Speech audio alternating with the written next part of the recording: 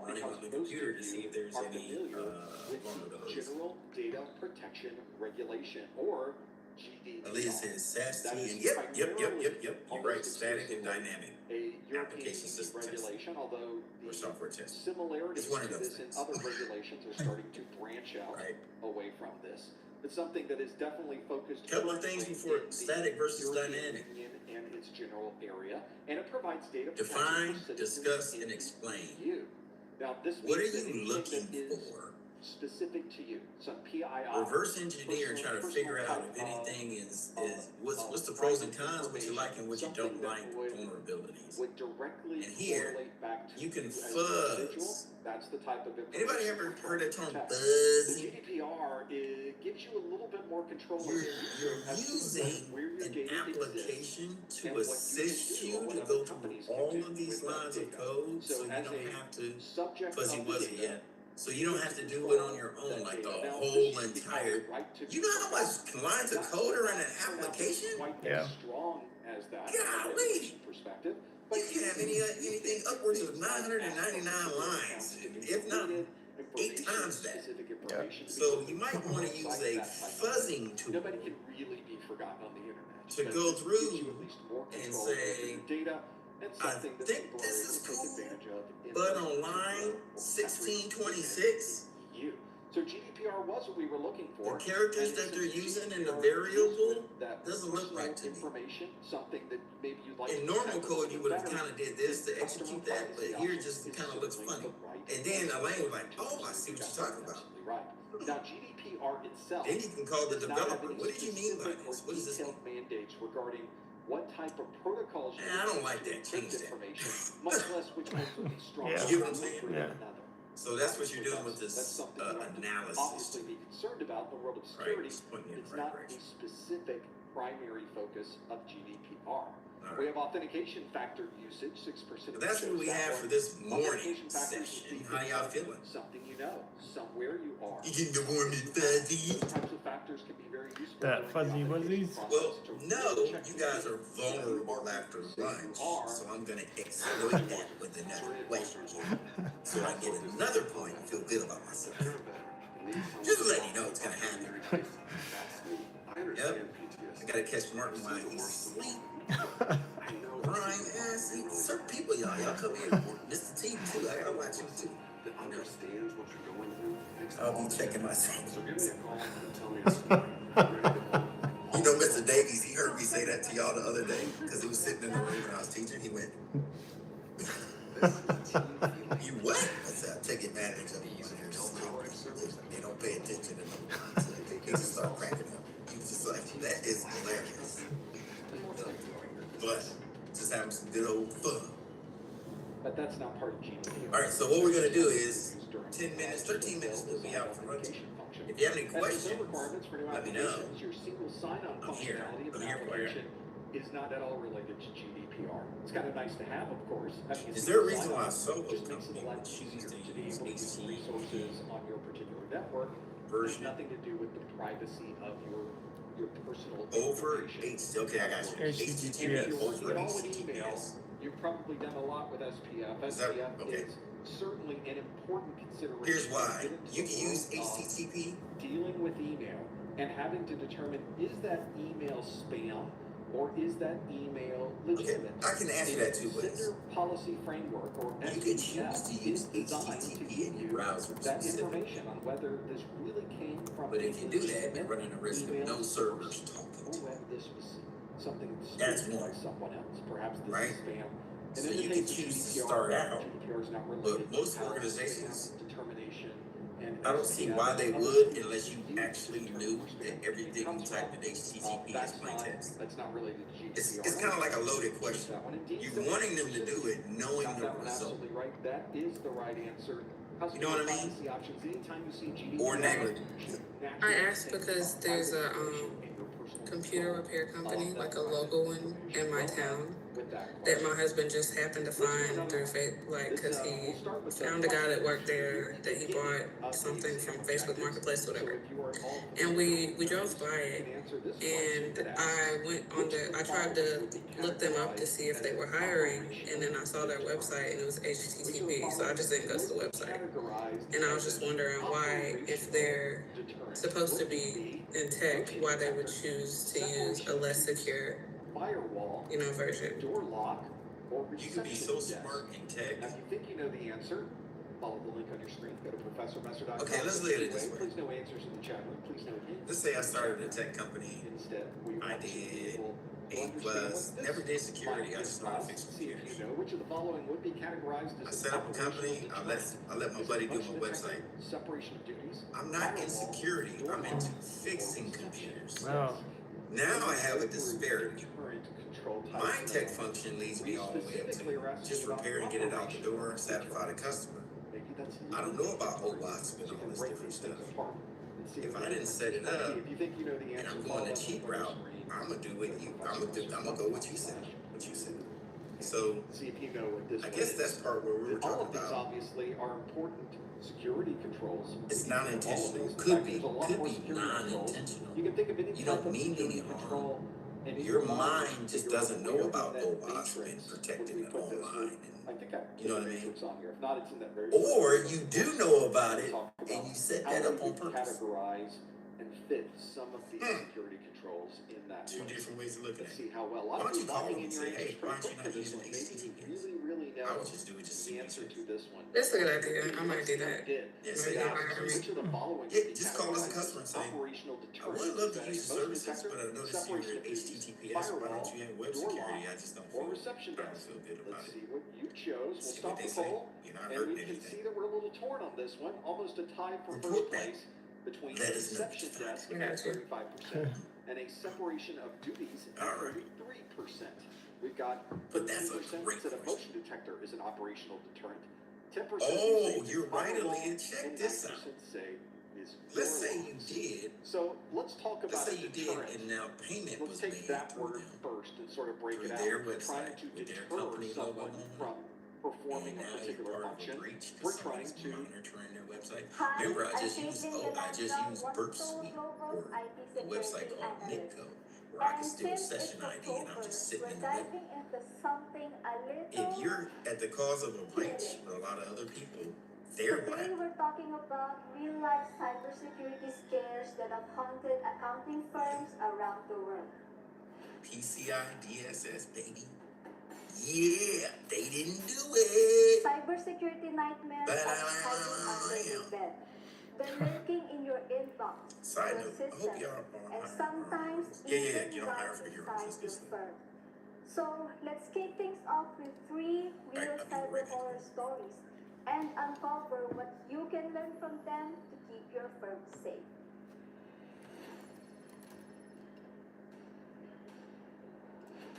In Austin, during the peak tax season of 2024, a part-time staffer at Saling Madley, PLLC, a mid-sized accounting firm, clicked on what appeared to be a routine password reset email.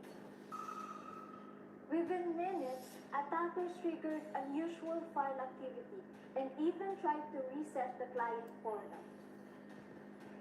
The firm acted fast, cutting access, calling in IT, insurance, and investigators. They spent months auditing files and notifying clients. It was a stress. Prevent this from happening. We're trying to discourage it. We're trying to scare you off. We're trying to make sure that you're not able to directly access whatever it is you're trying to get to. So this would be something that would cause someone pause, that would cause someone to think about what they were doing. So if there is a splash screen in an application that says this is a secure environment, only log in if you are authorized to be here. Okay, well that might make me think for a moment that maybe I shouldn't be doing what I'm doing. We have the threat of demotion. Your manager walks in and says, if you do this, you're going to be sweeping up around here instead of doing whatever it is you do. They don't know what you do, so that's what they probably tell you. The front reception desk. Obviously, someone's sitting at the desk. We can't sneak around them to get inside unless we say, look over there. That's not usually how security works. So that's not the issue. And then we have posted warning signs. Those are good deterrents. Those are something that we would choose. Now, this question specifically asked about an operational deterrent. And if we look at these control type examples that we have, there's a lot of different control types that we have listed. But for an operational deterrent, operational deterrents usually involve people. It's usually where we are working through what people are doing. And when we work through what people are doing, we know that they can be things like, if you want to prevent this type of attack, a guard shack has people inside, and that would certainly help prevent what's going on. Then we have things like a property patrols for detective control types. We have contacting Leah, that is a good exchange of services. But the one that we were interested in That's was thinking outside of the box to give you hands-on experience. And this person writes you a letter of referral. If there's no one there Oh inside my the front goodness! door, Just for then giving simple it becomes advice. very, very easy for Do it. someone to sneak their way in because nobody's looking. But when you have a reception desk at the front, everybody has to stop at the reception desk. Think You have outside to the box sign to in. get experience. Sometimes you have to provide ID. I have gone to places where I have had to also hand over any electronic devices I had with me. There are certain places where you're not able to bring in your phone. You have to leave it at the front desk. These are pretty big deterrents to prevent any type of any ne'er-do-wells, any wrongdoing. So in this case, the options that we had, we were looking for something that would stop someone from gaining access, and there would be a human aspect to it, the operational part of it. So if we look at this Mike, list I've heard again, about Orion. motion detectors. We put it to the worst. So you get its best. Anybody hit up a Mentum yet? Number one, Or Mantech? quality. You're home for the holidays, back in your old room. Oh, Trump says I need a Mentum, but they don't want me. What? something with a little more coverage. No humans really associated with that. I like Separation of Mantech because you can upload your would be resume more of a policy. There's and not a it'll be on person file there for you. telling And you can which just use the same resume that you have to which just ones kind you're of not. It's just simply keep built applying to into different a fields broad set of or policies different that jobs there. determine how these tasks are broken up. A firewall, there's no people on a firewall. He said, I got a rejection email after 30 minutes after I applied. Oh, you got the AI scrub. There's no human being involved with any of that. Yeah, And a door lock, AI look through your no stuff. human door locks, at least not at this point. We don't have to worry about that. The only one of these that is both a deterrent and it is an operationally categorized deterrent would be one where humans were involved and a reception desk. It's a perfect Charles' example resume of didn't that. make it past the Although bouncer the at the majority, digital that door. was the plurality of your answers. 35% of you got that one right. That is the right answer. That's exactly That's okay. Just what keep we trying. were looking for. Well done. Let's get to another question in just a What moment. helps too is you gotta But before tailor we your do, let me resume remind to you that what you the know. Security Plus exam So is you a gotta big tailor exam. it. Can't A be a lot of generic different resume topics. with Hundreds like a and lot of hundreds and certs hundreds and and hundreds I've of done this and objectives this. you have to go Look at through. what they're In fact, asking my for the Security Plus posting, course, and then you 121 videos over change some 18 stuff hours in your of content. resume to Was match it. as tight as I could do it. That was as That's small what helps as I get could it make past the AI. and still have it provide the information Yeah. you need to pass this exam. I decided Charles says, that "I got that's a some lot of connections with videos, some good people." 121 That's good. videos, and as much as I would love for everyone to watch every video, I know that there is reality. It's not practical for everyone to watch every video, but how can I get the information to you, even in the case that you're either not able Connection is a or connection. not really needing to go through every video? Well, a great way to do it is through my course notes. I had took a, all of the I had a young important lady in text, my last all of the class before I important went tables, online. all of the important Her husband graphics worked for the from my fire videos, department on and I Nellis. put them into these course notes. And This is the PDF contractors version that of she the course worked notes. with There's my control types right there. monitoring. So it's, I told you it was the first She was on video the of my team, course. It's the also QA the team first to section monitoring what they of were my doing. course notes because the And course then we notes were follow going the through Sec exact Plus same talking about numbering scheme this stuff we're as talking the about right now. She CompTIA said, wait a official minute. exam objectives. No So wonder those all of the guys at work important said if charts, I all of the needed important anything, they tables, get me the in. important graphics, the I important said, get you into what? explanations, She says, this they company are down all the street. in I said, here. oh, that's the That was cybersecurity the company plan that they from the work for. very That's who they beginning. work And for? if you get these She's notes, like, thanks. So she not went only back do and said, you have hey, the I'm in option this to thing. get them in that Who did she start working for after she graduated? Physical version of the notes available. Notice it is Man. identical to what we were She just went looking back at. to her It's just old a command, physical working version. right along the And a same lot of people people like to have that a she was physical doing book. QA If you for buy the their physical book, contract.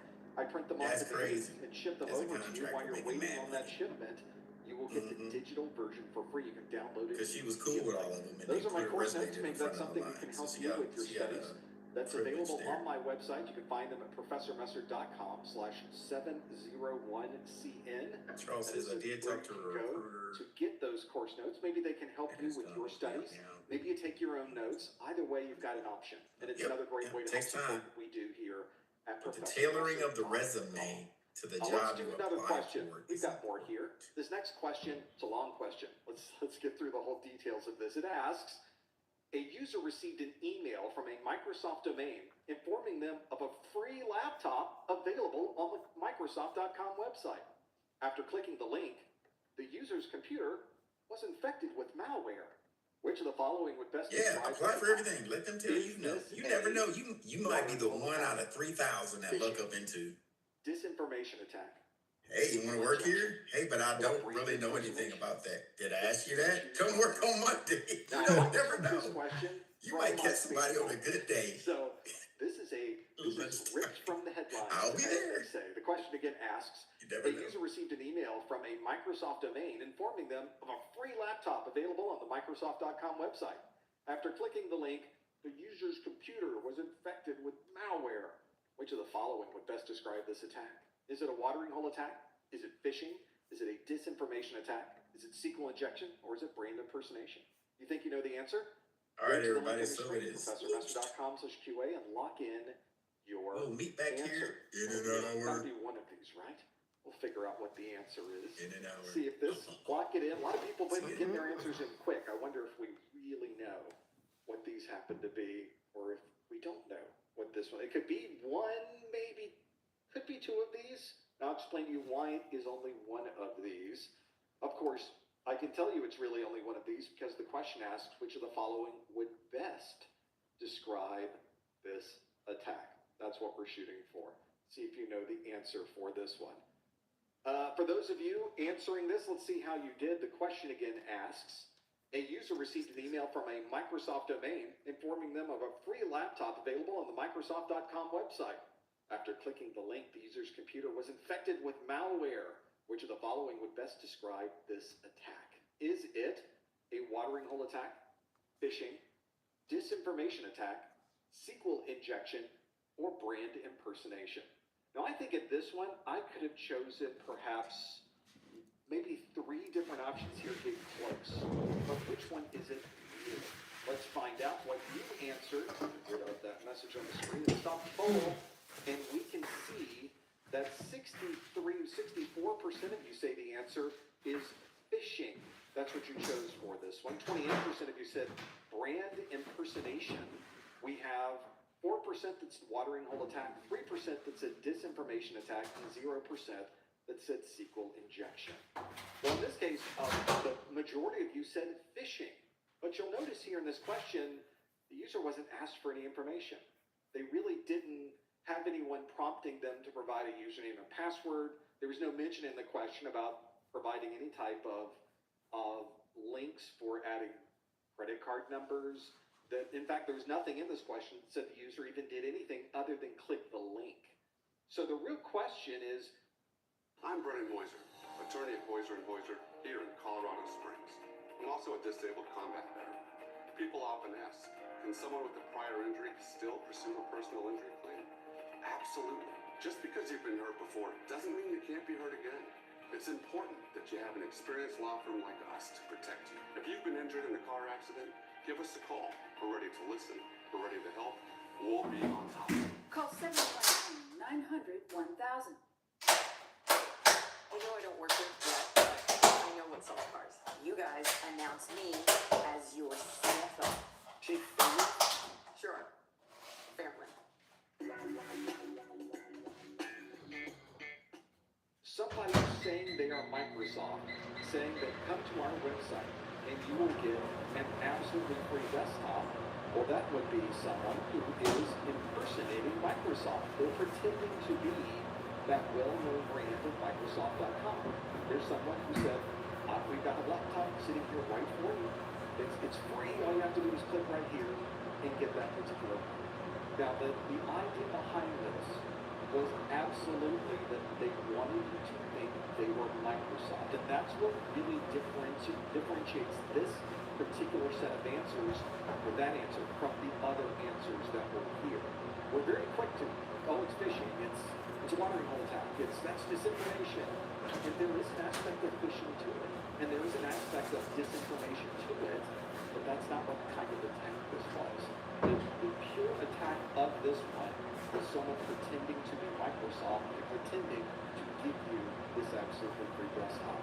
That is very clearly brand impersonation, and what they're trying to do is infect your machine. They want you to be part of their botnet that they can help control, use you as part of a distributed denial of service attack without you even realizing.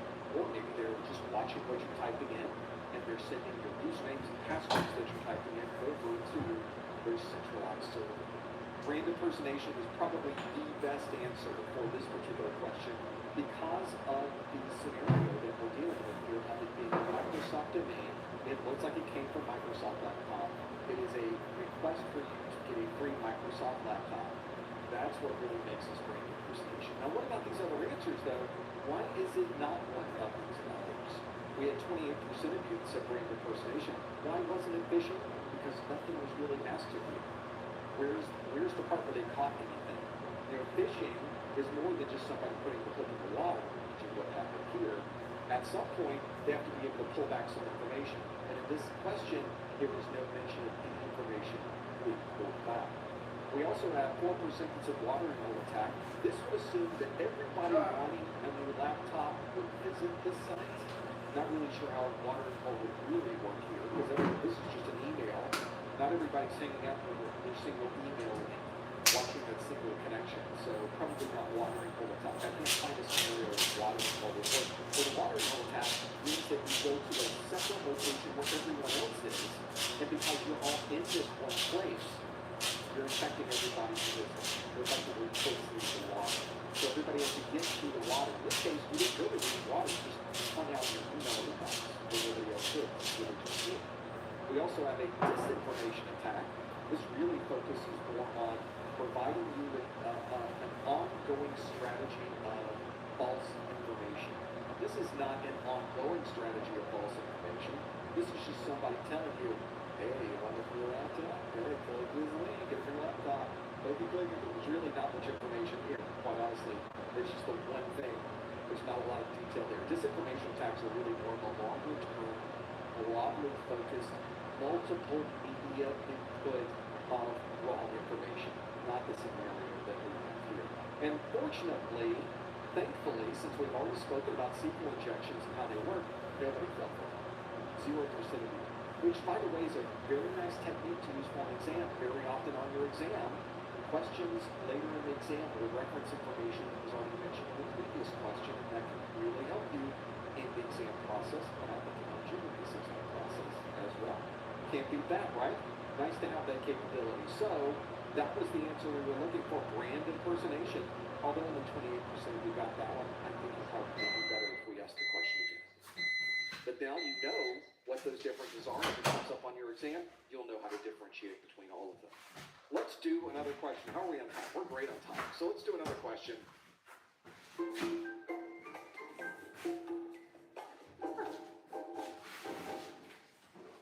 At Tropical Smoothie Cafe, hitting your protein goals is a breeze. It's dropping time. This one about a topic dealing with application containerization. And this question asks, which of the following would be a characteristic of application containerization? Would that be all containers use the same operating system? Containers are managed through the corporate MDM. Each container has a different version of the same application. Containers do not require full disk encryption. Or each guest operating system includes all operating system files. There's a lot here to parse through. Hopefully you are familiar with application containerization. very quickly. This is a new topic on the 701 exam, so this is one we really need to know. Which of the following would be a common characteristic of application containerization?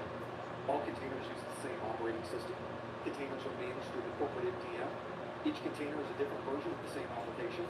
Containers do not require full disk encryption, or each guest operating system includes all operating system files. Let's see how we do with this one. There's a lot we need to know about these technologies and how these applications are deployed. This question really will speak to this. And there are many different ways to deploy an app. Simply ask an application developer. They'll give you 20 different ways you can build out a architecture and deployment of a specific app. So let's see how we do with this one.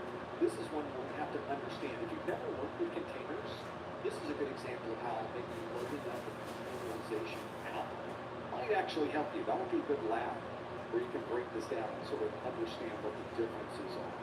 Hopefully you're already familiar with some of those. If you think you know the answer, lock your answer in. Go to ProfessorBuster.com/QA.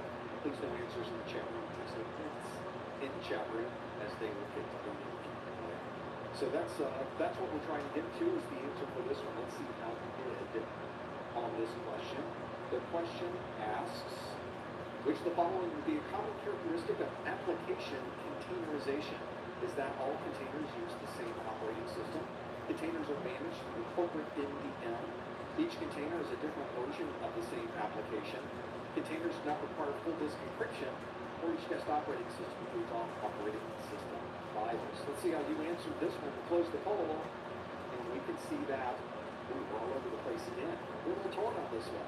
34% of us say all containers use the same operating system.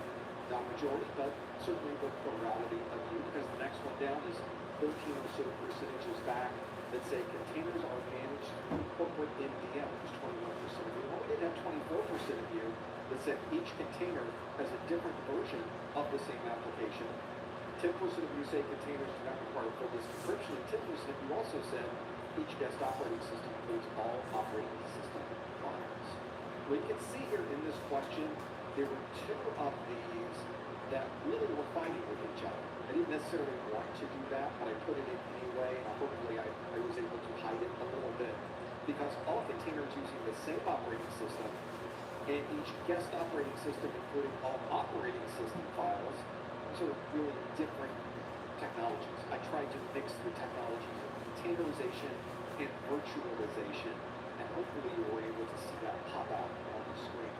So the real question is, what are we talking about? What in the world is containerization?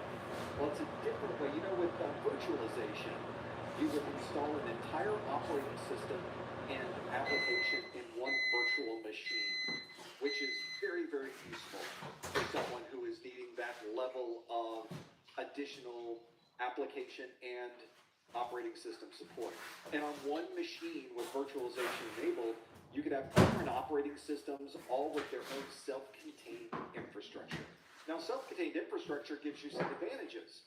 However, what if you didn't need a self-contained infrastructure? What if you just wanted to run the same operating system for all of the apps? Why would we have to load the same operating system on separate VMs? What if we could load one operating system and really virtualize, in this particular world, we call it containerizing the different applications that we're using.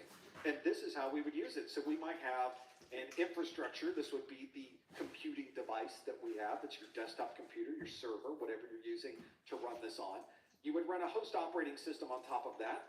So far, this sounds like my desktop computer at home. So it's running Windows, it's running Linux, it's running some OS, running Mac OS, could be running any operating system. On top of that, we would run some containerization software. One of the most popular in the world is software called Docker. That's why I put it into this diagram. And then, because we already have an operating system, and we have something that can help us containerize these apps,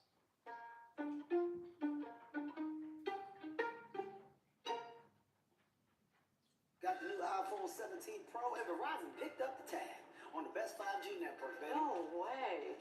Get the new iPhone 17 Pro and the new iPad and Apple One. All on us. I mean, where else would I get it, right? by using Docker, now I can have relatively small app containers that I can now run right on top of that. I don't have to load a completely separate operating system for every single one of these. Now you can start to see there's some great advantages there. Now I can really focus on a single operating system. Let's say that we're running this on Windows. This host operating system is Windows. Let's say Windows comes out with their monthly update. Instead of you having to update every app that's running in this operating system, you simply update the operating system down here in one place and you're done. So there's some advantages there to running that. Obviously, this does have some disadvantages associated with it because this is all, although it is self-contained and none of these devices can talk to each other, there's also only one operating system. So these really have to be built to run on the operating system we happen to be using. Usually you'd be running this Linux-based app, a Windows-based app. There would be some hook there that would be specific for the operating system underneath. So it's very difficult, almost impossible, to run apps on top of this containerization software that would be designed for different operating systems. In this case, there's a single operating system. All of those containers are using the same operating system. That was the first one here at the top. 34% of you chose that, so you did great with this one. That is exactly the answer we were looking for because there's a single OS that you have to deal with. And all of the containers use that same operating system. Now, we mentioned down here at the bottom that this is sort of the reverse of that, but in reality, I'm describing a virtual machine where each guest operating system, and a guest operating system is that OS you would run in a VM, it includes all operating system files. It sure does, because that's exactly how a VM works. So in this case, we were talking about containerization and not virtualization. So that would not apply. Indeed, containers using the same OS is what we were looking for. These containers are not managed through the corporate MDM. I guess they could be managed that way if the MDM was one that supported more than just mobile devices. These could be mobile operating systems, I guess, in the world of containerization, but that is not a common characteristic of application containerization, so it's not the answer we were looking for. Each container having a different version of the same application. I mean, I guess you could. I'm not sure that's what you would do here. Could you imagine all of these? This is running application X version 1, application X version 1.1, application X version 1.2, application, well, imagine if all you could do is run the same app on all of them. Fortunately, these could be very different applications. This could be a web server, this could be a database server, this could be a graphics conversion server, this could be a file server, you get the idea. These could be very different applications. The only thing that's like amongst all of them is they are designed to run on a single operating system. They all share the same operating system that's there. So it would not have a container with a different version of the same app, although you could. That's not a common characteristic of application containerization. And containers do not require full disk encryption, virtualization, application containerization, or even just running an OS has nothing to do with whether we are or are not using full disk encryption. So that should be one you could have thrown out immediately. That's not what we were talking about. We were talking about one of these others, and the only other one that really does fit is the one at the top, that all containers use the same operating system. If you wanted to compare and contrast, let's put next to each other virtualized applications and containerized applications.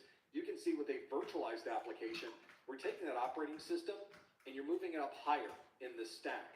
So you have your infrastructure of the device. On top of that, you would run a hypervisor, and then each one of these has its own operating system. Although that obviously takes a little bit more resources, you've now got multiple operating systems running simultaneously on this device. These applications could be for very different operating systems. So App A could run in Linux, App B could run in Windows, and App C could run in Mac OS. Something you can't do in a containerized environment. So that's your difference between those two, at least at a very high level. That's the difference between those two. There's obviously a lot more differences between those, and when you get into using them, you will see that the differences are indeed quite different between all of them. But the answer to this one, the one we were looking for, all containers use the same operating system. We're sort of at the top of the hour. I think I want to slide in one more main question here, and then we'll jump over to, I think we got a couple more we could probably work through it. This question asks, a security engineer received an alert showing a change to the corporate web server configuration file. Which of the following would be the most likely source? A hypoallergenic clean recommended by dermatologists. No irritating residues, no dyes, no perfumes.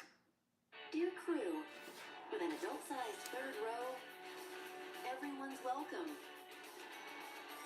Slip in, stretch out, and let's go. Toyota, let's go places.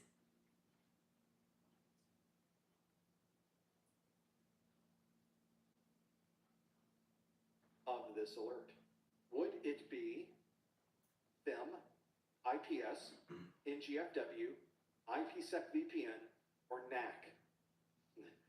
I told you there would be abbreviations. The question again asks, a security engineer received an alert showing a change to the corporate web server configuration file. Which of the following would be the most likely source of this alert? Is it A, FIM, IPS, NGFW, IPsec VPN, or NAC? Do you think you know the answer? Go to professormesser.com/QA and lock in your answer. See what you... This is a really good example, by the way, of knowing the abbreviations, but more than that, knowing what they do, knowing how to use them. How is this technology deployed? When would you use this technology? And that's why I often tell you when you're working through these that knowing the abbreviation may not be enough. It might help you with this question, but it may not be enough. You may have to go through and really understand the differences. See if you, in fact, all of these abbreviations, just so you are aware, all of these abbreviations come from the official CompTIA exam objectives. So if you think you really know the answer to this one, make sure you go through the other answers and see if you know what those are referring to and see what their differences are. This is almost like having 5 different questions in the same question, because each one of these is an important security control, or can be. So how would we use these? And when would we use these? If you can answer that question, you're doing pretty well for this particular exam. See if you know this one, though. This would be a pretty good one for you to figure this out. If you've ever worked in corporate security, IT security, or really been maybe even an administrator of a corporate web server, maybe this is something that's familiar to you. And it's important security control, especially because it is on the official exam objectives. Let's see how you did with this one. The question asks, a security engineer received an alert showing a change to the corporate web server configuration file. Which of the following would be the most likely source of this alert? Would it be FIM, IPS, NGFW, IPsec VPN, or NAC? Let's see what you think the answer is. We'll stop our poll, and how do we do? Well, 43% of you say the answer is FIM. 26% of you, more than a quarter, say the answer is IPS. 14% say the answer is NGFW. 12% say the answer is NAC. And only 5% say the answer is IPsec VPN. So 4 of these answers turned out to be double digits for this one. So that's somewhat telling for this. We're really trying to parse these out and figure out how we would receive an alert for something like this. Now, we did not have a majority on this one, but the plurality of you said the answer is FIM. Well, for those of you familiar with the exam objectives, you know that FIM is your file integrity monitoring. This is a very common security control, probably one of the simplest type of security controls you can run into. Because when you install an application, an operating system, or really any software on your computer, a lot of that information that you're installing never changes. Maybe if there's finally a patch for the app, things might change, but during the normal course of operation on a day-to-day basis, most of that application is completely static. Nothing changes about it. So this is a very useful tool to be able to monitor it, because a FIM, a file integrity monitoring tool, will monitor all of these files that are not supposed to change, which might be configuration files, it might be application files, it might be other types that we have here. So have the system automatically monitor them. And if somehow one of them happens to change, one of them becomes very, very different than where it was just a moment ago, because they monitor these things on a second-by-second basis, that becomes really, really useful. You might have even used a FIM before, although it's one that's more of an on-demand version of a FIM. If you get to Windows and you've run SFC on your Windows device, you A+ people know what I'm talking about, your system file checker does this. It goes through the process of looking through your operating system files, and if something has changed one of them, it will fix it. That's a pretty useful file integrity monitoring, although it's on demand. It requires you to run that. A good file integrity monitoring application is going to constantly monitor and let you know proactively when that type of thing occurs. Linux folks are probably familiar with Tripwire. That's a very common file integrity monitoring, probably one of the most popular on the Linux side. Use that for years and years and years and years. There's some capabilities there if you're running a host-based IPS. Some host-based IPSs have some level of file integrity monitoring, but it's not something that is usually part of the IPS function. It's usually a FIM that's added onto the host-based IPS. So you really can't call that IPS functionality. It really is multiple layers of security bundled together into one single app from that perspective. And of course, if you ever, go back to this one, if you're ever looking and trying to figure out, is this something I can use, just look at the applications you're using on your system and see if the application changing might be detrimental. And obviously, if you have hundreds or thousands of servers, this can really be very helpful. It can pinpoint the second that an attacker makes a change to a configuration file, and then it lets you know about it. Say hello to Sara Lee Half Loaves. Half Loaf, right fit, realize great size, less waste, all taste, more flavors to savor. First bite right. Brand new, all you. Give a little Sara Lee love.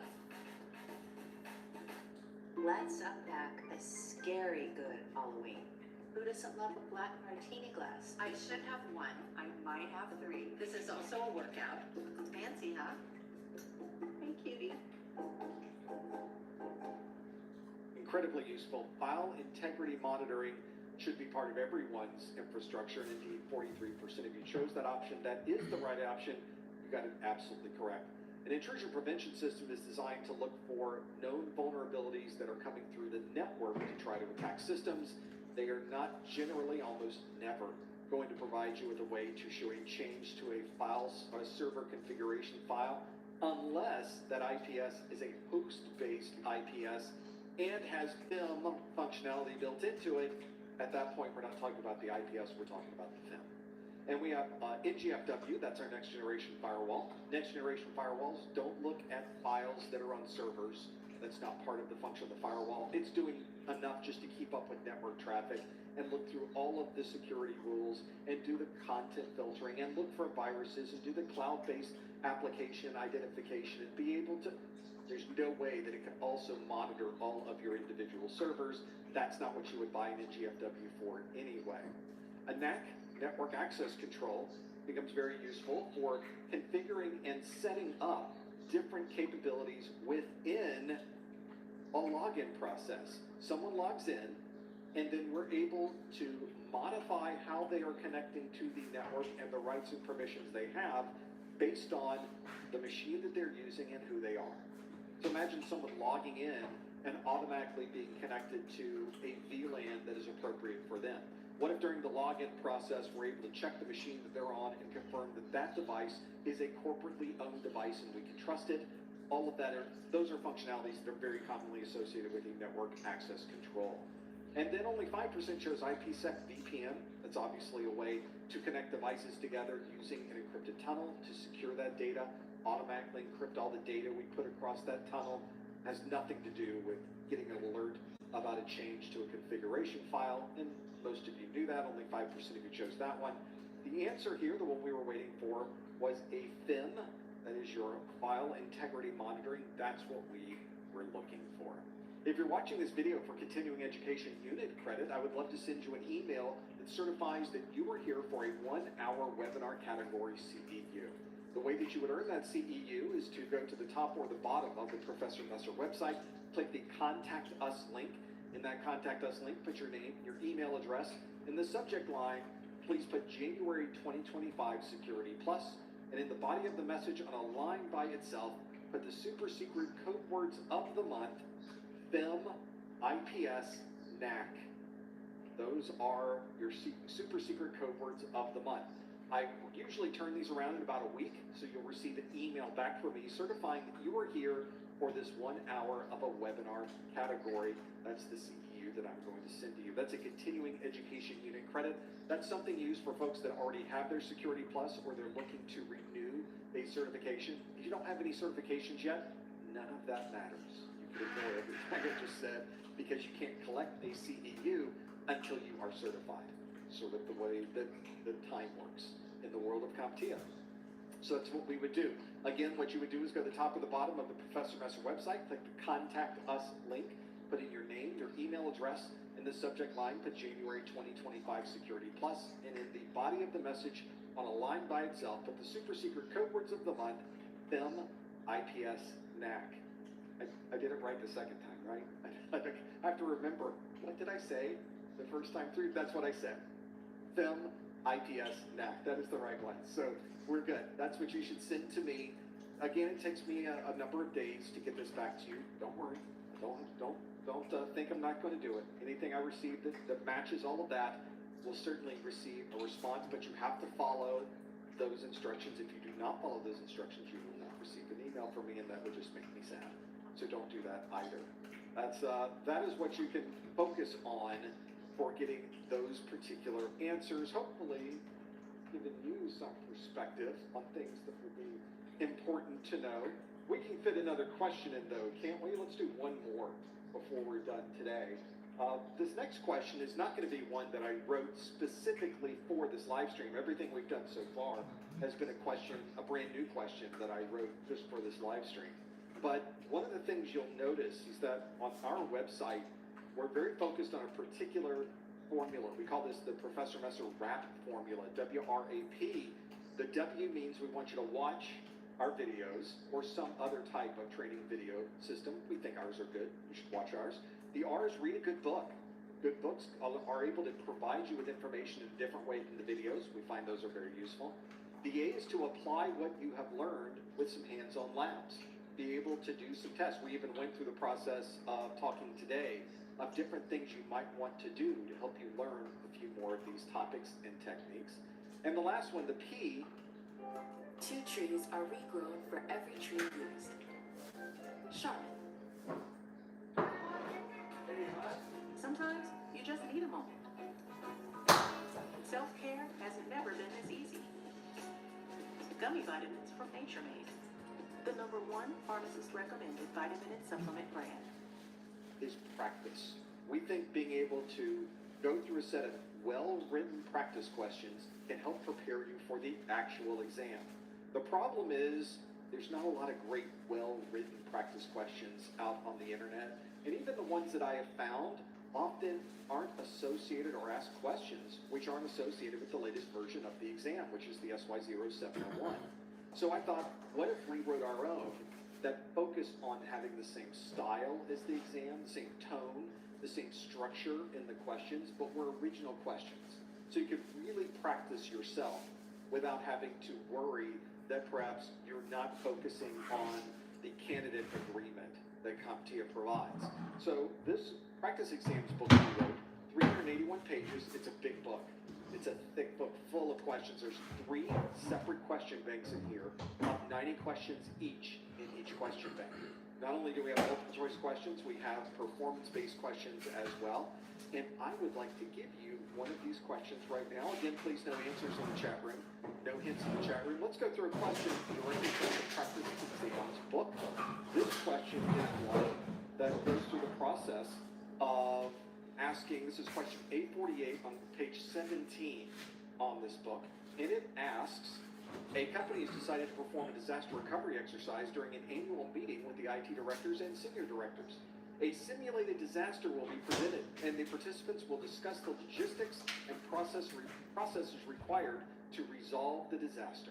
Which of the following would best describe this exercise? Is it capacity planning, business impact analysis, continuity of operations, or tabletop exercise? Which would it be?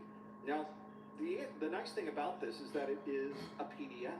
So if you want to go to this PDF, I can go through and turn on some of the annotation functions. I could start drawing on the screen. If you had this on a tablet with a stylus, you could write on it.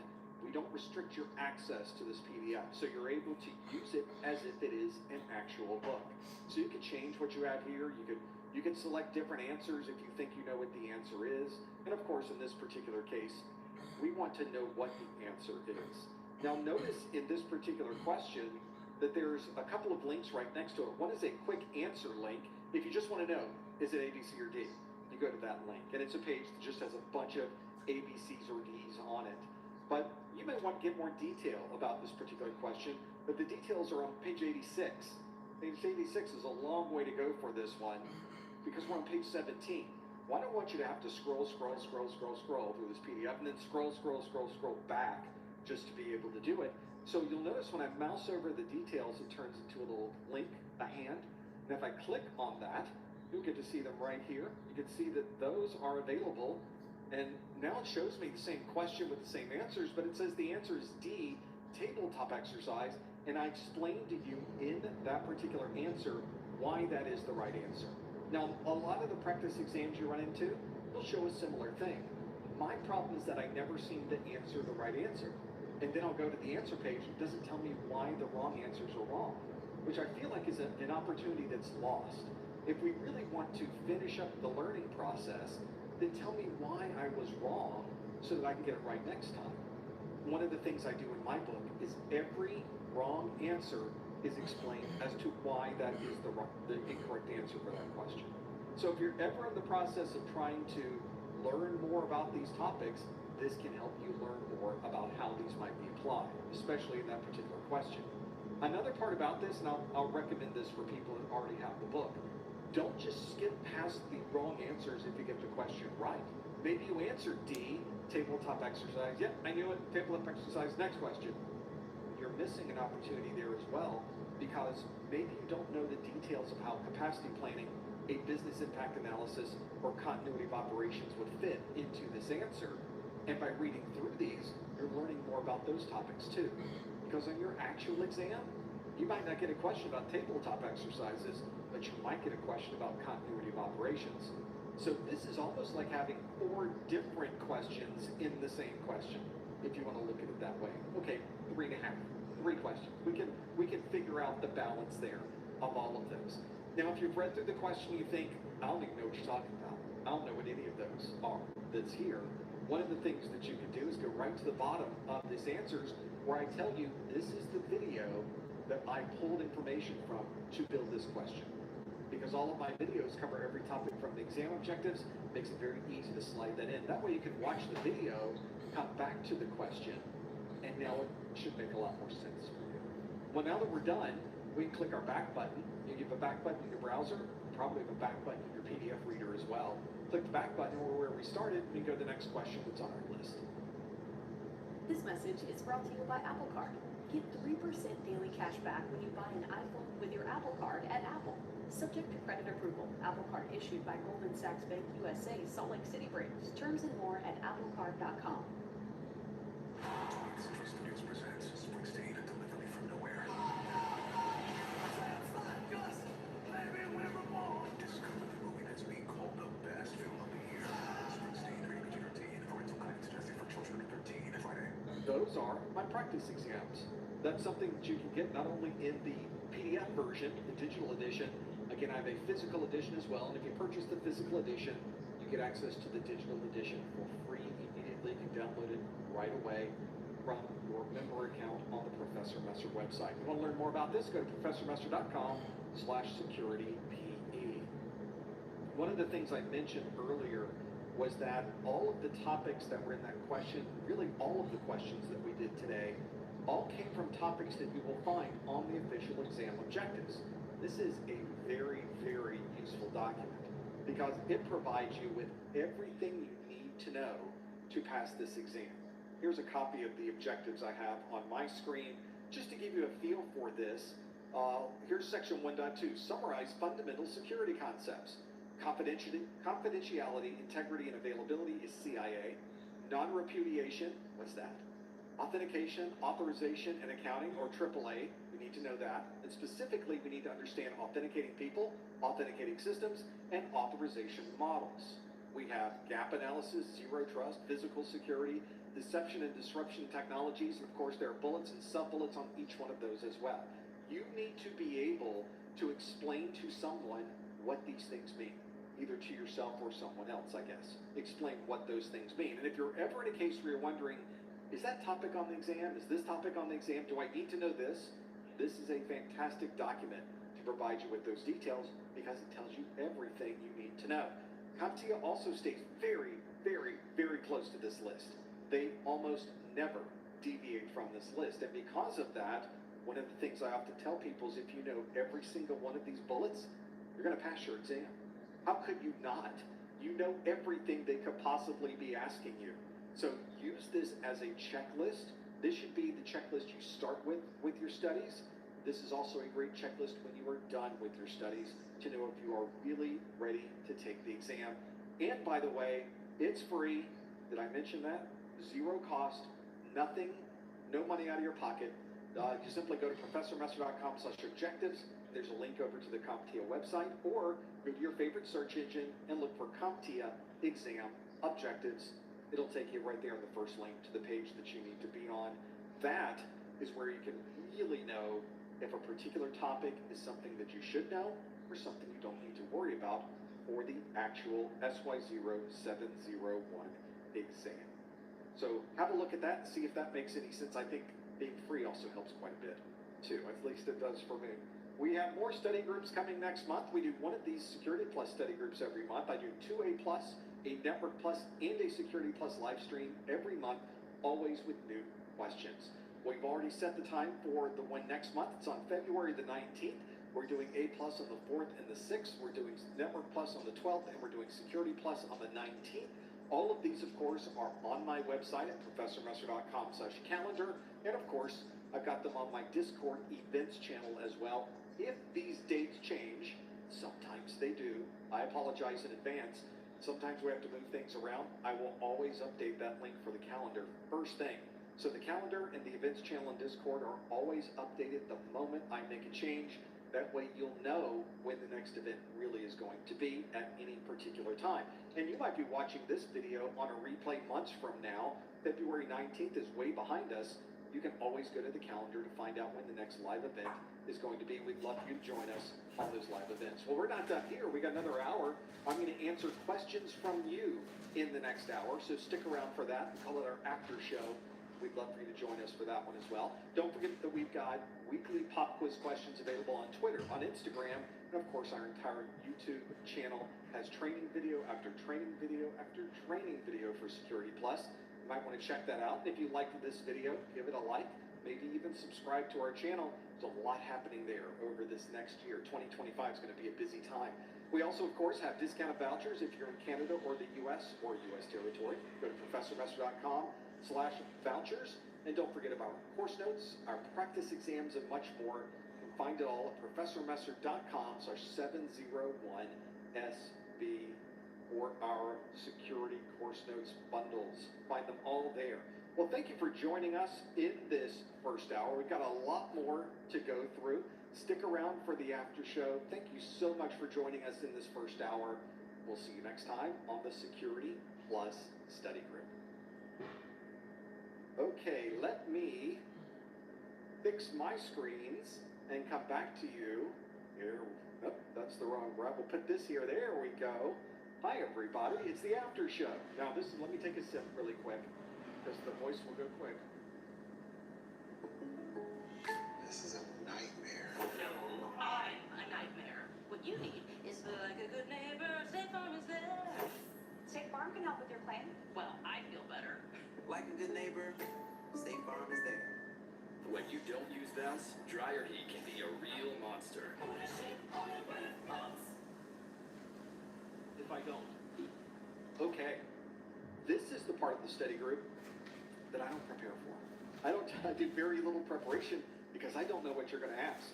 this is the part where I don't have to do very much, other than go through and answer the questions that you have. And you might, sometimes you'll get some pretty interesting questions, and I have no doubt that we're probably going to have this here as well. To be able to do that, I need to click a few things on my side, and I will remind you that you can submit questions for this live stream, this after show, at any time. I'm going to be moderating the questions on my side. So you won't see it pop up on the screen immediately, but don't worry, if you submit them, I will see them back here. So I'll be able to go through them myself. So if you have a question for me about technology, career, interesting things in the news, or anything else really, I'll answer almost anything you want to ask.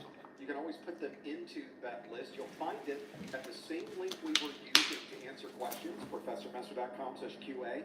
Now we're still using that link to ask questions. It's that tab at the top that you can use to submit any questions that you would like into the mix of this. So that's what I'm going to do, is I'm going to sift through the questions that you have submitted. Wow, a lot of questions sitting in here already to be able to work through. So that's a really good example of submitting them, having them ready to go first thing. I think I would like to even go through a couple of these. One of these is a good place to start for those of you that have started 2025 off and you're wondering, maybe this is something you would like to do, but maybe you're thinking, well, I'm in high school, I haven't gotten to college yet, or maybe I'm in college, but I'm not 21.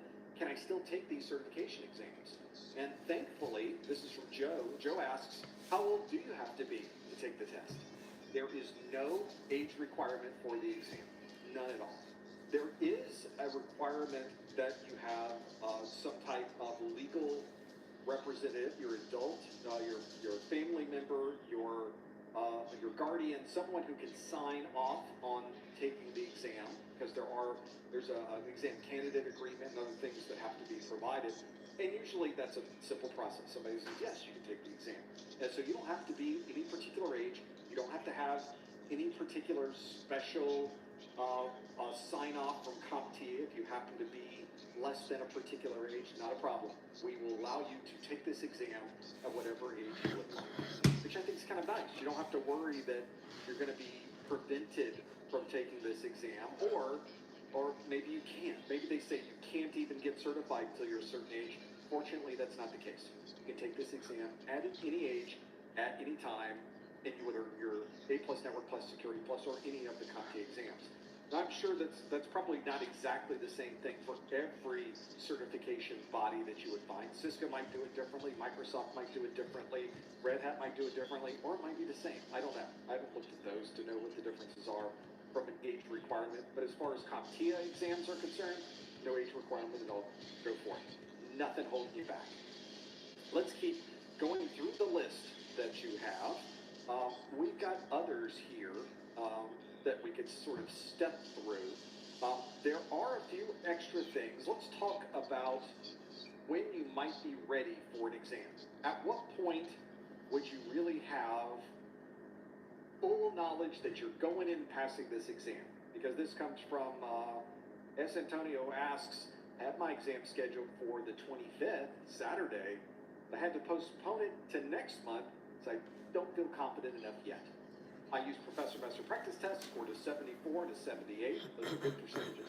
I'm trying to correct my mistakes to improve. However, the problem I'm facing is that I'm starting to forget and mix up the materials. Is this normal? All of this sounds perfectly normal. In fact, you will probably find, and I think we all deal with this to some degree. In my career, I've probably taken 25 different industry certification exams. That's quite a few. And you never go into the exam with 100% confidence that you are ready to take this exam. It just never happens because too much is unknown. You don't know what this exam is going to throw at you until you take it. And only then do you know. Now, it could be that you've looked at some of these percentages. You got a 74 to 78. That's kind of on the lower range of what I feel is comfortable enough for these exams. But maybe we use some other techniques. If you've only been watching videos, maybe you need a good book. If you only have a book, maybe you should do some more hands-on. So there's other things that we can do to help improve our knowledge of these topics. And if you're starting to mix things up with these topics, you might want to do a little more hands-on. Maybe that's going to help bring things together. Now, I realize on the Security Plus exam, there are no command line commands we need to know. We don't have to sit at a command prompt and run different utilities. There's no in-map requirements. We don't have to run a trace route. We don't have to try authentication or go through this detailed searching of information. That's not part of Security Plus, at least not anymore. 701 got rid of a lot of those. But if you are able to perform different tasks like that, you get more of a familiarity with how that works. And when you get more familiarity, you can start parsing out what type of technology does what. And I think that helps a lot when you start to mix up different topics on this exam, because there are many topics on this exam, many and varied topics on this exam, a lot that you have to worry about. So don't worry so much about focusing on the percentage, but maybe this is the point where you go through the exam objectives. So that's what I'm going to bring up on my screen. Let's go back to these objectives. This is what I would do if I were you. I sort of started this process here. We've got the very top where it says, Febreze. Still living with odors? Get back in there and freshen instantly with Febreze Air Mist. Febrez's fine mist floats longer in the air to fight even your toughest odors. So long, sticky smells, and hello, amazing freshness. Febreze Air Mist. Try gummy vitamins from Nature Made, the #1 pharmacist recommended vitamin and supplement brand. Section 1.1, compare and contrast various types of security controls. So the categories are technical, managerial, operational, and physical. Now you can see I started marking them. The ones that I really knew, I could mark in green and say, nope, I've got these down. I can explain to someone what a technical security control is, what a managerial security control is. So if you can parse those out and put those in green, mark them through, or just say, check mark, I know that one. Then the control types, maybe you know preventive, maybe you know deterrent, but maybe, I don't remember compensating that well. What does compensating do? Let me write that one in. Let me circle it. Let me mark it in yellow because I'm not completely sure about it. Or you might go through this list and think, let's change my annotation here to be a different color. We'll change it to be this color. You might be looking at this and thinking, non-repudiation. Ugh, I don't remember anything about non-repudiation. We'll mark that one in that darker red color or that pink color so that we know we should really spend time on that one. So, or maybe you use a numbering scheme. Maybe you're out of 10, maybe that one's a 7, or it's a 4, or it's a 1. And then you can mark different categories or different topics in here with that same numbering scheme. And when you're done going through the entire list, are any of these a 1? Let's learn those immediately. Are any of these a 2? Now we'll learn those second. So we'll start with the ones we know nothing about, and we'll at least learn a little more about those topics. So you may be able to focus in on individual topics that you seem to be missing or struggling with and highlight them a little bit more. That might give you a little more insight into where you should focus your efforts. And if you're pushing back the exam, which by the way, great idea, if you don't feel ready to take the exam, you can change the date. You can push that date out. You can reschedule. You just need, I think, 24 hours of time before the exam to reschedule online and push it out to a different date. Let me give you also a little tip for people that are planning to do that. One of the biggest pieces of feedback I seem to be getting, and I don't know why this is, maybe when you go through this process you can tell me, is that a lot of people that change the date for their exam, they push it off to be later, they find out after the fact the change didn't take, that the rescheduling, for whatever reason, did not complete. And I don't know if that's something that is related to the user interface that's used online. I don't know if there's a problem with the back-end process that they're using for this. I don't know if people are getting different messages in their email about this not working or working. I'm not sure what's causing this weirdness that I am hearing, but it's more than one instance of this that I've run into. So I'll just tell you that if you change the date of your exam, log out, immediately log back in, and see if it's really changed. That's the tip I'm going to give you. Most cases when that happens to people, they will allow them, they effectively missed their exam and technically they've lost the money that they've invested in that particular sitting. But fortunately the folks at Pearson have tended to be really good about rescheduling. but they don't have to do that. So that's why I tell you, you need to be your own advocate for this one. You need to really do the double checks that if you change the dates for your exam, make sure you confirm. So you even mentioned in the question that you posed, S. Antonio says, I've changed this, I've postponed it to next month. Just go ahead and log in and make sure it got postponed, okay? Because you got time before the 25th if something did not work right. So just a little heads up on that one. That might be able to help you. And hopefully that's giving you some tips on things you can work on to improve, learn a little bit more about these topics, try different training. If you're using one book, maybe it's time to try a different book. That's a relatively small investment in this exam, and it might give you some tips and tricks of ideas about topics you just didn't know about or didn't have available to you. Try a different video training course. Try some different Q&A. You know, there's all kinds of different resources out there. Find the ones that work for you. I think we have very good training materials, but some people would like to try something different. Please do that if that's going to help you pass this exam. That's your goal, is to use whatever fits best with your style of learning, and everyone has a different style of learning. So I recognize that. So find the style that works for you and go with that one. Hopefully I can give you a couple things to try for your studies, and you'll be ready next month when that comes along. Of course, you can push it out again if you need to. You can have multiple changes to this. You can just keep changing it. Obviously, you have to take the exam before the expiration date of the voucher that you used to pay for it. Most vouchers are good for a year, but that may not be the case. You may have a voucher that expires a little bit earlier. You have to keep that in mind because you have to get that exam done by the voucher expiration date. A lot of people don't realize that. It's in one of those terms and conditions that are listed in the voucher itself. Let's do another question. Let's keep going through this list. All right, in this question, so let's have another breakdown of this. This is more about the things we were looking at earlier. I mentioned to you that we have course notes, we have practice exams, for example, and we have physical versions of these books available. If you want to get the practice exams, that's a big book. There's a lot there. The question from one of my favorite people, Anonymous, who says, if we get the physical book, you mentioned we also get the digital version. But is the digital version only the book or everything in the world? Course notes, exam notes, other books. Nope, it's just this book. You're just getting one book. So that's where that comes from. So make sure that you have a look. If you're buying the physical edition of the practice exams book, you also get the digital edition. Morning, sweat. Taste test, sweat. Go time, grow time, big time, sweat. Sweat moves you forward. We'll make sure it never holds you back. Degree, here for sweat. Brock's candy corn really gives me that fall feeling. Oh yeah! Of the practice exams book. As much as I wish I could give you the digital edition of every possible thing in the world, there is that challenge of making things work right. However, if you buy both of these at the same time, there is the course notes and the practice exams, there's a little bit of a cost break. So we do give you a discount if you buy them both at the same time.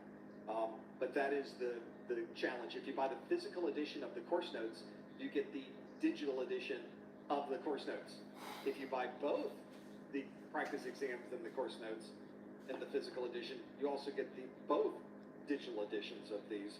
So it's specific to the physical product that you're purchasing. Hopefully that clarifies that a bit. I'm sorry I was not more clear about that when I was mentioning it, but that at least gives you more detail, locks that one in for you. Now you know that's the way that one works. And having the breakdown of that. Here's a question from the chat room, since we were talking about the 701 exam, booking the exam, changing the exam dates, and the vouchers that we use. The question in the chat room from Zach says, if I book an exam using a voucher for the 701 this calendar year, and a new exam comes out, am I still taking the 701, or would it be an up-to-date version?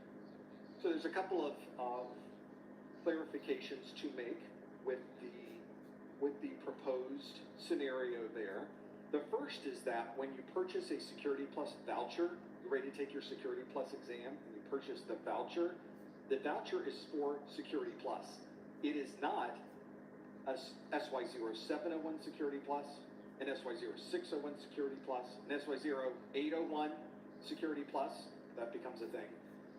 That is very different in this scenario from those two. So you don't have to worry too much that the voucher that you're buying is not going to be good for Security Plus, because if you get a Security Plus voucher, it's always good for whatever Security Plus exam happens to be available when you're ready to take your exam. Now the question about what if a new exam comes out this year? Well, it won't, thankfully, because the estimated retirement for the current version of the exam, the 701, is May 2027. So you don't even have to, this is a worry and a concern that you will not have to worry about until 2027. No, that's the real challenge here, is knowing these dates and times. That's why I make sure I tell you about those dates and times. They're on my website. I've got a breakdown of the differences between them. You know about all of this. We won't even know what's on the new exam until the beginning of 2027 or somewhere in there. So this is not even a concern for me at this point. I have no idea what the next dates are going to be for this exam in detail. We'll know more as we get closer, but we're years away from having to worry about that. So fortunately, Zach, not a worry.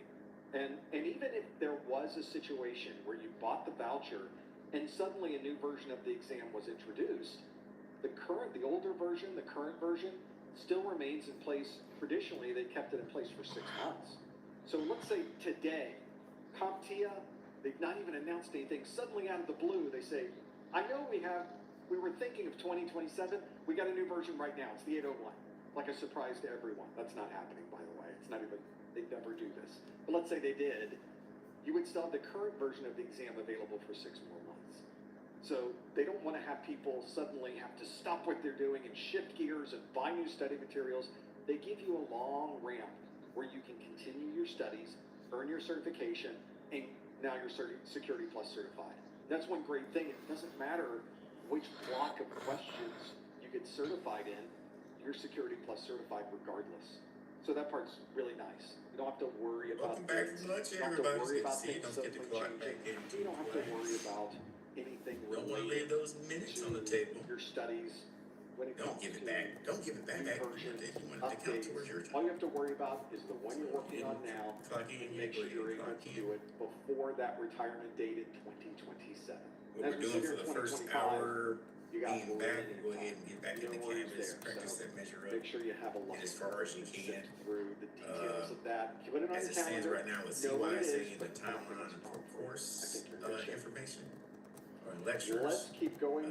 Lectures will keep us, will get us up to like the third to the last day of class. A lot of questions And then coming after in. that, Thank you it's pretty for much this. studying and We've got other pieces to we need to do go to tighten up good things. questions coming in too. You can always add Like it your says, question to check the out list by my going to the link on PM. your screen. Go Already to professormaster.com/QA. And you can submit your question at any. Nope, I have 4 hours long. I mentioned earlier, somebody was asking a question about this what morning, about so the you're good. I've got to CPUs? punch out for lunch. What was that? Okay. Well, I can absolutely send you the email. If you were listening in near the end of the. Now, keep in mind, you might already have a clock out, because a lot of you will not clock out, and I have to clock you out. So by the time you remember to go clock out, I've already clocked you out. I do mention it, and I give So you might get an error message saying, I can't clock out, because I clocked you out. Let's keep going So through sometimes you'll see that this too. list. Charles says, I'm We did going a back to lunch. performance-based question at the beginning. It's crazy.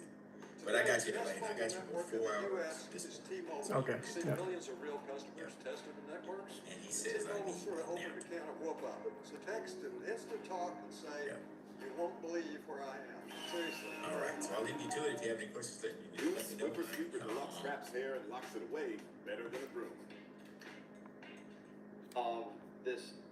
This study group. It was this one happened to be a matching question, but you could of course fill in the blank, drag and drop. There could be a lot of different kinds of questions for you.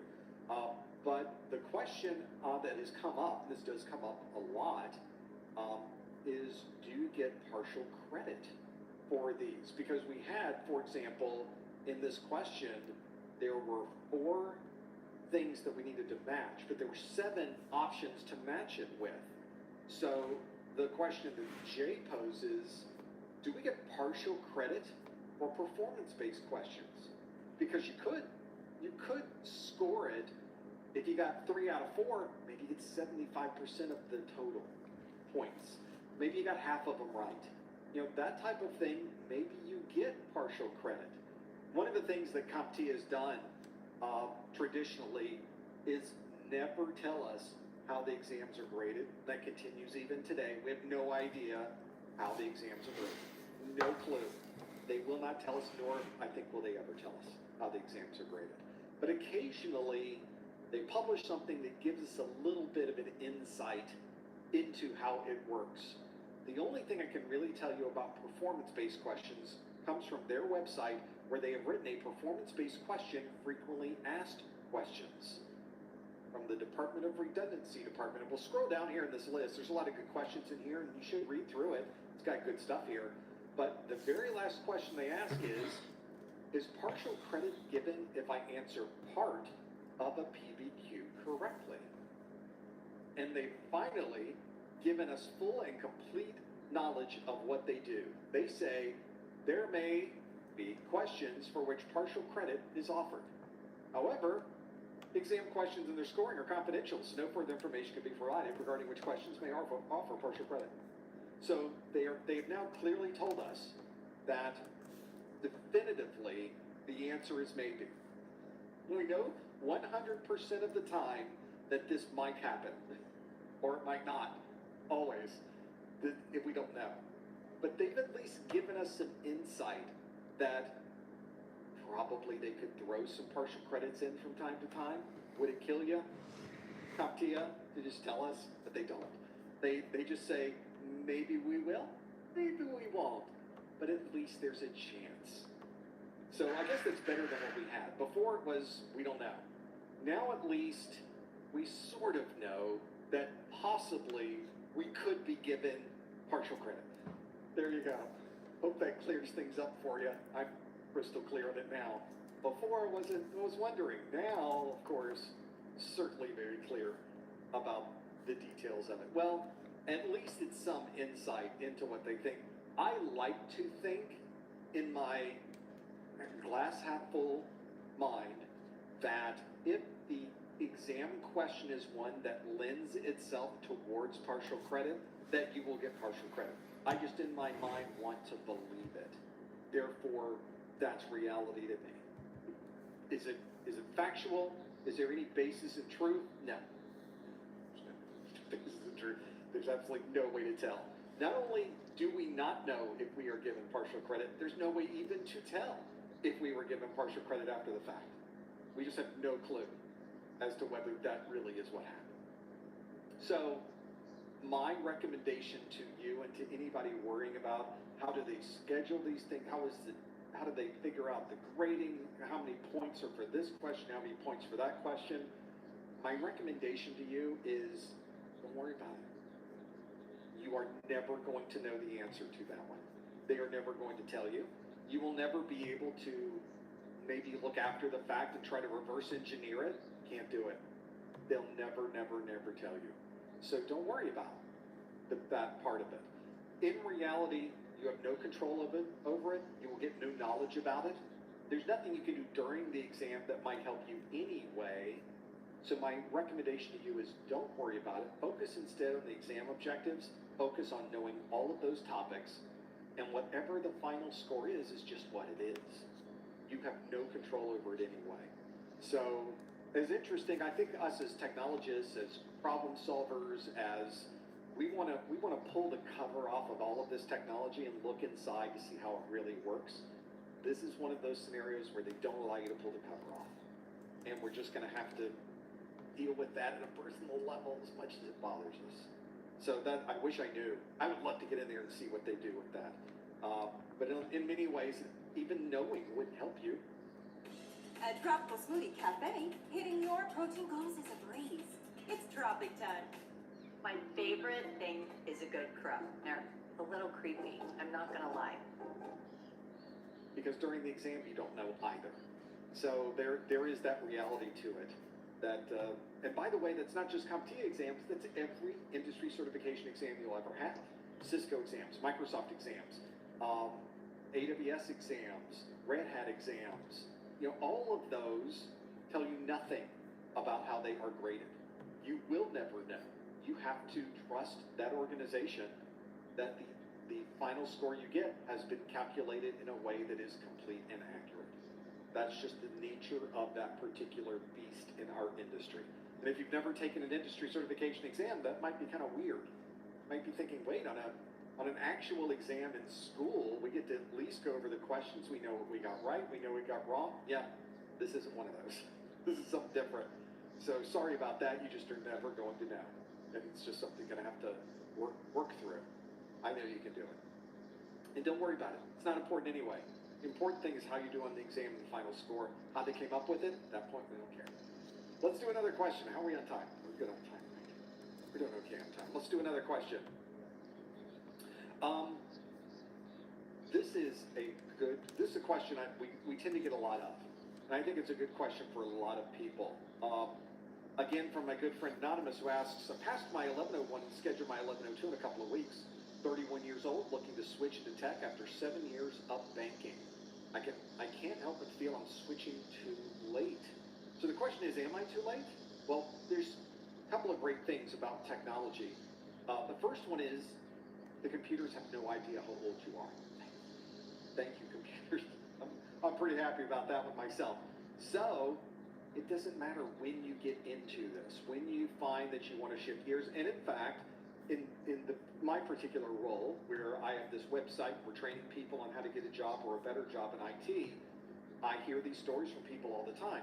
There are certainly a group of people like right out of college or in college that are working through their certifications, so they get their first job in IT right out of school, and that's where they're focusing. But there's also a very large group of people that are in a different field, and they want to move into IT. It's a very attractive area of a career, IT, information technology. And I think I really saw an uptick in this during the COVID lockdowns, is people were looking around saying, I can't work in entertainment, I can't work in catering, I can't work in food service, I can't work in transportation, I can't do any of these things. We're not doing any of it.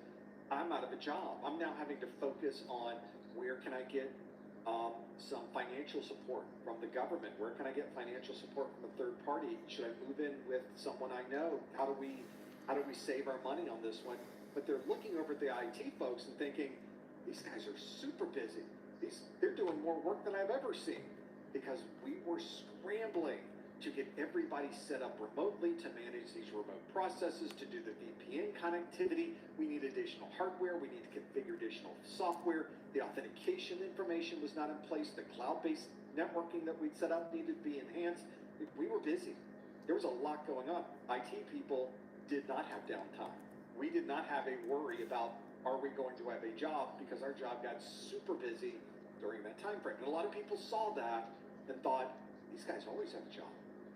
And in fact, that's not 100% true, but there's a good truth to that one. It's pretty close to the truth that there's a lot to do there for technology, and that became very appealing for folks. So more than ever, I saw a move from different verticals, different parts of the workforce, whether you are in entertainment or transportation or medicine or law enforcement or whatever it happens to be. A lot of folks are moving over into IT as a second career, as a second part of their career. This is a challenge regardless of what you're moving into, because you're effectively leaving what you have been working on for 10 years or more, and you're moving into a completely different field. Now, in some cases, it's not completely different. I take the example that Anonymous has here of working 7 years in banking. You know what banking has a lot of? Other than my money, banking has a lot of IT. They've got a lot of, banking is nothing more than IT. Banking is just IT. That's what banking is. Banking doesn't make anything. They're not manufacturing anything. They're not producing anything. They're not creating anything. They're simply processing and moving around funds. So that's technology. That's what we're doing right now. And I've worked a lot with a lot of different financial organizations, a lot of different banks, some of the biggest banks in the world. I've done direct work. I've been in their data centers. I got locked in the Royal Bank of Scotland data center one time. I've told that story on a different study group. Someone literally broke through a wall to get us out. There's some great stories in these data centers, but these banks need. When too much work bogs you down, Asana helps you handle it. That's because Asana is where humans and AI coordinate work together. AI makes it easy to hand off routine tasks, streamline workflows, and keep everyone focused on the work that matters most. That's how work gets handled. That's Asana. Visit us at asana.com. That's ASANA.com. Technologists, they need smart technical people to manage systems, secure the systems, network the systems together, connect them to the cloud, and be able to connect and integrate all of those services together. So I always tell people, wherever you're moving from to get into IT, see if there's not an IT component of your existing company or existing market segment that you know about where you can fit in. Because from an IT perspective, I can tell you, there's nothing we like more than to bring someone into IT who understands the business. That is one of our biggest challenges in IT, because we as technologists, we learn operating systems, we learn network configurations, we have worked so hard to make things secure, we know how the next generation firewall works, we know how to deploy it in a redundant configuration, we've assigned dynamic routing protocols for quick redundancy changes if we lose one of these devices. We've integrated it with content filtering. We've done, wait, what do we do again as a company? Do we manufacture something? Maybe we write books. Maybe we make building supplies. Maybe we distribute something. So all of those technical things I just mentioned had no direct connection back to what we do as a company. My first perspective into this, one of the big first jobs I had out of college, the second job I got was working at an insurance company. And I was in their IT department. I was focusing on getting Windows up and running and helping people with problems they had with email and the things you do when you work at a help desk in an insurance company. But when I left there 5 years later, I thought to myself, what is it we actually did here? I had some idea. I mean, after a while, you figure out what's going on. And while I was there, the company branched out of more of a life insurance role and got into a lot more health insurance. So when I left, I did have a better idea of the products, the financial products we had as an insurance company, but I certainly didn't know all of them. But that speaks a lot to how important it is that people within IT have some type of knowledge to what you do as an organization.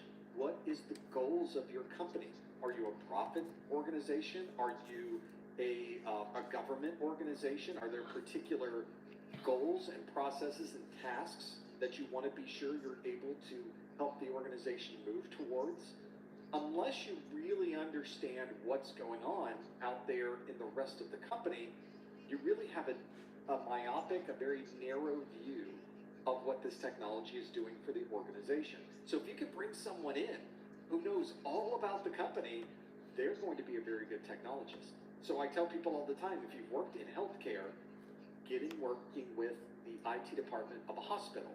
If you have worked in manufacturing, see if you can find an IT organization within a manufacturing company, either the one you work for or a different one, because you have an industry knowledge of what that is that you can bring into the IT department, which I assure you is very, very, very valuable. Very valuable. We strive for that. We hope for that. We try to find ways to get that information into IT. Bringing people in is a great way to do it. So that's what I would mention to them, is to figure that piece out. I think if you are someone who is working through a transition from one type of business, like banking, into the world of IT, I really think you should focus on that. And trust me, banks have just enormous IT departments. You should be able to do well with that. But it doesn't have to be that way, of course. You can move from banking into any type of industry. Another thing that I think is important for those of you that are moving from one industry to another, and I think this really applies across the board, but I think it applies better or more often to people who've been out in the the work world for a while, is it's nice if you're able to leverage the relationships that you already have. If you know someone who works for that bank in the IT department, or somebody who the IT department is familiar with, that will help you get that job in that organization. We like to hire people we know, or hire people that we are familiar with. And if you have a relationship already, you can take advantage of that. Those of us that have been working for a while, you're 31 years old, you might be part of a local group. There might be people you know at church. There might be folks that you have met that are at your kid's school. All of these folks are people you should talk to. Hey, I'm looking to make a move. If you know anyone who works in IT or has a familiarity with IT in their department, send them my way. Let me give you my resume. Tell them that I'm looking for a position. See if they know anything. We want to help people we know as well. And if you always tell people, if you don't have a LinkedIn, now's the time to get one. Because if you've had this LinkedIn for your 7 years of banking, and you've been adding people to the LinkedIn, people you know, there is a knack to creating a high quality LinkedIn account. Link those people to your account, have them in there. This is when you can just put one post out on your LinkedIn page and say, hey, I'm looking to make a move. Granger knows that if you're a lineman in charge of keeping the lights on, you go to great lengths, and sometimes heights, to ensure the power is always flowing. Which is why you can count on Granger for professional grade products and next day delivery. So you have everything you need to get the job done. Call 1-800-GRANGER, click Granger.com, or just stop by. Granger, for the ones who get it done. Does anybody know anybody out there looking for IT? Or you can keep people personally, privately on LinkedIn. Hey, just want to let you know, I'm trying to get into IT. I got my certifications, working on this. If you know anybody, send them my way. Let me know. I'll send you my resume. That's another great way to do it. Also, take advantage of some of the events in your area. Occasionally, there could be regional IT events. There might also be, search for this, Cisco user group, Microsoft user group, Palo Alto Networks user group. Find those technology user groups in your geography, in your local area, and go to them. If they have them in person, go to them in person and meet the people who are there and tell them, yeah, I just got this certification. I'm looking to get in this role. What would you suggest I do? You don't even have to ask for a job. Do you have a job? Is there a job at your place? Are you hiring? What's going on? Just ask them. If you were me, what would you focus on? Who would you talk to? What do you think? A lot of people will say, you need to send me your resume. Not because they're immediately impressed by you, which they might be, but almost every organization has a finders program for employees, a internal recruiting program, where if you bring somebody's resume to the company and they hire that person, you get some money in your pocket. There's a financial benefit. There are a lot of people I've worked with in different companies. They are very good at this. They will ask everyone they know for a resume, and they send all those resumes to HR. It's almost like they have a second job, but within the same job. They don't have a second job, but they're making money like they do, because they have so many people they know being hired by the company. They're effectively their own built-in recruiting company within the same company kind of scenario, which is what these organizations want to do.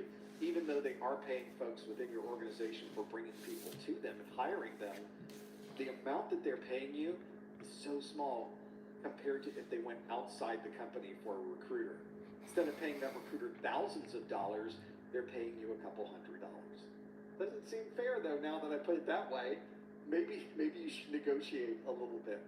But those are three things you could think about: is finding those people, finding people you know, setting up the LinkedIn, and going to some of these user groups, because you'll meet these people. These people at the user groups are all in your local area. Even if they move to another company, they're still going to be part of that user group. You'll see the same people in your career all the time in your local area. You'll run into them constantly. They'll just recognize you after a while. Like, oh, you're interviewing at our place? Tell them that you talked to me. Those are the types of referrals you want. So a lot of different things you can do. There's always a challenge when you move from one type of career to another, that you sort of have to start over to some degree, but maybe you can not start completely over, and maybe you can move up a little bit faster because you've done a number of these things. Let's keep going through your list. I know we're at the top of the hour. We can probably fit one more in here, right? Get another one that we have in this list. A lot of great questions coming in, by the way. Thank you so much for sending these in. It gives me a chance to kind of see where you're thinking in the world of IT and the world of these certification exams and what's important, what people need to know. So thank you for doing that. Let's keep going through this list. A lot in here. Boy, you folks are so good at some of these questions coming in. I just can't get through all of them in this very short period of time that we have. I'm gonna throw this one out because I think I can speak to this one. How do you get out of the mindset that you are not good enough? This is something that in technology, it's in other areas, other places you would go, you'd find this, but in technology, we have this problem constantly. This issue of you are an imposter. How have I got this job? Don't they realize that I only know a little bit of this whole thing that I need to know for this job? Imposter syndrome is an absolute real thing. And here's what I'm going to tell you.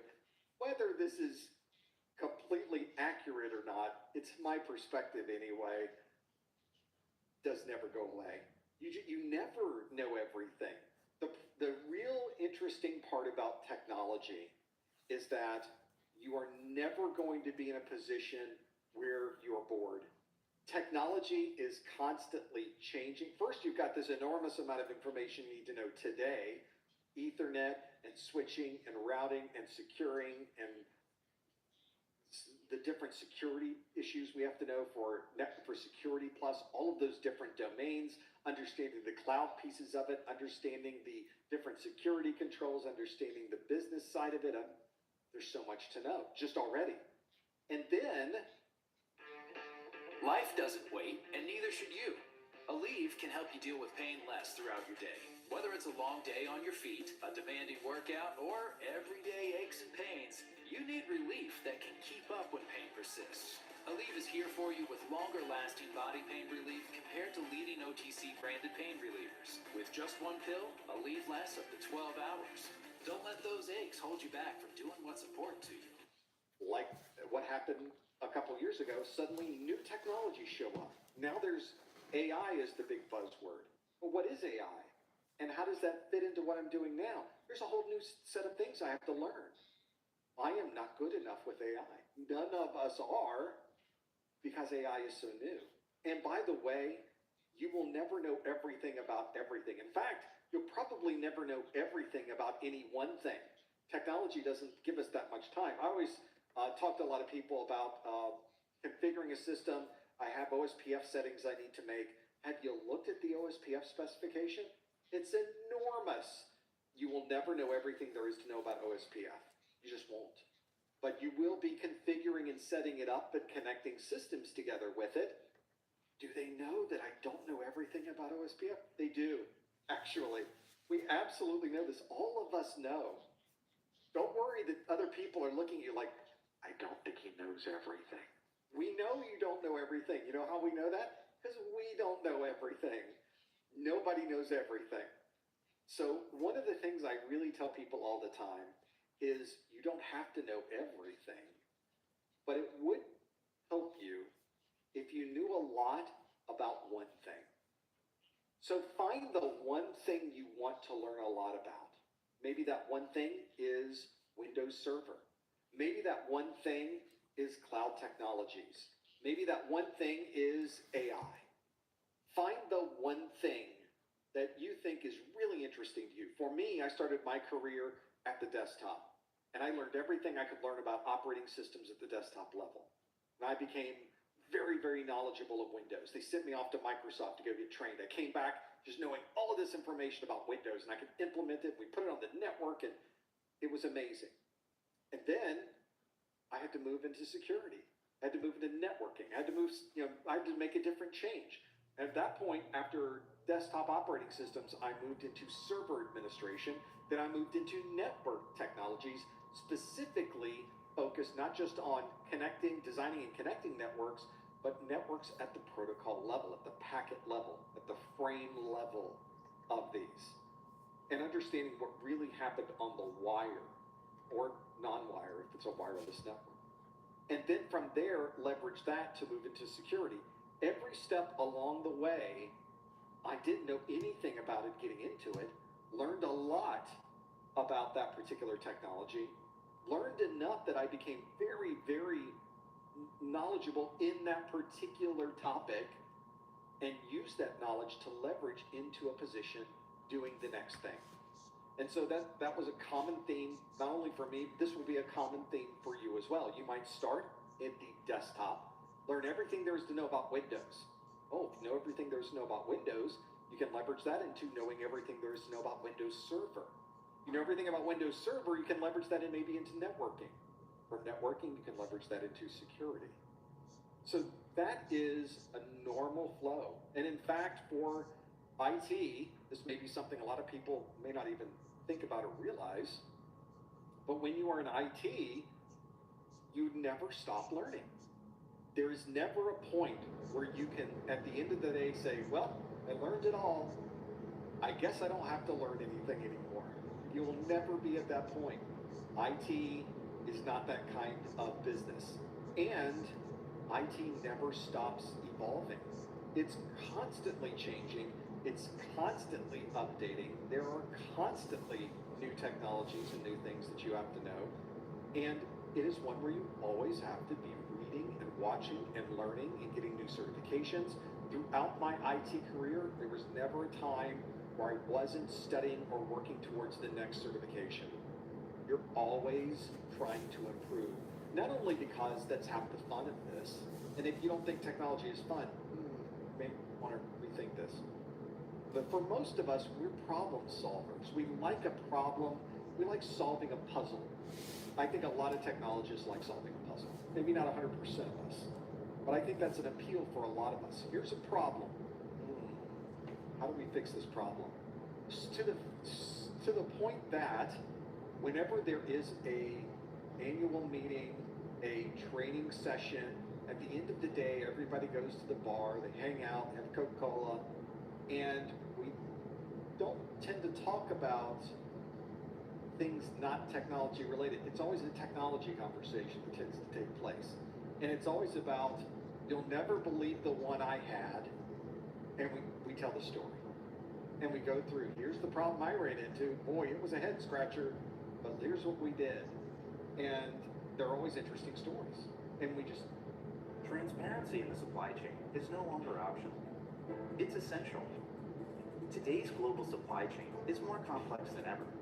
Businesses must now trace product life cycles digitally and be prepared to comply with digital product passport requirements, presenting a significant challenge in gathering and digitizing data across multiple tiers.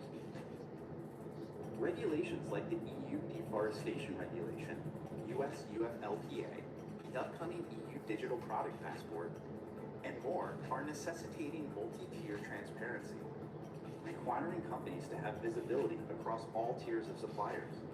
Consumers want transparency. Brands need traceability. Governments demand accountability. And organizations face increasing pressure to ensure compliance across all levels of their supply chain. To effectively address the demand for enhanced multi-tier transparency, you need a robust supply chain network solution.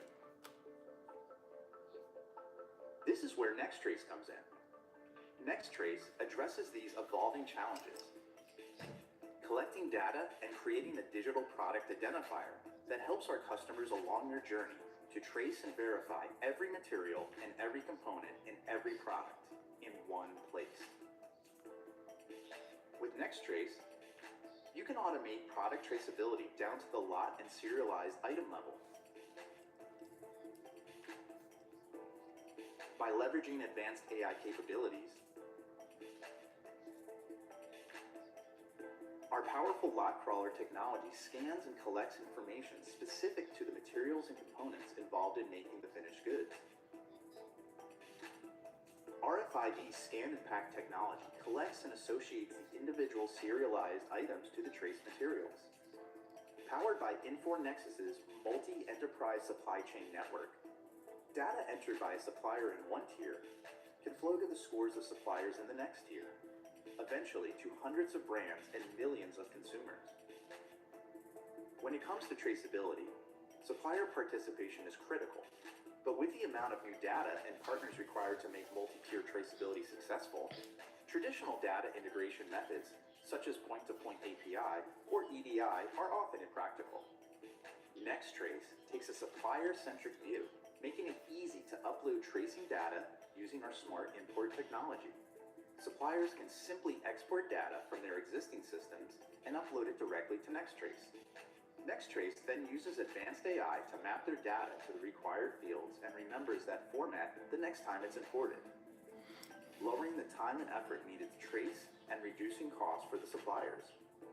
NextTrace is powered by the Infor Nexus network, connecting you to a pre-existing ecosystem of over 94,000 plus organizations globally.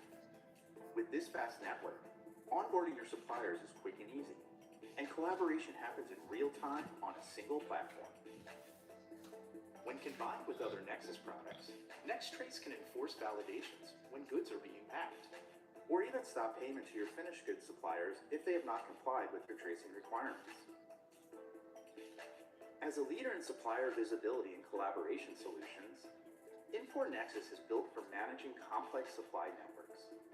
Combining advanced AI with unparalleled data quality and collaborative capabilities, the single-instance Infor Nexus platform spans all tiers of the supply chain, meaning that both buyers and suppliers need to only log in once to collaborate on and manage all aspects of their supply chain, creating greater efficiencies and value whilst ensuring smooth multi-tier collaboration across all parties. With NextTrace, you're not just meeting today's regulatory requirements, you're staying ahead of tomorrow's. Gain better visibility to the flow of goods in your upstream supply chain, anticipate problems before they happen, reduce risk to your brand reputation, streamline supplier onboarding, and ensure your products are compliant with the latest global regulations. Traceability realized. Learn more about Infor Nexus NextTrace and request a demo at infor.com/infor-nexus/sustainability.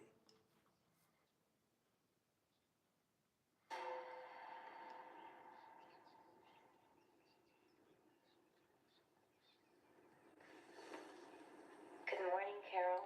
Is there anything we could do to cheer you up?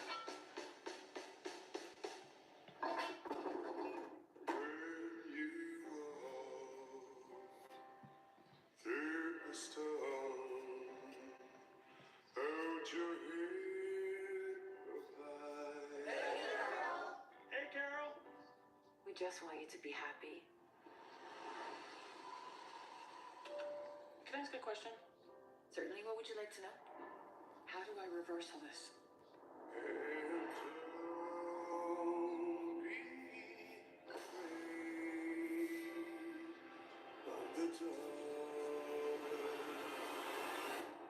Rest assured, Carol, we will figure out what makes you different. Figure it out why? So you can join us. What the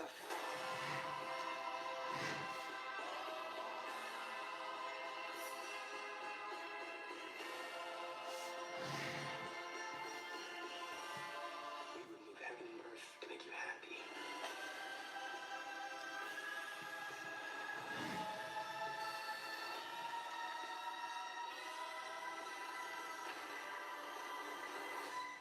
If I asked right now, would you give me a hand grenade? Yes? What about a bazooka? Mm-hmm. What about a tank? Oh, sure.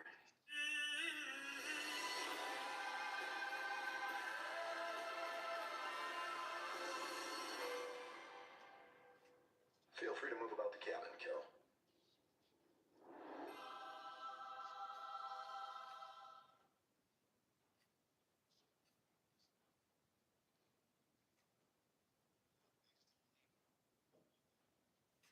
go back and forth over here's what happened in the trenches, here's the war we were having, here's the battle we fought, and here's how it turned out. Sometimes we win, sometimes we lose, but we get to tell the story of whatever happened there. And that's IT. That's what we do. It's a constant process. When I worked for Palo Alto Networks, this was in the end of the part of career where I was working for other people. I was not doing this full time at that point, but they would bring us in for training every quarter. So every 3 months we had some type of training. Sometimes the training was regional. Sometimes they'd fly us out to corporate and we'd have a big week of training, but it was constant training. And I would leave those training sessions. Here I am at what I really feel was the peak of my technology career as a senior systems engineer for a next generation firewall company that had technology that was changing the world. Nobody else had this technology. This was exciting stuff to talk about. And I would leave those week-long conversations with these incredibly smart people at our corporate offices who were planning, building, and implementing this technology. And I'd leave and think, I don't know any of this. I thought I knew what I was doing. These guys, they really know what they're doing. I'm just trying to keep up. And a lot of us feel that way. It's a normal part of this world. Now, in reality, I was doing okay. I could bring this amazing technology into a customer. We would plug it into their network. I'd run them through what it did. I'd be able to answer their technical questions. Every meeting, someone would ask me a question I didn't know because you can't know everything. But you get very good at being comfortable with not knowing. I think that's one of the things that I think a lot of people do not consider is that the more comfortable you are with saying, I don't know, the more you will learn. Don't feel like you have to pose or feel like you can't say anything. Some of the best knowledge you will get is when you do this in a training meeting. Hey, could you go over that again? I did not. There was a part there where you skipped over to that. I missed that part. Was not getting it. Could you do that one more time? Okay. And they go do it one more time and you get it. Once they go through that one more time, you've suddenly figured out what it was you missed. This is a team feeling zen. And these are the Dell PowerEdge servers that make them feel that way. They take care of themselves. So the team can spend less time stressing and more time growing their business.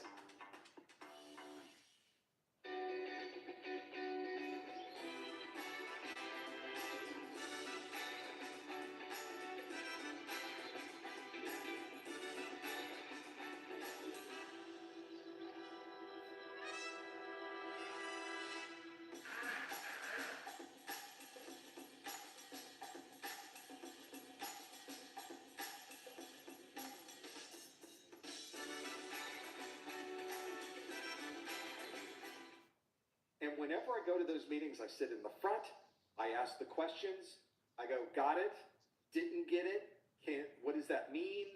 Do you mean this? Can you clarify? And every time I've gone to those meetings and done that, someone undoubtedly, either right outside the door or at the bar that night, will come over and say, thanks so much for asking those questions today. I had no idea what they were talking about. And so why didn't you say anything? I didn't want to seem like I was a dummy. Like, oh, I'm way past that. I'm happy to be the dummy. The faster you are, the sooner you can turn yourself into being someone who's not afraid to be stupid. And just tell people, I don't know it, but if you explain it, I will get it. The more you're going to learn, the faster you're going to learn, and the better technologist you're going to be. Don't be afraid to say, I don't know. We all don't know. We're just afraid to tell other people we don't know. We think it's something bad. It's good. It's an opportunity. And at the end of the day, you learn something. And why would you not want to be in a job that just never teaches you anything, that never changes, that is always the same? One of the best things I loved about technology was that there was always something new. Every day was different.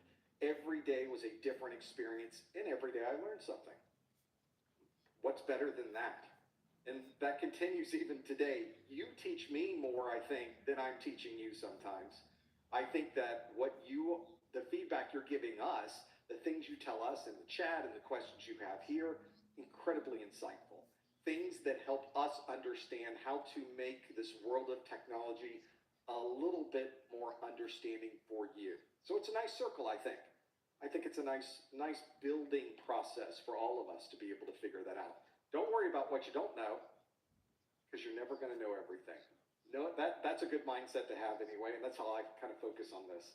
I think it's probably a good place to finish up this month's Security Plus study group. Thank you so much for joining us in the first hour. We love doing the Q&A and getting those ready. We had some good ones today. A lot of folks knew what they were talking about. It's always good to have that feeling too. And I think we did learn a few things about other technologies, which is always fun. And thank you for your questions in the second hour as well. There's always something to learn. There's always something to know. And hopefully we can be part of that process for you. We're going over to Discord. We'll be over there the rest of the day. And that's usually where we hang out. We'd love for you to join us over at ProfessorMesser.com/Discord. And of course, don't forget about checking the calendar, because there could always be changes to these dates. We're setting up the calendar for next month's events. You can find that at ProfessorMesser.com/calendar. Thank you for joining us. We will see you next time on the Security Plus Study Group. Thanks, everybody.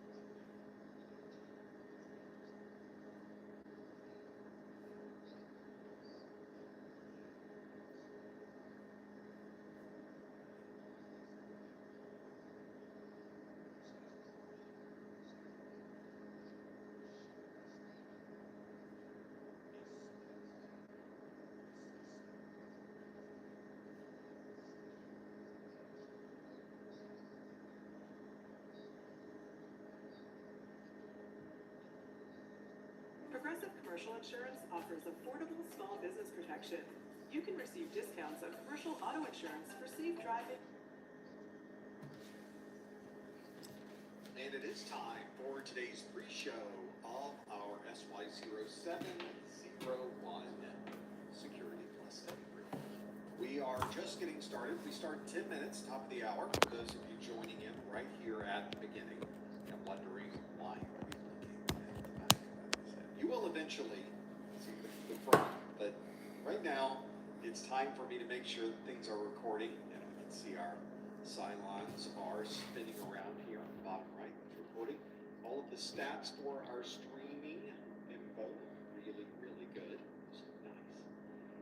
So I think we're in pretty good shape. We've got all of the questions and answers ready to go online. Hello, chat room. Thanks for joining us. Got lots to do today. It's all 701.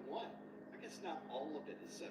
There's a little bit of overlap. We'll talk about that in the first part of the study group for those of you wondering about 701.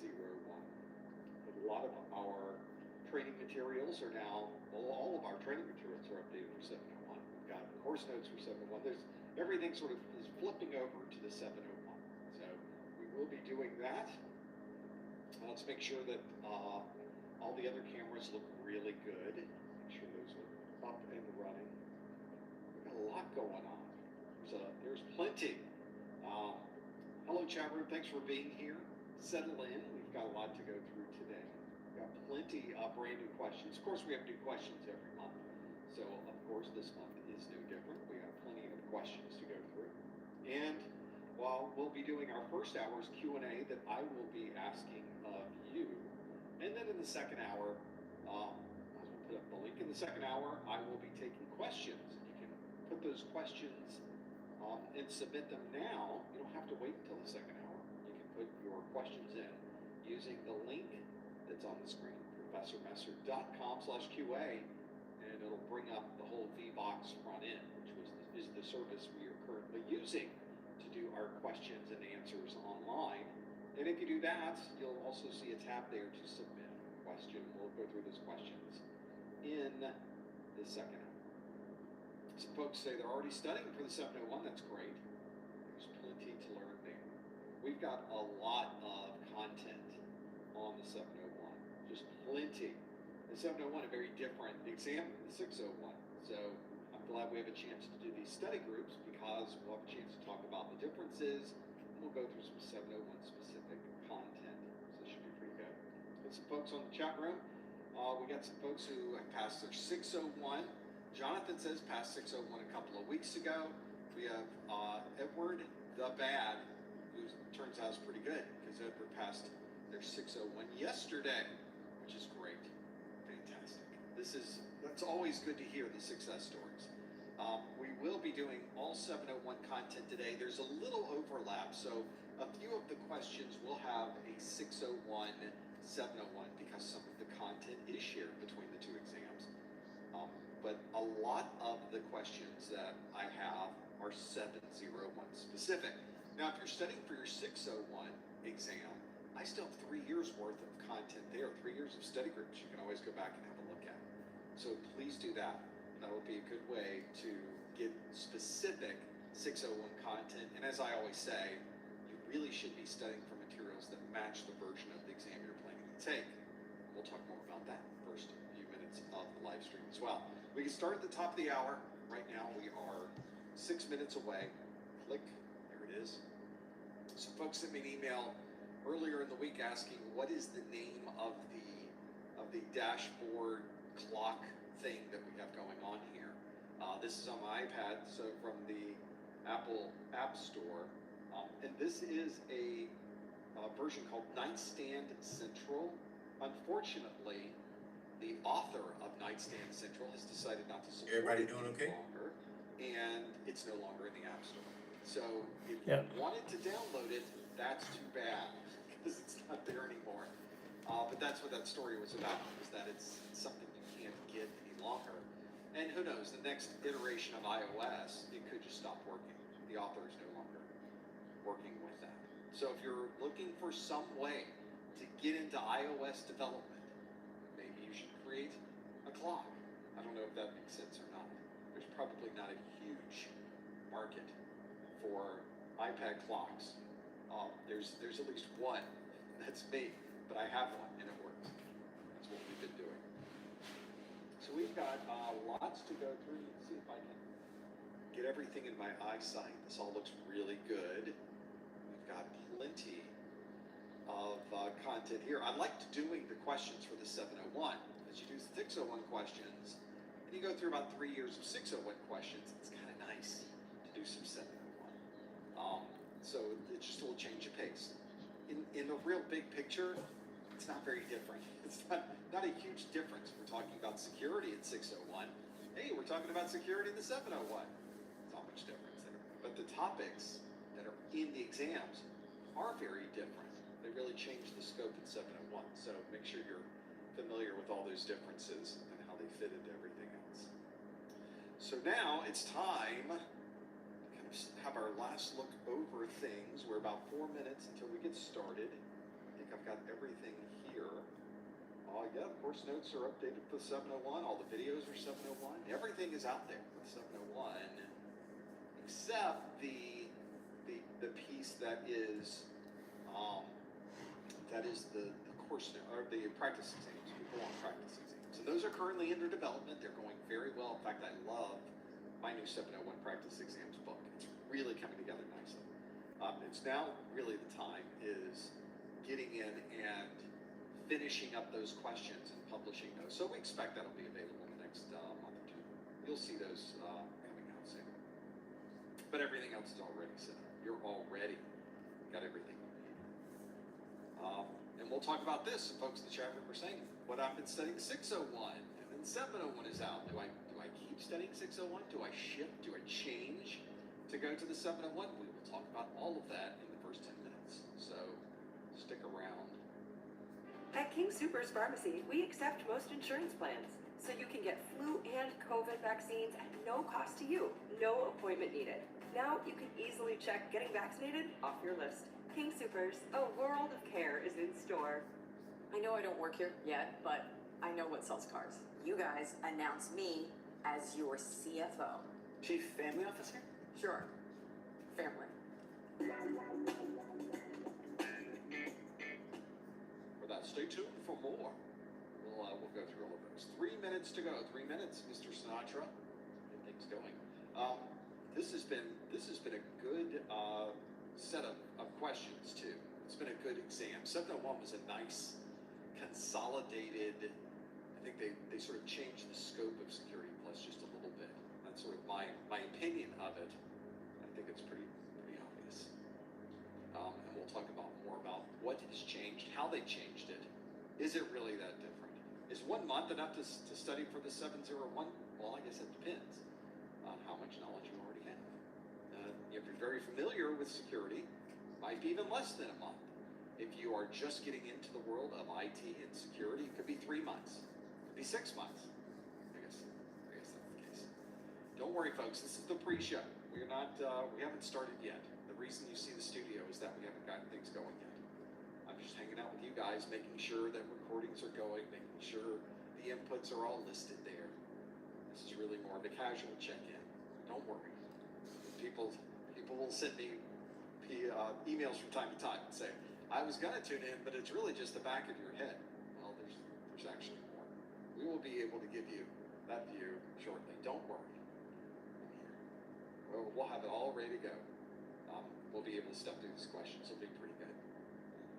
So that's the goal, is to get all of those. The vouchers are the same, by the way. A voucher, there is no such thing as a voucher that is a 601 or a voucher that is a 701. All Security Plus vouchers are Security Plus vouchers. They can be used for any exam. So you get to decide yourself on what they are. Oh boy. Okay. 1 minute left. It's a good idea to do one final check. Looks like we are still recording down here. Thankfully, we've got numbers look very good on the live stream. That's nice. I think that's it. I think that's what we needed. I think we're ready to go. I should have this going. Yep. Oh, I like it when it all works. Let's we'll knock on something very quickly and make sure that is actually the case for all of this. All right.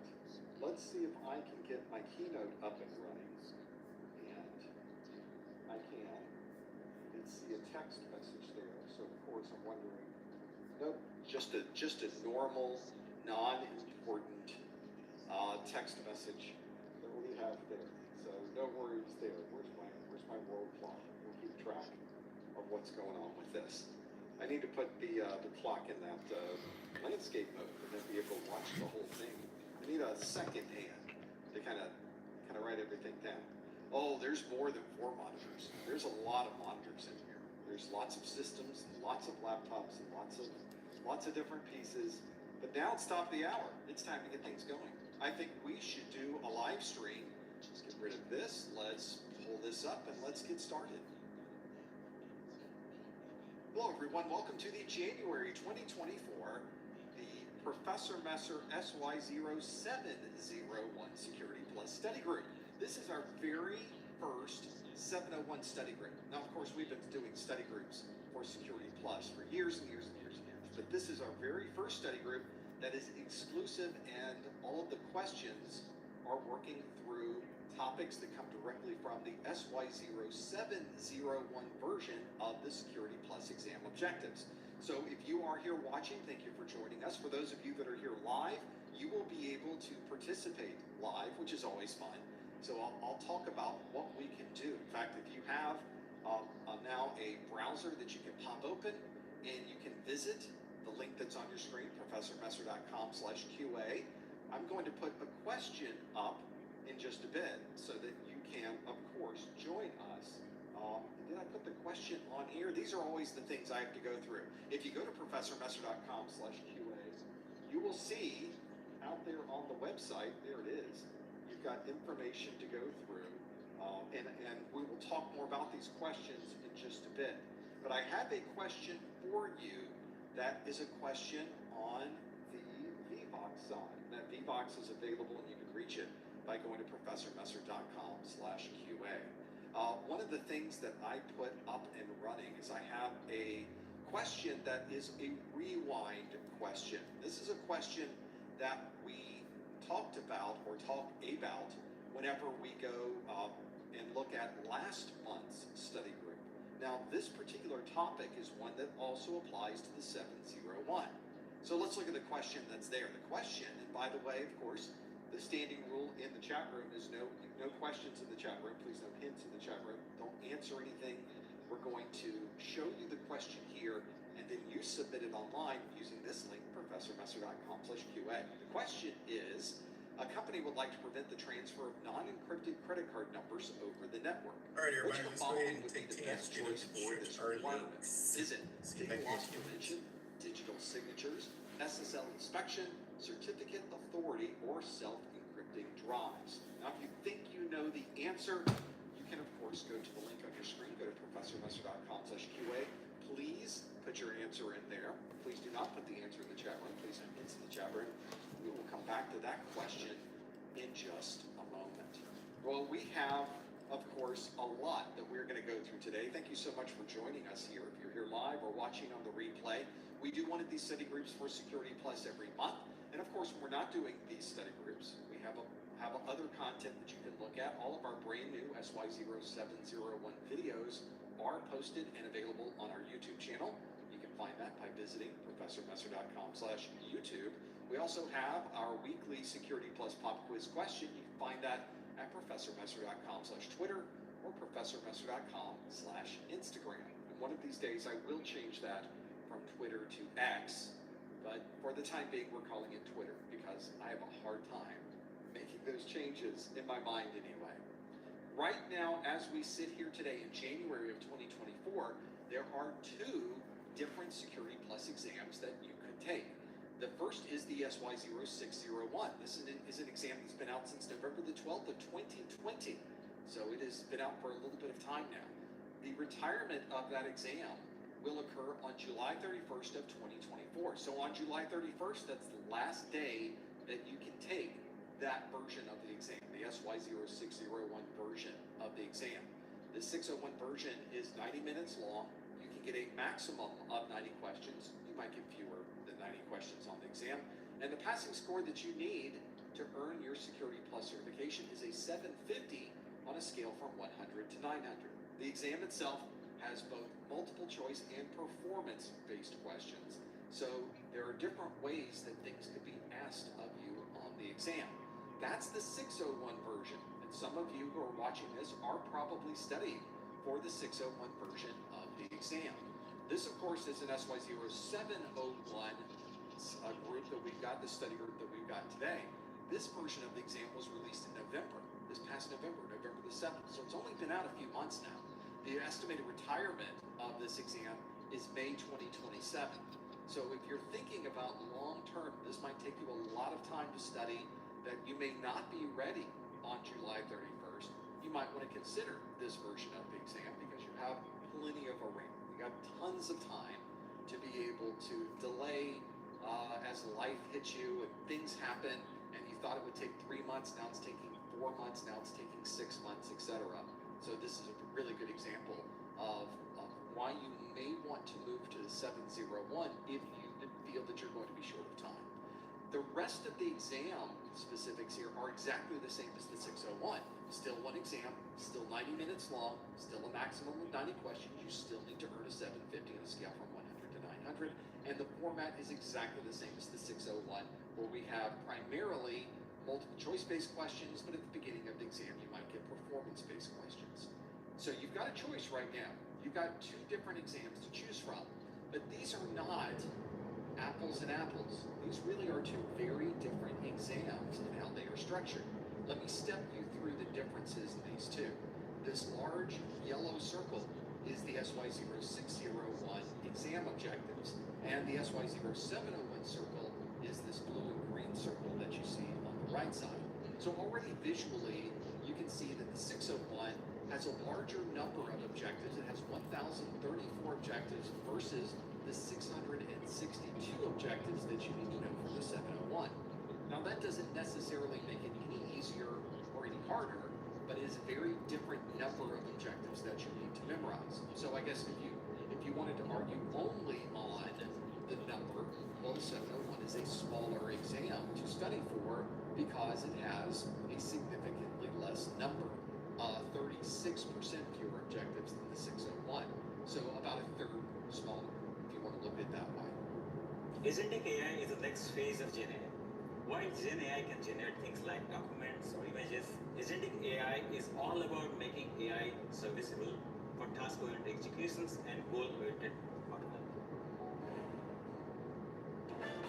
Dear Savvy, who says you can't have it all? You've got the tech. You've got the pride. The number of objectives that you will only find on 601 are 710. The only objectives that are exclusive to 701 are 338, which means there are 324 objectives that are shared between those two. Now this is how I count the objectives. You may go through the objectives and get slightly different numbers, but they're going to come out to be pretty close to this, I would expect. Away from this though is that if you're studying for the 601 and then you take the 701 exam, there's a huge amount of information you're missing. Half of the exam you didn't study for. Similar situation if you're studying for the 701 and you go to take the 601 exam, it's actually much worse. There's a huge amount of information you simply won't get from the 701 course. So you have to be able to decide which one of these is going to be right for me. And you can see they are very, very, very different. And if there's nothing else you take away from this, the thing that I'd like to tell you is that you need to study for one of those and then take the exam that's exactly the same version. So if you're studying 601 materials, you should be taking the 601 exam. If you're studying the 701 materials, you should be taking the 701 exam. The reality though is, and the good part of this, it doesn't matter which one you take and pass, because if you pass the 601 exam, you have a Security Plus certification. If you pass the 701 exam, you have a Security Plus certification. So although there's a lot of numbers on the screen and a lot of circles and the different sizes of things, the benefit is it really doesn't matter which one you take and pass. Either way, you're Security Plus certified. And employers only want to see that you are Security Plus certified. So that's why I say if you're thinking of trying to decide which one of these I should take, it doesn't really matter. Well, the end game is exactly the same. The only difference is really the questions they ask of you when you sit down to take the exam. Are you going to get 601 questions or are you going to get 701 questions? That's really the only difference. So that makes it a little bit easier, I think. We don't have to worry so much of this. The 601 will still be around until July 31st, and I will tell you, based on having done 3 or 4 different Security Plus courses at this point, there will be people taking the 601 exam on July 31st. I don't recommend that.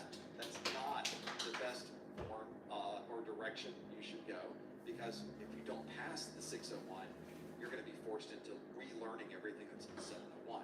But if you think you can get through the 601 materials and take that exam before July 31st, and you have previously been studying for the 601, keep doing that. Go take the 601.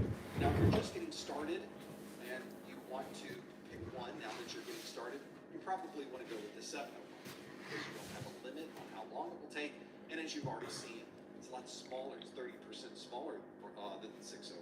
So you have a few different choices to make. There's still a balancing act, of course. There's different amounts of study materials available on the market. You need to check to see which one makes sense for you, and that really is where you should focus if you're ever getting into these and trying to figure out what direction you go with it. It becomes a challenge, of course, if you're someone who's kind of working through the specifics of this. Maybe you should think about what would be the best step for me. And I think that's a good way to do it.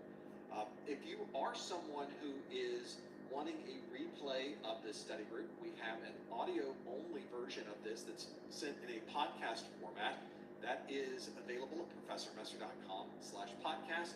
If you have a streaming service that you like to use, you can go to Spotify, for instance, or whatever you like to use, and just type in Professor Messer. It will find all of these live streams.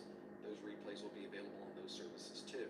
They're also available, of course, on YouTube immediately after this. And about a day later, you will find that you'll get timestamps that will magically appear, it seems. It's not magic, it's my marketing manager, Lori, who's watching this on the replay. Hi, Lori, probably at 2x speed. And she is putting down where all these timestamps happen to be.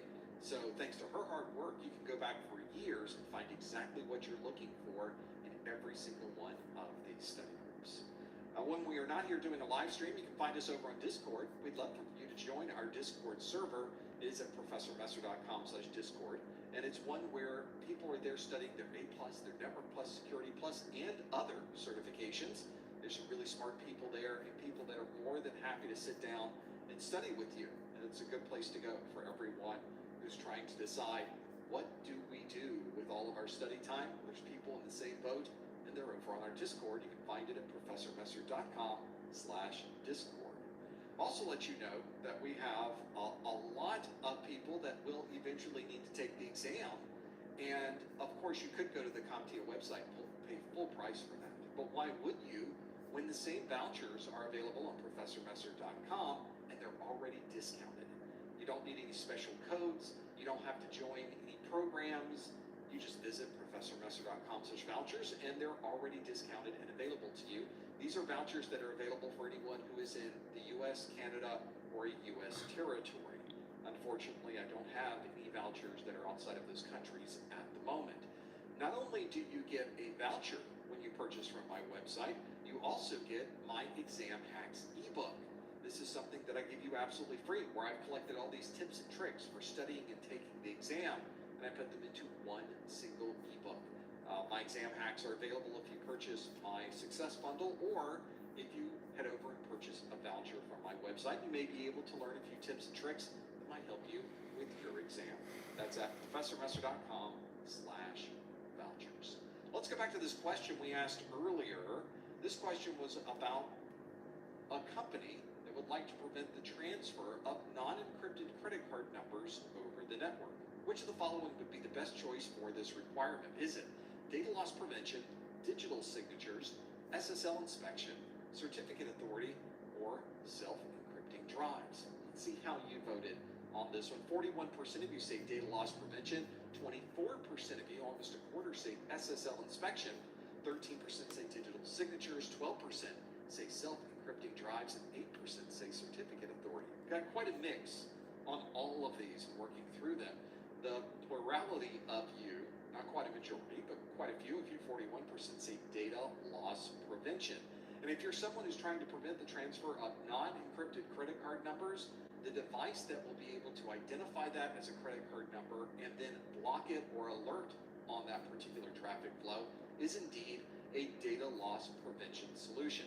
Sometimes these are standalone devices, an appliance that you can plug into the network for your data loss prevention. This is also a great way if you are someone who is working in a next generation firewall. You may find data loss prevention capabilities within the next generation firewall. So sometimes it's not a single device, it's just integrated into a different device that you happen to use. That is the real nice part of this, is you get to decide the best way to make that happen. So have a look at your options and what you might have available. Might be a good way to tell something that you're already using with this data loss prevention. Digital signatures are available to confirm the integrity of information. So if you receive information, you'd like to confirm that what you have received is exactly what has been sent, digital signatures are perfect for that. They can also be used for non-repudiation. That is certainly one that does not have anything to do with transferring non-encrypted credit card numbers. SSL inspection may allow you to decrypt SSL traffic, or as we call it today, TLS, but nobody really. Join the more than 7 million adults, like Maria, who've taken Ozempic. I was diagnosed with type 2 diabetes 10 years ago. It was overwhelming, but it didn't stop me from opening my own salon. I'm Maria, and this is what my Ozempic era looks like. I'm lowering my A1C, and I lost some weight too. I also learned some people take Ozempic to lower the risk of major cardiovascular events like stroke. Refers to it as TLS unless they're trying to make a distinction between the two. We just generally call it SSL, even though we've basically retired SSL. It doesn't really exist or run on our networks today. SSL inspection is great for decrypting that SSL and looking inside the data, but in this case, it's not encrypted. It's not encrypted. Welcome back, everybody. We'll do this work for another 40 minutes. We'll get into our last part of our lesson, which is Certificate of authority is so we're gonna start that at 4. It's an organization or And then a we'll person end the or day with group that questions. maintains the certificates and Questions. verifies certificates for All right. an organization. Need anything, let me know. It has nothing to Let me do know. with identifying and preventing the transfer of non-encrypted credit card numbers. And self-encrypting drives are certainly useful for protecting the data that is stored on those drives, but it has nothing to do with the data that's sent across the network. That's only for storage. So the answer here, and the one that most of you chose, was indeed data loss prevention. That is the right answer, and 41% of you got that one absolutely right. Well, now that we've gone through this question from last month, that was our rewind question, let's do a new question. Of course we're going to do a new question. This next question is a performance-based question. Now, those of you that may have not taken a CompTIA exam before need to pay very close attention to this, because when you first sit down for your exam, you will not get a bunch of multiple choice questions like the last one we just saw, where there was a question and multiple options to select from. What you'll get in the very first part of the exam is a handful of questions. You'll get maybe up to 5, somewhere around plus or minus 5 questions or so, maybe fewer, maybe more than that we call performance-based questions. Those performance-based questions are simply presented in a way that is not multiple choice. They could be fill in the blank, they could be matching, they could be putting them into a particular format. There's lots of ways that a question could be presented. And for you today, I have a brand new performance-based question that I would like to provide. Here it is. This is the performance-based question that asks you to match the technology. So I have these 4 different scenarios, and I have at the bottom of the screen 1, 2, 3, 4, 5, 6, 7 different technologies. So there'll be 3 left over when we're done with this. So a little bit more to be able to work through the question.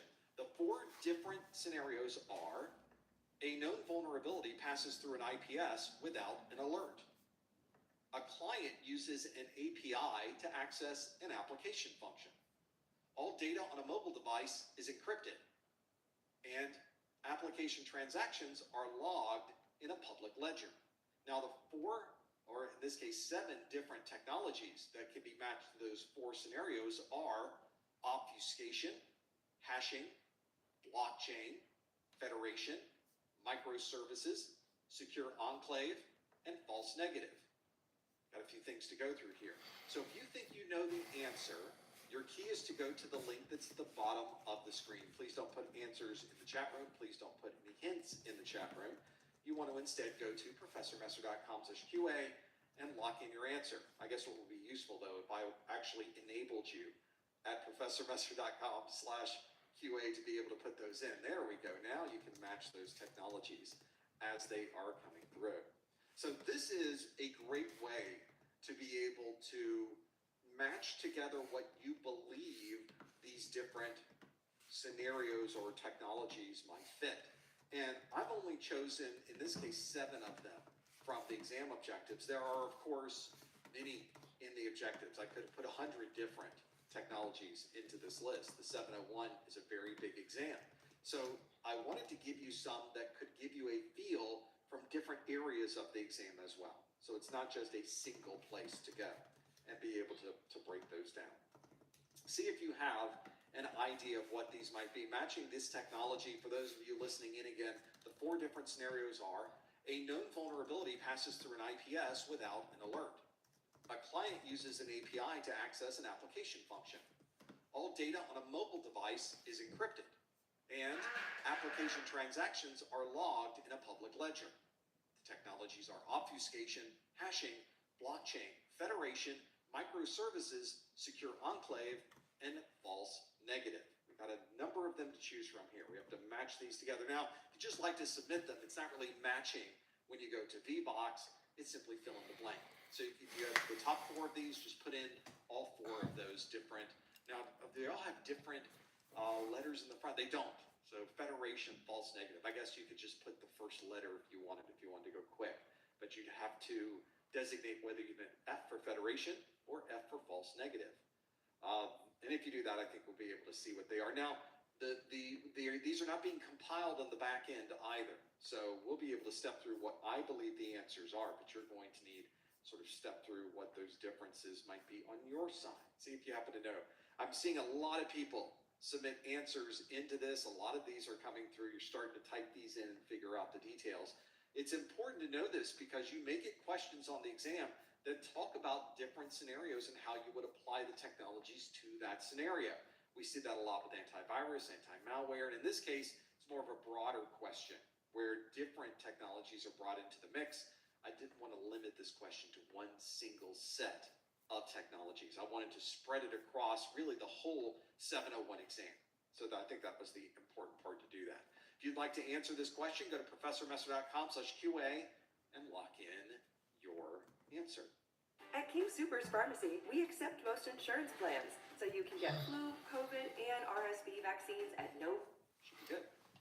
Let's see how we do. Now, let's step through each one of these and see if what I have on my side matches what you have on your side. Let's start with the very first one on our list, which is a known vulnerability passes through an IPS without an alert.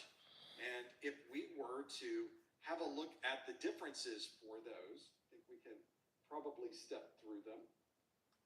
Or maybe we can't. Maybe we're not going to. Maybe we're going to try to. Now you can see it. Now you see behind everything that we're doing here. The differences, there we go. So now let's have a look at each one.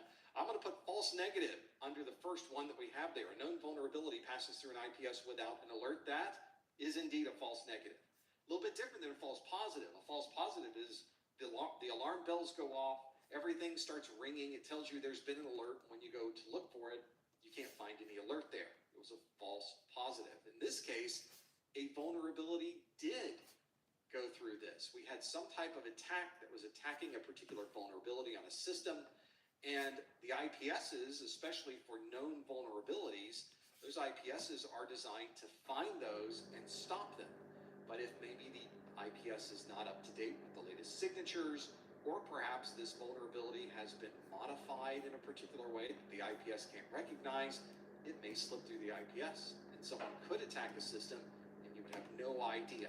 And when you don't get any type of feedback, there's no alerts are going off, no alarm bells are ringing, there's no lights flashing, but a real vulnerability was exploited, then indeed we have a false negative.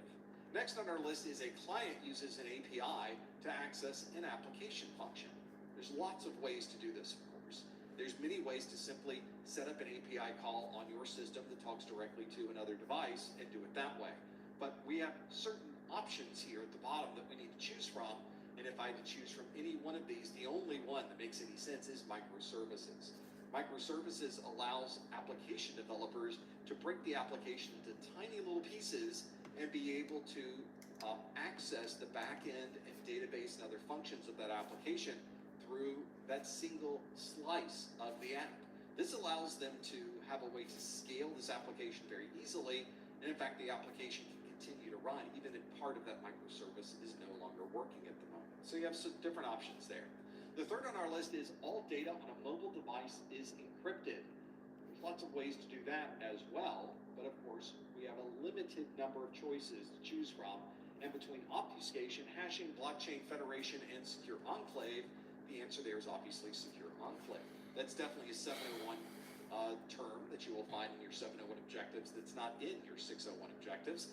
It is a term that the industry is using quite a bit to describe the technologies that are built into our mobile devices, into our tablets, and in some cases even into our laptop computers, so that we can have protection of those systems as we take them other places. And being able to encrypt data, the Secure Enclave has extensive cryptography features and the ability to store different very important security keys.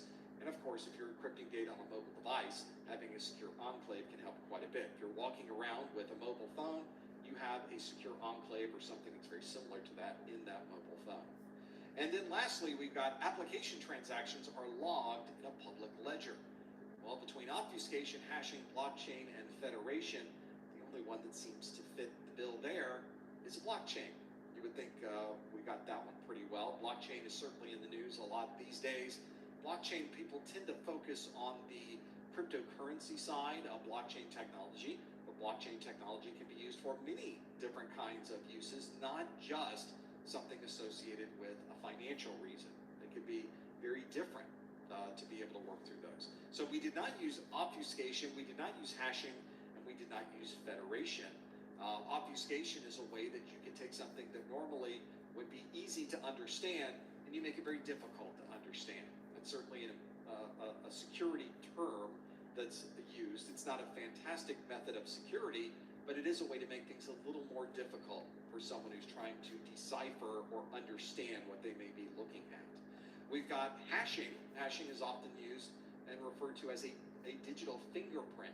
That fingerprint, just like we have a fingerprint that's on our finger, a digital fingerprint or a hash allows us to understand if a particular text or a particular document is one that matches that particular hash. That way we're able to match the hash to the document, just as we're able to match a fingerprint to a person. And then lastly, we've got federation. If you've ever logged into a website and you've not logged in with a website-specific login, you've logged in with your Google ID, you've logged in with your Facebook ID, you've logged in with your Twitter or X ID, that's federation. So those are a very common way to authenticate and a very secure way to authenticate as well. It's one that's used more and more. I see a lot of websites giving me the option these days. So out of those four options, a known vulnerability passing through an IPS without an alert, that's a false negative. A client using an API to access an application function, that is microservices. All data on a mobile device is encrypted. We do that with a secure enclave. And application transactions are logged in a public ledger. That's your blockchain. That is your matching question today. That is your performance-based question. Hopefully you did pretty well with that one. A lot of these topics are new, and if you're going to get questions wrong, now's the time to do it. Hopefully, if maybe you got all of these right, but if you got any of these incorrect, now you know what the answer is. And if you see these topics on your exam, you'll be able to decipher them a lot easier now that we've gone through those specifics. That is our performance-based question of the day. Let's shift gears and now do a different question. Now let's go back to our multiple choice-based questions. This question is one that lists, let's see if I have it here. Do I have the, there's the question we just asked. Let's keep going with the questions that I have here. This is one when we're matching technologies was easy. If I just match it with my slides, we'd be even better. Next question on our list is this one. It asks, an MSP needs a secure method of connecting to the web servers of a remote client. Which of the following would be the best choice for this task? Would it be a proxy server? Introducing the new Jeep Grand Wagoneer with room for the whole family. And room to make a family. That's right, this baby was named the best car to have sex in by a real website. SIM, jump server, IPS, or HSM? If you think you know the answer, follow this link on your screen. Go to professormesser.com/QA and lock in your answer. Please no answers in the chat room. Please no hints in the chat room. This is one where you can simply decide, now that we're back to multiple choice, is it A, B, C, D, or E? The question again, an MSP needs a secure method of connecting to the web servers of a remote client. Which of the following would be the best choice for this task? Is it proxy server, SIM, jump server, IPS, and HSM? So for those of you wondering about what are some of these acronyms, what is an acronym in the question, what are these acronyms in the answer, well, that's part of the question. That's part of studying. So we need to know what these acronyms are because they may very well show up on your exam, and we will, of course, talk about what all of those are as we go through them. Hopefully you're familiar with some of these terms. You may find that these terms come up quite a bit on these exams. So have a look at what you think the answer is. Submit your answer by going to the link on your screen, professormesser.com/QA. We're really good at acronyms in IT. At least this isn't the Network Plus exam. Network Plus probably has more acronyms than anything else.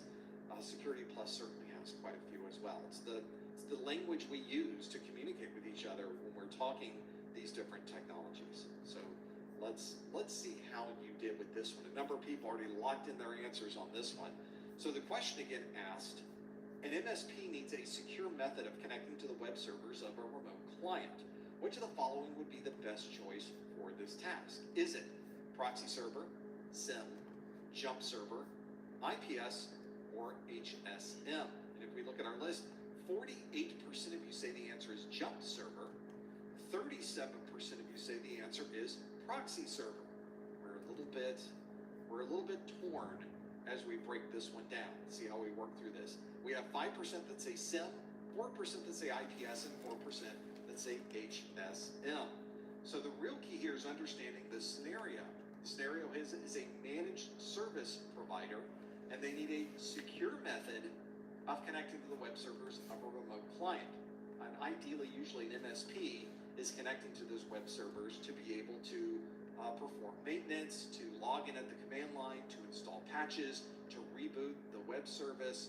They're the ones doing administration of those systems. So how does an MSP connect securely to perform administration if they happen to be remote? That becomes a challenge. If you're inside the building, it's a little bit easier because you're inside the firewall. But what if you're outside the building and you are responsible for making sure that you, of course, understand and can get to all of those systems securely? That's the important part of this. And if you are working with an MSP, then you are probably very familiar with a jump server. Jump servers are devices that sit on the outside of the network. So our private network is here on the right side. You can see there is a number of servers on the inside, application servers, web servers, database servers, and a jump server.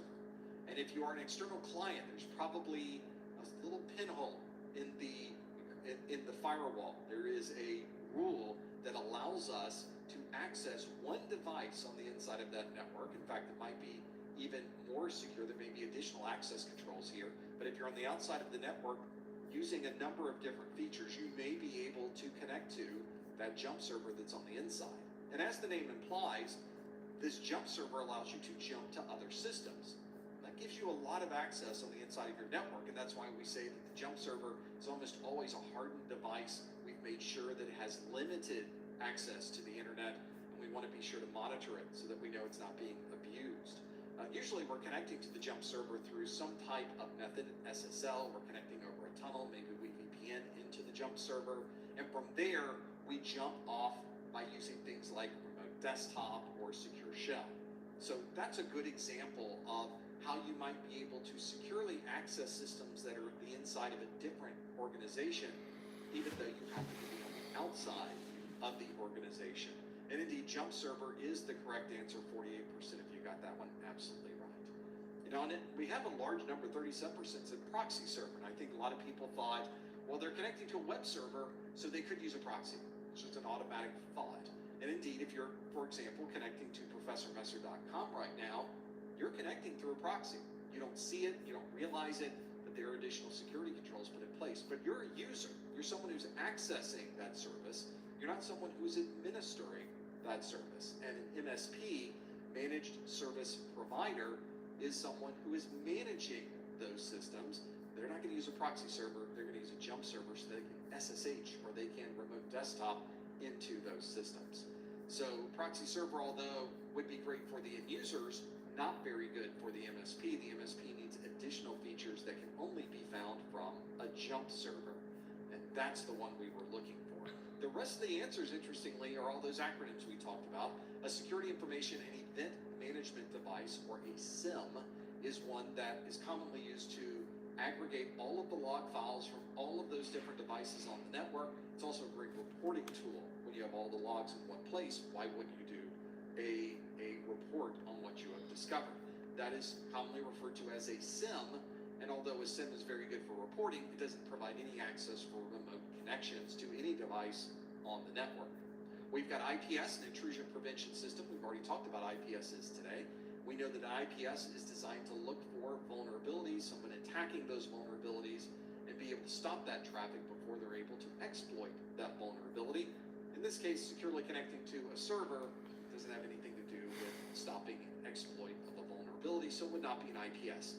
And lastly, an HSM, hardware security management, or hardware security monitor, or hardware security system.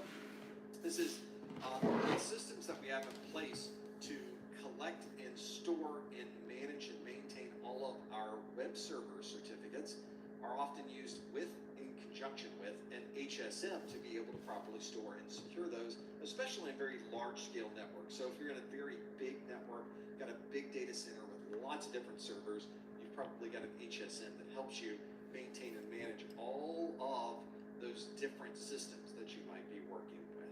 So that is the answer we were looking for. Jump server, 48% of you, about half of you got that one absolutely right. That is what we would use to be able to access those. That is the right answer, and that is what we would use to be able to understand what the best choice might be if you happen to be a managed service provider. Well, we've gone through a couple of questions already. One of the things you may have noticed with these questions is that there's a lot of topics in here. We have 601 and 701 course notes. I have my 601 course notes up here now. Someone asked in the pre-show, do you have 701 course notes as well? We sure do. So whether you're taking the 601 exam or the 701 exam, we've got course notes for you. There's plenty to see here. The 601 course notes are probably a little bit bigger, but they are all, look at the 701 course notes here. They're beautiful. They're full color. They are indexed. You've got everything, all the text from all of my videos, all of the content from all of those, they are in there. So hopefully this is one where you have been working through and trying to break down what all of these differences might be. It can be difficult. As I mentioned already, there are a lot of different topics, options, and things you need to know. Well, in my course notes, I put everything in one single place. You are able to get into the course notes and have all of the text, all of the important graphics, all of the charts, all of the tables. They are in my course notes. So have a look and see if that's something that might help you. This is a great place to go. My course notes, it can save you a lot of time. It doesn't replace watching the videos, but it does give you a way to consolidate all of that information, carry it with you wherever you happen to go. There are both physical edition and digital edition PDFs, and if you purchase the physical edition that I'm holding right here, the printed version of the course notes, you get the digital edition for free. So you have the choice. Whatever one you would like to get, it's on the website. You can find that at professormesser.com. Use the pull-down links at the top of the screen to choose either the 601 course notes or the 701 course notes. Be able to do that. Only available at professormesser.com. They're not in the Kindle store. Sorry, chat room. You have to go to professormesser.com to find those. Let's do another question. We've got more here.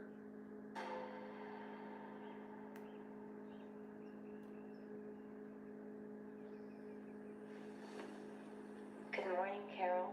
Is there anything we could do to cheer you up?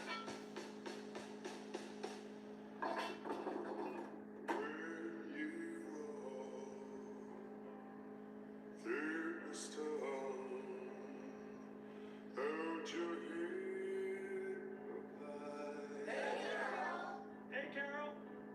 We just want you to be happy. Can I ask a question? Certainly, what would you like to know? How do I reverse all this?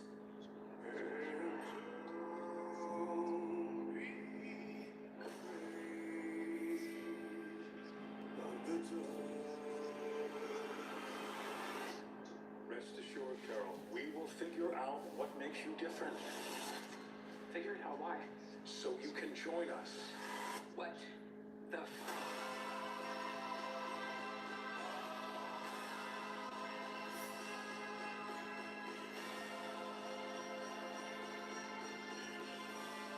We remove heaven and earth to make you happy.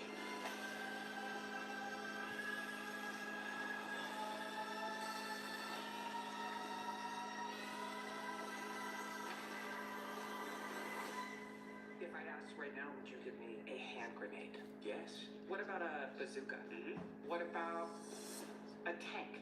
Oh, sure.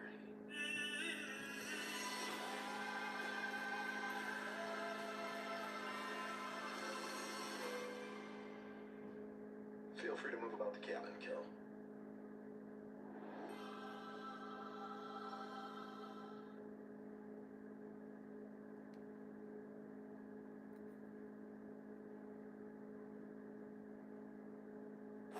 When two plays went dark, this Adam was on WhatsApp. This Adam was not, so his photo came out blurry and no one could help. This Adam sent an HD photo on WhatsApp, then saved the play. It's time for WhatsApp. Next question on our list asks, a DDoS has caused a critical service to be unavailable for 90% of the business day. Which of the following would describe this loss of value? Would that be asset value, single loss expectancy, risk appetite, exposure factor, or key risk indicator? A few choices there. A DDoS has caused a critical service to be unavailable for 90% of the business day. Which of the following would describe this loss of value?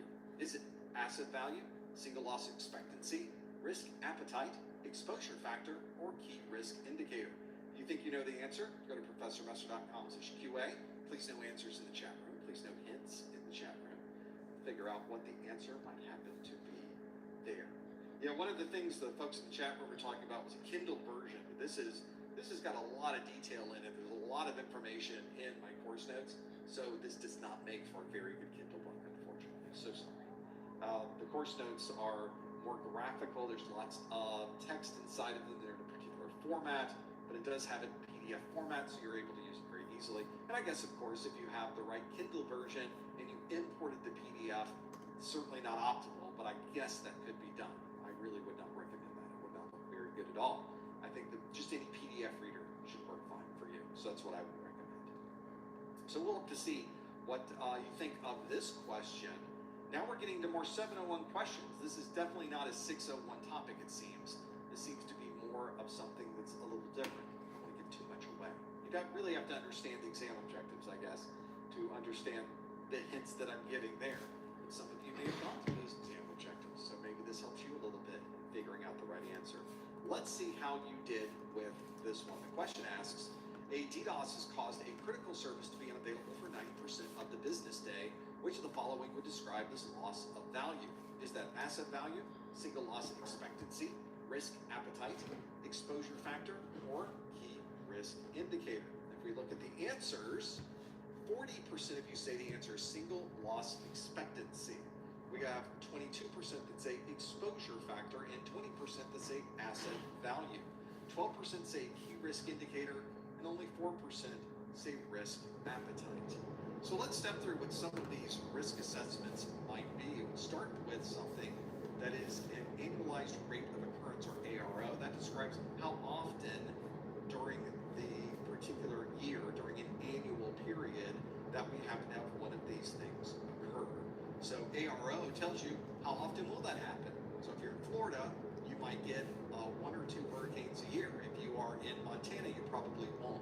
So an ARO can be very different depending on the topic and where you happen to be. We also have an asset value. This is the value of the asset to the organization. So you can think about how valuable is that? That server that's running brings into the company $2 million a year. So if that server goes down, we're losing money every time that server is not available. That describes the asset value. It's just one of the many descriptions you can use for asset value. And then you have exposure factor. Exposure factor is the percentage of the value lost due to an incident. So if that device is not available, a quarter of that device is not available, that's 0.25 or 25%. If you have the entire asset is not available, then your exposure factor is 100%. It's just not there and not available to us. If some of the asset is available though, then we might have a lower version because it is a percentage. So in this case, that certainly fits with the question that we were getting, which is a DDoS has caused a critical service to be unavailable for 90% of the business day. There's that 90%. So it was available for 10% of the business day. So at least we got a little bit of business done on that device. Obviously 90% is a very large number. That's a significant problem. But now we understand that what we were hoping to find was an exposure factor. We have an exposure. 90% of this device not being available gives us the idea that we have an exposure factor of 0.90 or 90%. So in this case, exposure factor was the number we were looking for. 22% of you chose exposure factor. Now, To be fair, this is a brand new topic from the SY0701. Maybe some of you have never run into this topic before, and now you have some insight into how you might calculate things, knowing that there happens to be an exposure factor. A single loss expectancy would tell us how much we lost by having that available. For example, if a web server goes down for the day and we make $10,000 a day on that web server, our single loss expectancy would be $10,000. But you can see here our number that we were looking at was a percentage. So there's no dollar value associated with the percentage. We have to first understand, what are we losing? How much money have we lost, or how much of a service have we lost? And then be able to understand how often that service was unavailable. In this case, our exposure factor was indeed 90% in this scenario. Asset value describes the asset itself. We already talked about asset value in that previous slide. And I guess the only one we haven't talked about key risk indicators. Key risk indicators can be used, it's a very broad term, that can be used across many different parts of IT. In the security world, we use key risk indicators to understand what different things may be indicating a problem or a risk associated with a particular service. So that's another good one to think about. Risk appetite, maybe we'll talk more about risk appetite as we go through this, but that is one where an organization needs to understand how much risk are they willing to take. And when you talk about understanding risk, well, do we buy a firewall or not? Well, how much risk would we be willing to take? That would be our risk appetite. We make a number of decisions with budgeting, with purchasing, with implementing new systems. We always consider, what is our appetite for risk here? Because you could spend a lot of money on security, you could spend a little bit of money on security. It's really up to you and how much you would like to risk, and being able to understand when it becomes a little bit too risky, maybe that we don't have an appetite for that. That's our risk appetite. Our answer here, the one we were looking for, was the exposure factor, and 22% of you got that one absolutely right.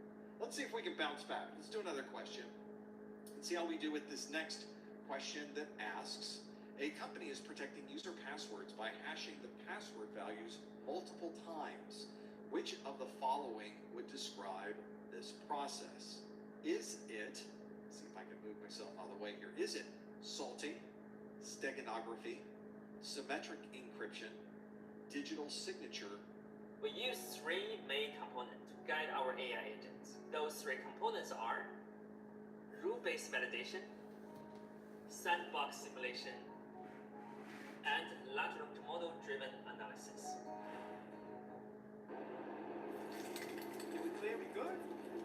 Good. Good. Or key stretching. A company is protecting user passwords by hashing the password values multiple times. Which of the following would describe this process? Is it salting, steganography, symmetric encryption, digital signature, or key stretching? If you think you know the answer, follow the link on your screen, go to professormesser.com/QA, and lock in your answer. See what you think the answer happens to be. This may be one that you're familiar with. I don't believe this one was in the 601, but there may be other CompTIA exams where you did learn this topic.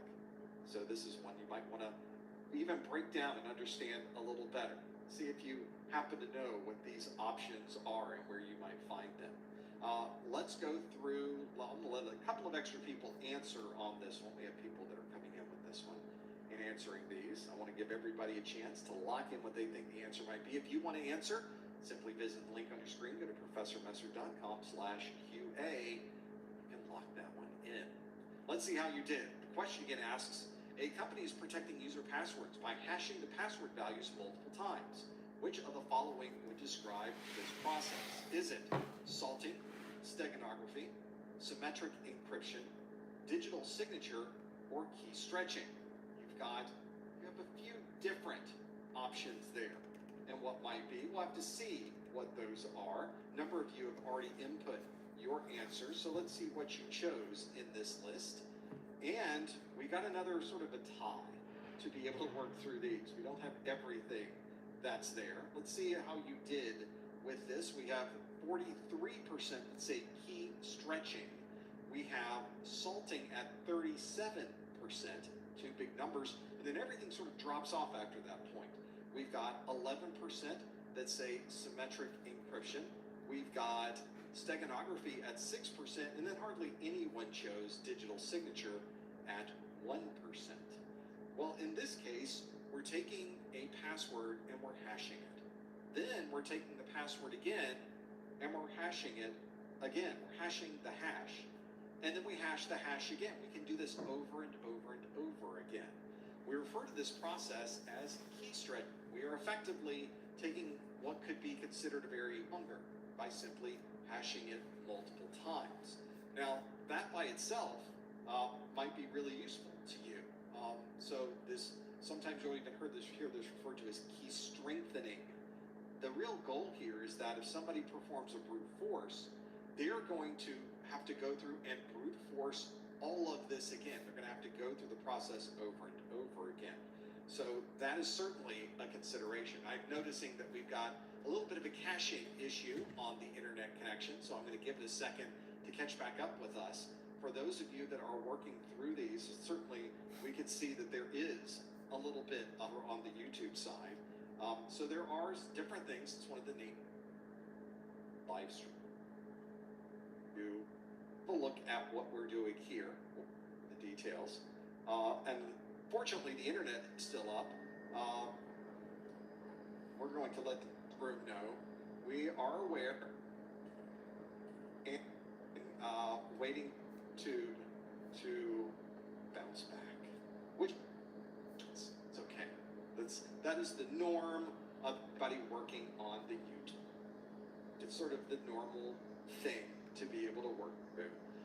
This is one I think if you're familiar with these, relatively familiar to see how this works for you.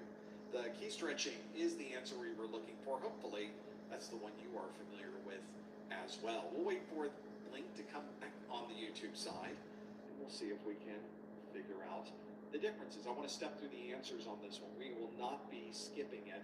We'll make sure that you're aware of these, being able to find them. Let's reset, since it seems like YouTube may be having a little bit of a challenge there. We're going to maybe try bouncing this a little bit and see if we can work around what some of those might be. In the meantime, I'm going to bring this up and see how that works. We know that on the YouTube secondary server, I do see similar problems. So not much different.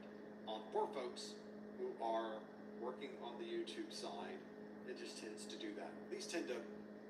At King Soopers Pharmacy, we accept most insurance plans, so you can get flu and COVID vaccines at no cost to you. No appointment needed. Now you can easily check getting vaccinated off your list. King Soopers, a world of care is in store.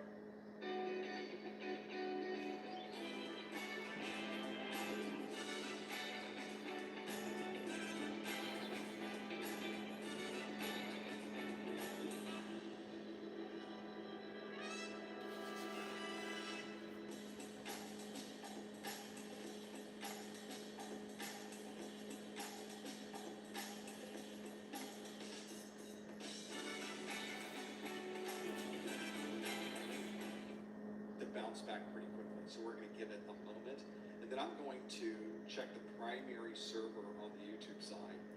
So not much we can do on this side but to sit and to wait. One moment we will be able to make this happen. I'm going to bring this up. I'll keep the audio on so that we can make this happen. This should be a good one to be able to break down. There we go. This is if you ever get into the details of YouTube, you just never know where the problems might be. It may affect you. So this is another one of those to be able to work through. Should be a pretty good one. Don't worry, I've got more questions. We'll be able to work through all of them. So you're not losing anything, which is the good part. Well, now what that happens to be. Let me get the server name for YouTube live servers. And we'll see if we can figure out what's going on with those. A challenge though, if you're someone who's trying to work happens and immediately our caching is stuck at 3%. Could we have managed to get through that other server? It certainly is looking very good. It's like YouTube has straightened out whatever problem they happen to be having and working through them. So a little bit, we have a little bit that's here. This one is now, I think, you get into the YouTube side of things, that can be a challenge with working through the video side. So this may be something where if you're working on those, that the server's not really what you would expect. All right, so let's see and work through what those different options might be. So let's do YouTube server names, and let's see what they are. Custom RCMP, which server names are they? Let's see which ones we can put on this mix. Data RTMP, oh yeah, that's right. So we've got a few we can put into this mix. Let's see how it looks over on the YouTube side, and being able to mix through it. There's not much you can do when you're sort of waiting for the network to find it itself. So we will figure out what that is in a bit. Sometimes it just doesn't work out that way. Sometimes you just don't have a connection. And that seems to be what we've got here as well.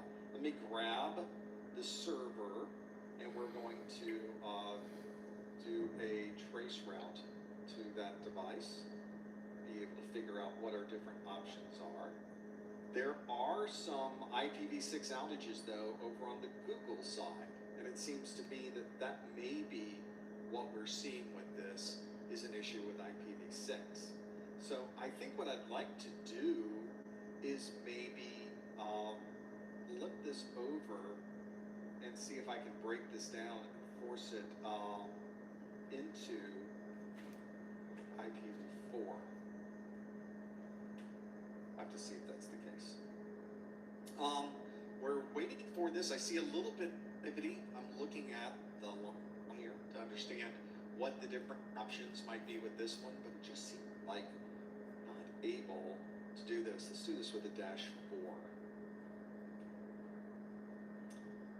Because right now, YouTube is definitely having some problems, and I do see some outages over in, once you get out of the Comcast network, it does look like there is an outage on one of the backbones. So we'll have to wait and see if they're able to route around that. That's usually what happens with these is Alright, everybody, it's 5 to Let's go ahead and get grab a break. around those. Let's see Get which back, servers get are causing this problem. I'm going to do a quick 45 look minutes up of fun. sitting here and see what IP address this one happens to be. Who's in charge of that address? Is this a Comcast address? Nope, this is at Google LLC is where everything's being dropped. So it is a Google address that's having a problem. So unfortunately, that's one of the servers that I need to be able to make this happen. So we will continue to wait that one out and see where it goes from here. We'll have to see if that's there.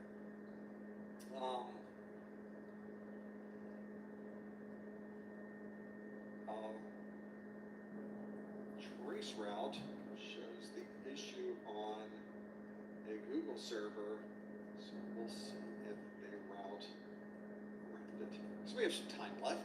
We have some flexibility here to be able to work through them.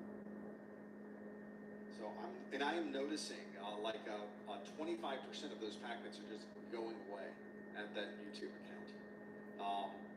That's a little bit of a problem. So we'll have to see. One of the things we can't do, however, is look at that's nothing. We have Bounty. It's 2 times more absorbent, so you can use less. And one sheet holds up better while ordinary brands fall apart. It's good. Get more done with one. Bounty, the quicker picker-upper. To your first place. With Toyota quality, you'll win the long game by a country mile. Right now, get 1.75% APR financing on a new Toyota Tundra. Toyota, let's go places.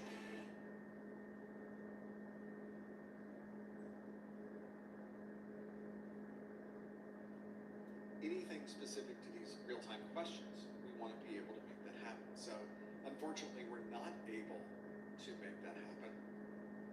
And we'll have to figure out what our different options might be to break those down. There's a lot here to pull down, and I want to see if we can sort of wait for this to figure out. And that's why going from the primary server to the secondary server did help us very much, because they're all going to the same place.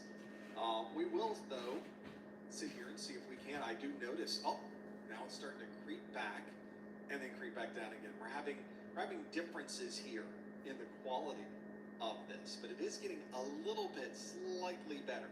I'm seeing the numbers creep back up now as we are getting better and better again. It seems like whatever the problem was seems to resolve itself. So I'm noticing that our caching numbers are coming back up, and we'll probably catch up with that cache in just a moment, and then we can continue on with the last question, and then of course we will get into questions from you, so stand by for that. Yeah, this looks really good. Our caching is coming back up. We're starting to see numbers happen. We're starting to see things happen. It does look like it's starting to clear. For those of you, you really can't see the numbers on your side, so I'm going to bring up the numbers so you can see. So the one I'm watching is right here. This is my cache number. When this connection goes down, that cache goes to 100%. You don't want 100%. You want 3%. So as soon as that gets to 3%, we will be able to sort of step through the other pieces of this. It is catching up. It's probably jumping a little bit as you're watching it go by. It's not perfect. I'm watching some of the numbers that are there, but it's doing a little bit better. Now it's starting to go back down again. So as soon as we had a little bit of a light, now they tore it away from us. And nope, going back up again. So we'll have to see where it goes. I want this back up near 3% again before we get everything going on it. So we were so good. Our rate, it was going fine. And then it wasn't again. I'm past 25. We're getting there. There's plenty to go through. I know it seems like we're back, but we sort of aren't back yet. We're sort of a very bad caching number. So we're going to see if we can wait until that get there. A nice jump up into the 20s anyway. So a little bit of an increase. We'll have to see as we get there. Whoever has discovered this particular problem is working on it. They're poking it with a stick right now to try to get that server back up and running. The numbers don't look very good though. It is a little bit better at this point, but and it is maintaining that cache number, but it's just still going up and down and up and down and up and down. So in fact, I see a large difference. Now I'm seeing convergence happen on my trace route. There's significant changes happening right now with where traffic happens to be routed. So that is a very big difference. Let's have another one go through. I'm going to start looking at more numbers here. Yeah, these numbers are much better. There's one server, it's the Google server, that's having the biggest problems. So I'm going to stick around though a bit longer. See if they can get up over at Google. All right, to see what those differences are. Oh, we got a lot. Now it's got a little bump back up again. So it gives me a little hope. There's just a little hope there, and then it takes it away again. We'll have to see. We're getting there. And then that's it. If you are someone who is sort of working through this, I'm looking at the numbers here. The numbers look a lot better as I'm looking at these. I'm going to zero this out and do it again and make that happen. Let's make that. And see if I can break that down. See how the numbers are looking now. Now they're looking much better. Let's see if they're able to get through. I don't see any more packet loss. We should be getting the cache number coming back up. It's not there yet, but it's trying. So it looks like whatever they did to reconfigure or converge on a different network connection, we're getting there. So we'll have to see where we end up. The number's going up, which is the important thing, or I guess down. We want the line to go up. The number. It is getting a little bit better. I'm seeing on my side that the amount of packet loss over on the YouTube side is significantly lower. So that's a good sign. So maybe this cache will come back and we can continue. I was looking at a 74.125 address, and that's the one over at Google that was having such massive packet loss. So I could have the perfect network here. My ISP is running exactly as one would expect. We're having great success in sending data to Google, and then that's the real problem, is that you run into these scenarios where even Google is not going to have a way to fix that particular problem. We'll figure it out and get down into the details. So, and then I can give you some more information. I'm seeing this come way up on the side. You can see we're up to 17%. Looks like they've managed to, it seems, resolve the issue that they ran into. We'll have to see if that's indeed the case. As we get, now we're going really well. So we're back up now to 3%. Looks like we've caught up with each other. Whatever that temporary outage was, I saw significant data loss over on the YouTube IP addresses. It was... At Capital One, we start with applied research, leveraging our data to build models and embed AI solutions throughout our business. That's how we stack. And that's technology at Capital One. You can just kind of say, can you hand me that glass? Get it? No, one of those things. It's one of those situations where my network was running exactly as it should. My local ISP was working perfectly. And I was watching the trace route go all the way into, let's see if I still have the trace route up. So my 15th hop. So this is now in California, that 15th hop was the one that had massive data loss. So finally they found it, they poked it with a stick, they rebooted it. Did you turn it off and back on again? They did that, and now we're back up and running. So that was a very long conversation to have with myself while you're waiting for all of this to come back. For those of you that stuck around though, thank you for doing that. And I've got more questions for you, so we're gonna keep going. I'd already set the time aside, so we'll keep going with these. Let's first step through the answers for this particular question, which is, again, a company is protecting user passwords by hashing the password values multiple times. Which of the following would describe this process? Is it salting, steganography, symmetric encryption, digital signature, or key stretching? And as we've already seen, key stretching is the answer here. We take a hash of a hash of a hash of a hash, and the process of that is designed to slow down any type of brute force attack. This would not be salting. Salting is adding random data to an existing hash, putting them together, or existing password, and hashing both of those things together. So hashing a hash is not salting. I guess you could vary. Salting tends to be a very specific value that's predetermined, and once you add that predetermined value, you add it to a password to create your final hash. So it's a little bit outside the scope of the hashing, or at least the multiple hashing, to be able to do that. There is no multiple hashing that occurs when you are salting something. It's just a single hash even then.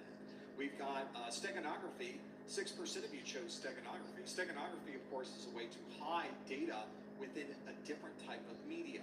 So you're hiding data within a graphics file. You're hiding a document within a movie file. That's something that can easily be done with steganography, so that you can give someone a movie file or an image of that's there, but inside the image is data that normally you would not be able to see. That is steganography. Symmetric encryption implies or explains the process of encrypting and decrypting by using the same key, which is different, of course, than asymmetric encryption, where the encryption key and the decryption key are two different keys, oddly enough. Of course, symmetric encryption is also very commonly used, but it is not a method of hashing a hash of a hash.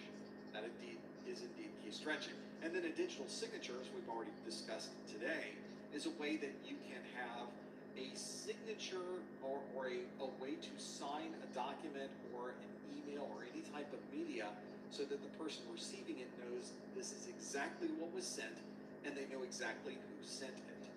That digital signature provides that integrity and that non-repudiation. So in this case, that's not what we were doing. We weren't doing anything with integrity. We weren't doing anything with non-repudiation. We were instead hashing a hash multiple times. And in that case, it clearly falls under the definition of key stretching. That was the right answer. That was what we were looking for. If you're someone who is watching this video for continuing education unit credit, I would love to send you an email that certifies that you stuck in there and watched this video, even through that outage over at Google. And if you did, here's the process that you should follow. Go to the top or the bottom of the Professor Messer website, click the Contact Us link, and on that Contact Us link, you you want to find the connection or the link there, or the form that comes up, to put in your name, your email address, and in the subject line, put January 2024 Security Plus. In the body of the message, on a line by itself, put the super secret code words of the month, key stretching. Key stretching is the super secret code words of the month. Again, what you want to do is go to the top or the bottom of the Professor Messer website, click Contact Us, and inside of the form that appears, put your name, your email address, put the subject line as January 2024 Security Plus or something close to that. And then in the body of the message, put the single set of words, key stretching. You can also put anything else you'd like in that message. I read through every single one of these. It usually takes me about a week or so to process all of these and get them back to you. Sometimes it takes longer, sometimes it takes shorter, but you can certainly do that by sending it in. I'll make sure I get these back to you. Do not worry. Key stretching is our super secret code words of the month. Now, for those of you who are asking, what did this look like on the trace route side? I did not keep the MTR that I had here, but if I look at a trace route to Google, Spending time with the ones you love is priceless. That's why Kroger Delivery, proudly serving King Soopers, makes grocery shopping effortless. Get $20 off your first order. We'll deliver your groceries in our refrigerated trucks and bring them to your door. King Soopers, fresh for everyone. If you keep making that face, it's going to stay like that. I'm trying to get my own car insurance. USAA. Grandpa was in the military. He shared membership with your mom so she could share with you. Easy. USAA. Check if you're eligible today. I don't want to share too much of the addresses that are there. None of them are my address, but there is the ones that we were looking at. In fact, We're going to continue the conversation on the last part of the day. Addresses now, We're or that are talking about I'm wondering if maybe they did a route You're going to see this now on it's a that completely turn different set CYSA of plus exam. And a lot of you may not know, like, what the heck is that? Well, I know that we were out for Fuzzing a can little help bit. you I know that it's detect time to travel, but I have anomalies more questions for you. So let's do in another code, question string that I code. happen to have here. So we're going to take a look at it. Here is our next question. I like to show you the full aspect of it so you can understand. You may not understand everything, but as we get along and get towards creating strings and looking at code and integers and how everything works together, it'll make sense then. So I just wanted to prepare you out a little bit, and then we'll finish off the last part.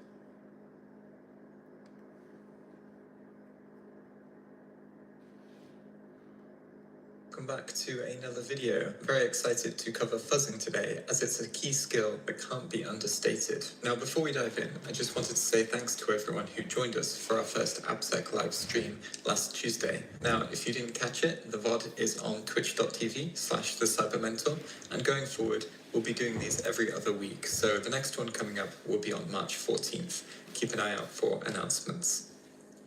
As always, if you like the video, don't forget to hit the like and subscribe buttons. We always really appreciate your support. Let's dive in. There are many different types of fuzzing, but generally speaking, when it comes to web applications, we can take one of two approaches.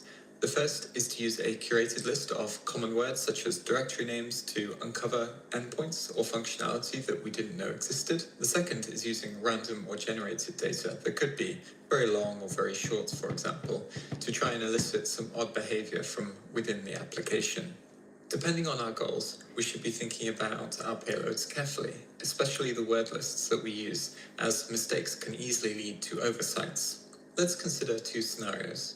The first scenario is when we're looking for subdomains. Sending data of hundreds of characters that exceed the URL maximum is unlikely to give us any useful results. In this case, we want to use a curated list of common directory names.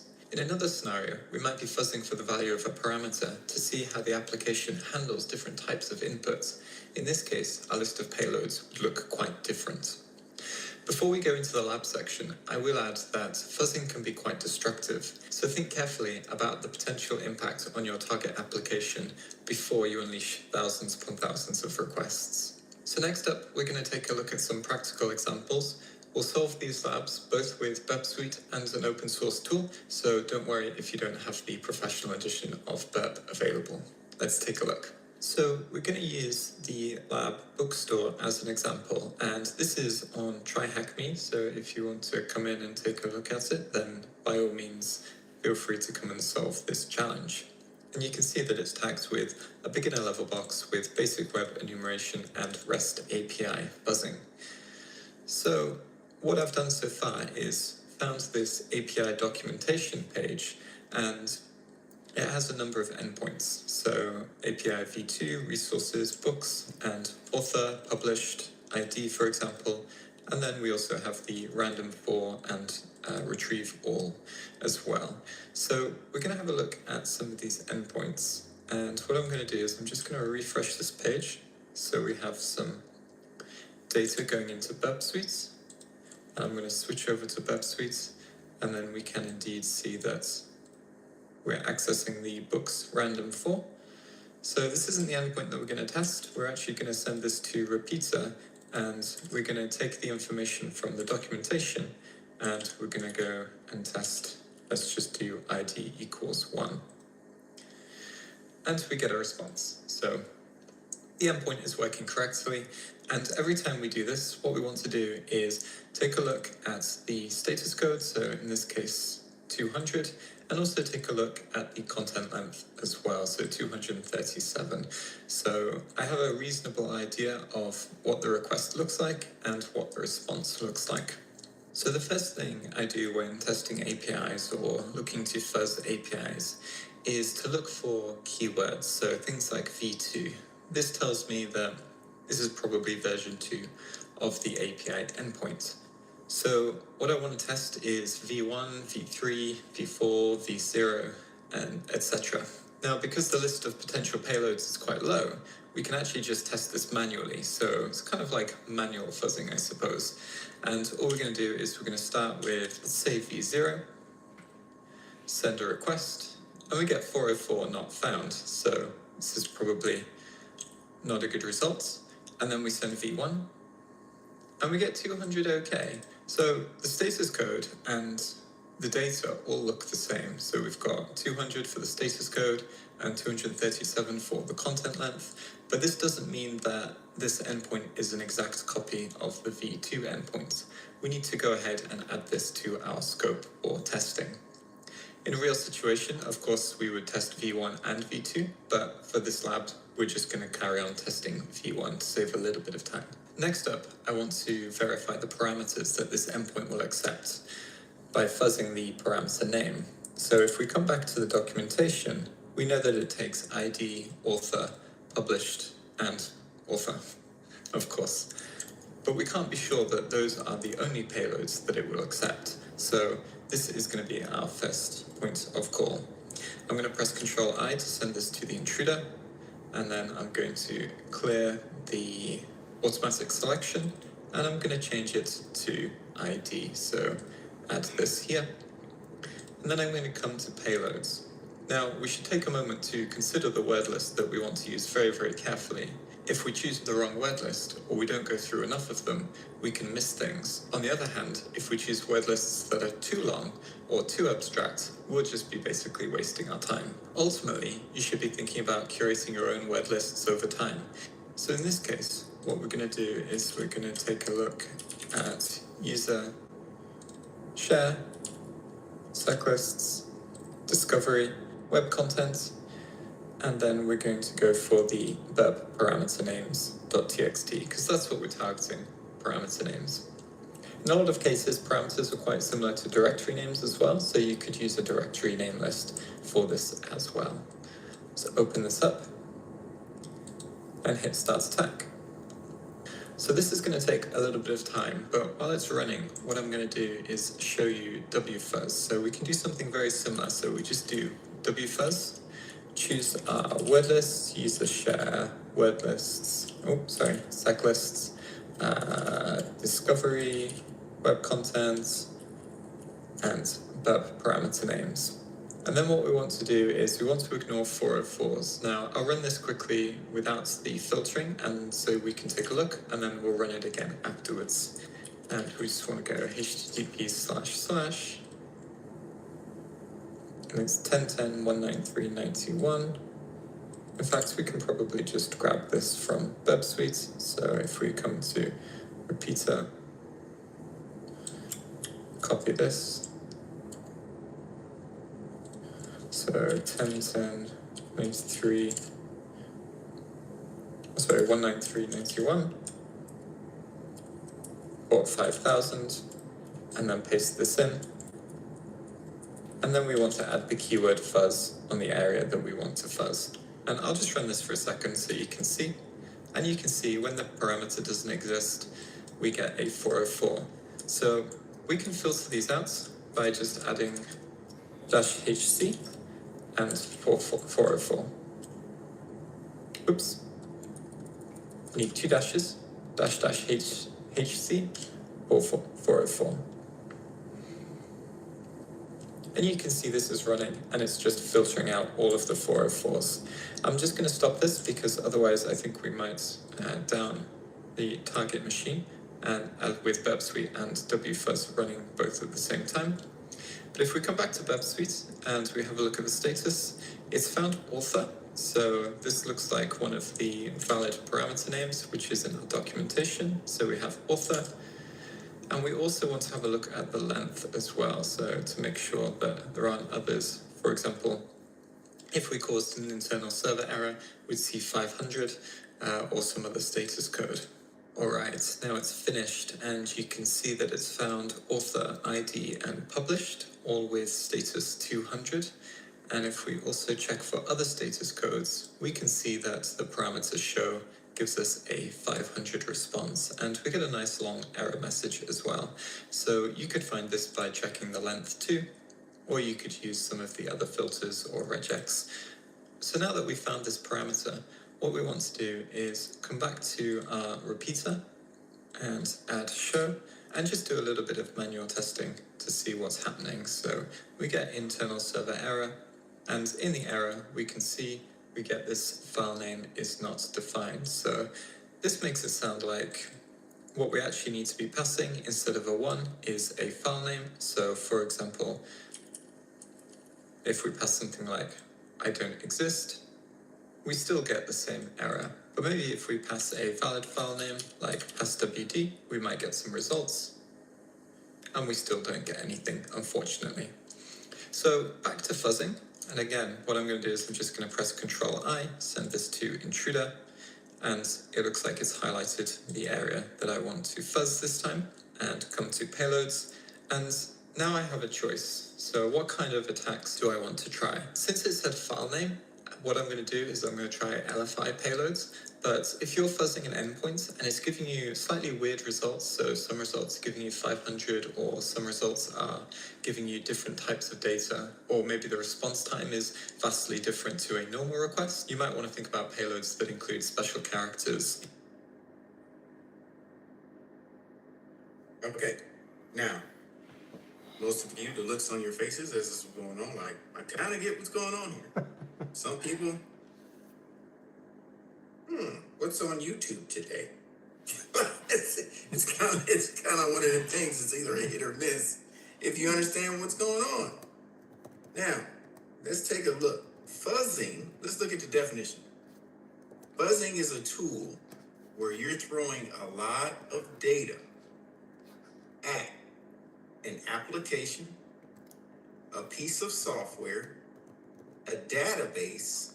You're throwing a lot of insignificant information in a pattern to see if you can find vulnerabilities in any of these. Looks like advanced editing of data. It's testing of data. It's testing the vulnerability of data. So when it goes and hits it, you're trying to see if you can get in that web portal. It's using just a ton of stuff, and AI is in the use of this to help you find ways to get in or vectors to exploit it. Does that make sense? Yeah. He's using Burp Suite to find it, and then if we look here, here's the different things. I've shown this to you before, but it probably didn't make sense before, but now you do. You can see a lot of stuff. Again, here's the Burp Suite. You have this in Kali Linux. He's going to use that. You have your dashboard. You set up the target. you set up a proxy when you're trying to get session information and to retransmit. You have the intruder, you can repeat the information, you can collaborate, but what you're doing is you're using under here all of these different things to test payloads and see what's happening, or meta characters to see what happens when you submit the data and send it. He said a key word. He says, I don't want 2 programs to run, because if I do that, the chances are I could shut down the machine. Did you hear him say that? The target machine? Yeah. And that's not what he wants. He's trying to find a natural way in just by throwing a lot at it.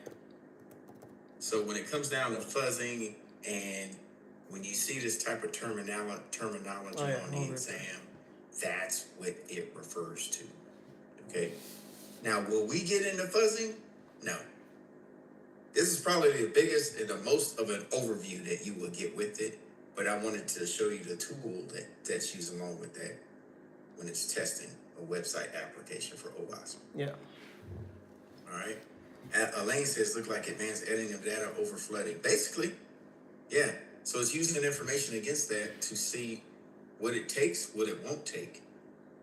What errors does he get? He had a 500 error, a 400 error, a 404 error, a 200 error. What kind of errors are those? Who do they refer to? Let's put it that. The client or the server? So when you're trying to ask up, who's going to give that error? Is the client giving 500, 400? The server's giving that error. Okay.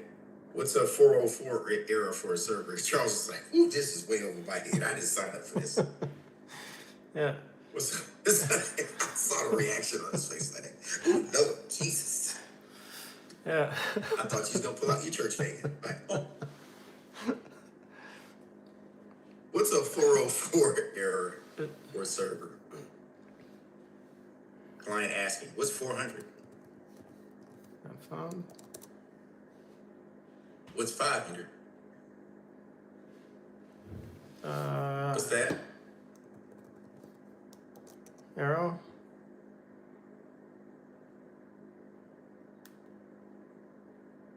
Internal error. Arrow. What's 200? 200. I don't know. Actually, I don't know what 200 is. I forgot. Oh, okay. Let me check. Let's see if y'all can look it up for me. What's error 200 for server communication? Error code 200.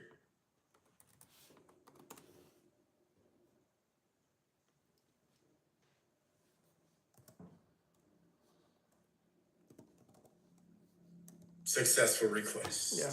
There you go. So I know he's throwing around a lot of, thank you, Mr. T. I know he's throwing around a lot of numbers, but if you look at it in this aspect when he's testing, oh, now it makes sense. I see what he's doing.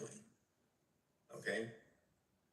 So as we get back to the slide, that's why it's very important to understand all the baseline configurations that you may have or implemented for your system.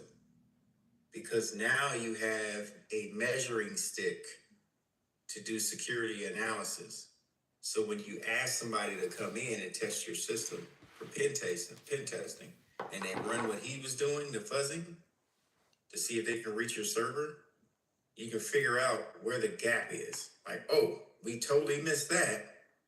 Implement that, redo a baseline, and now you have something going forward for the following year, because you'll get tested every year, especially if you're providing services for a third party. Yeah. All right. So these are the type of things that you see. All right. As we move on, when you're understanding the flaws, you'll use things, we've seen this word before, SCAP, Security Content Automation Protocol. It's a suite of specifications. What you have is for standardized identification of software flaws, misconfigurations, vulnerabilities. That's the main thing it's doing. It's just searching your system for all of those and it's bringing you back a report of how favorable you are. If you're in compliance, if you're missing the boat on something, and then you can go back and gen adjust it. The languages in which SCAP will speak, OVAL, ARF x CCDF. In OVAL, here's the difference of the languages. OVAL is consistent and interoperable between systems, and it can assess the information regardless of what security tools you may have attached. It's not language specific. It can still interpret it. Asset reporting format, that allows you to correlate reporting formats, independent from any specific application. So this one is not vendor specific. ARF is not vendor. Now, if I recall, for CYSA, for exam purposes, I believe there was one question as far as SCAP reporting languages. You might see some terminology saying which one is not vendor specific. It's ARF. Then, extensible configuration checklist, that one uses XML, which is a generic machine language that can be read pretty much across the board, but it's pushing out standardized benchmarks, definitions, and security checks. That's what's in that kind of package. So if you can see, there are all kind of 3 different packages that you can see. It's kind of like Kali Linux that has different distributions, but is it all Linux? It's all Linux at the end of the day. Red Hat, Debian, right? Well, this is all SCAP languages. They all may be different, but at the end, they're all SCAP. All right, and this is how I skip to. To identify these items in SCAP, Common Platform Enumeration, CPE, Common Platform Enumeration, syntax style, uses URI identifiers. They use the naming format to identify systems and software. They're going to bring in common vulnerabilities and exposure data. Again, you know what the identifiers are? It's the CVE, the year, and the continuous number for the year. It goes from 1, and whatever comes in the door, it just gets assigned a number. It's ongoing. They don't decipher it by manufacturer or none of this. Nope, it just gets assigned a ticket number. All right. And then common configuration and CEE is similar to CVE, but it's focused on just configuration issues. So up here, it's the vulnerabilities and exposures, but here, they're saying, well, you probably wouldn't have had this if this was right, if your configuration was right. So that's what that is evaluating. And if we look back here, is CCDF, there's your standardized benchmarks, again, related to security checks. CDF and CCE, they work together. Now, we've been through the common vulnerability scoring system. We went through that last week. We saw that on the Net Plus exam. Who did not understand the CVSS score? CVSS score. Now, the CVSS score version 2 has shorter requirements than version 3. When we put them together, the version 2 one was like this big. The version 3 added some stuff on it. Remember that? It was a little bit longer. It had talked about what's the 3 areas of a CVSS score. The 3 main areas. It shows you right at the top, 3 boxes that it'll grade you on. What's the name of the boxes at the top? The attack. Those are down in the bottom, but it's 3 main areas at the top that it grades you. Like attack vector, complexity, CIA, those are all inside of the top 3 areas.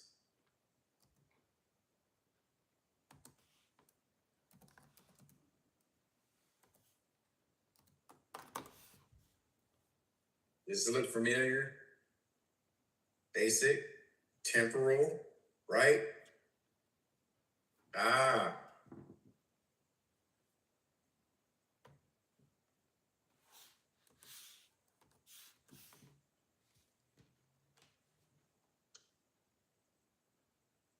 Type in CVSS story. Oh, yeah. This. Basic temporal, yeah.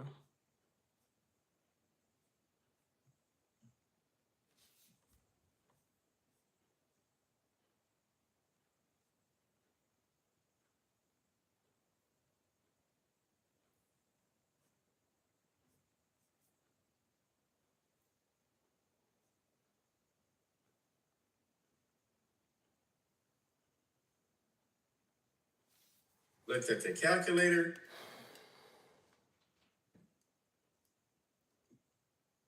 Base. Yep, the base. Yep, there you go. Thanks, Charles. If I would have looked to my right, I would have had it. All right. Thank you for the assist. So base scores, basic, temporal, and environmental. Yeah. What they added was the overall for version 3.1. So base, temporal, environmental, and then now you have the overall. Now within the base score metrics, this is what they're measuring. Attack vector, complexity, privileges. You will see that type of trash being presented to you, so you can't get them confused. So those metrics are inside of the top four, or the four areas. Inside the temporal, now is looking at exploit code maturity. Did we prove it exists? That means, is it proof of concept if it's in there? Does a true exploit exist, or can we function while the exploit exists, which is important? Can we still function? What's our remediation level? Is there an official fix, attempt? Do we have a workaround, or there's nothing? And then as you go down here for environmental, now it's looking at attack vector again, the complexity, privileges. Are privileges required to execute this? You can say none, low or high, meaning there's a low impact, meaning a little bit of somebody's credentials were needed to exploit this. Or a high, meaning credential stuffing, or somebody's stuff stolen. Like they got it and they tried to use it, or they did use it to get in. Somebody mentioned CIA, right? That's in here, CIA, confidentiality. CIA, integrity and availability, all in here. And then over here, the requirement that's needed. So just kind of put this in the back of your mind, the four areas for 3.1, base, temporal, environmental, overall. And inside of there, you have individual measurements. Who does not have this link? Or list. I'll drop it in. I'll drop it like it's hot. Drop it like it's hot. There you go. All right, back to the show. So now you know how to look up CVSS version 2 if you need to refer back to that. You can see how different things have changed. Now there's a base scoring system for CVSS, 0 to 10. If we're looking at it here, 0 is good. Okay? 9 is bad. What is it for system errors?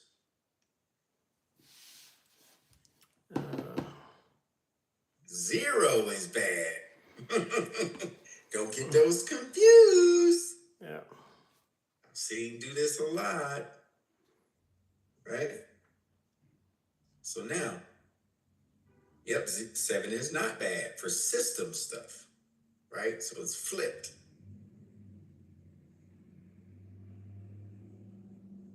You got on the practice test, and now you know, right? G.I. Joe. All right, so we looked at these. We looked at the different areas. So when you're reading that string that goes across, it'll start out and say attack vector. Is it physical or whatever? It gives a letter. Then it says AC. What's the attack complexity? Low, medium, high, or it has different things in there. Then you'll see PR, privileges required. It'll say N for none, and then on the chart, so that's how you decipher it going from left all the way to right, like you're reading CIDR. Like you're going from bit 1 all the way to 32. You go left to right to figure out the slashes, right? So that's how you're reading the chart. CYSA may present to you a question to say, hey, here's a string of information. Here's the CVSS score from 3.1. What's the attack vector? And they'll tell you just exactly like that. And you got to go, okay, it's in the base in the front, and then you go over and start reading. And you correlate. Yeah.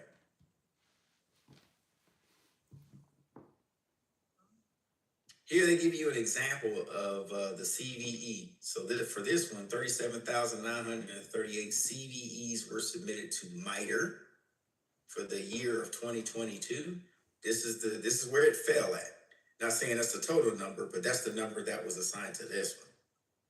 It was a 37,958th one that was submitted. It gives it a score, right? And this is what I was talking about right here. You gotta know how to decipher it. Now, if you ever want to read up on one, you can go read up on them, and you'll actually find out from CVE. It's like the Better Business Bureau. Brian finds something, Kevin finds something, they're working on something together. They find a vulnerability and like, oh snap, this could bring down a whole network. Now, what you do is most people will call them or submit an email or talk to a tech and say, hey, I found something on your system, like Apple. I think y'all need to fix it. They'll be like, yeah, we'll get to it. Okay, then you check to see if they put in a CVE for it, nothing. 30 days go by, most hackers will be like, listen, if you don't fix this, this is going public in 30 days. I'm gonna put it out on a board. Then they wanna fix it. Right? They were like, I gave you a chance to do it. Now I gotta let the public know that this vulnerability actually exists. So some people actually do that. They'll give them a chance to do it. Or they'll report it themselves as a CVE.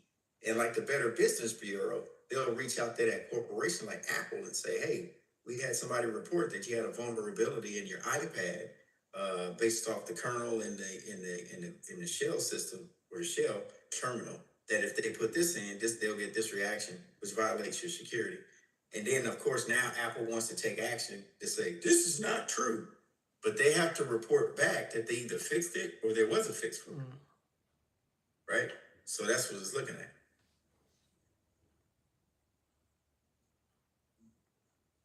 So when Apple goes to look, they're going to say, okay, you reported a vulnerability. We have to validate it. We're going to see if it's a false positive, meaning it's actually bad, but it said it was good. This is saying it was actually good. I mean, a true positive is it said it was bad. Yep. We verified that it is really bad. That's a positive hit. Or a false negative. That means it never showed up on a report when it should have.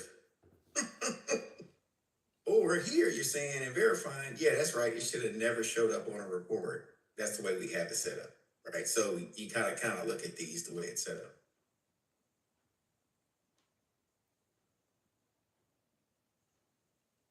All right. Let's get down to some stuff that okay. So now with vulnerabilities, you'll see that some corporations will do what they'll do a fully air-gapped system. Okay?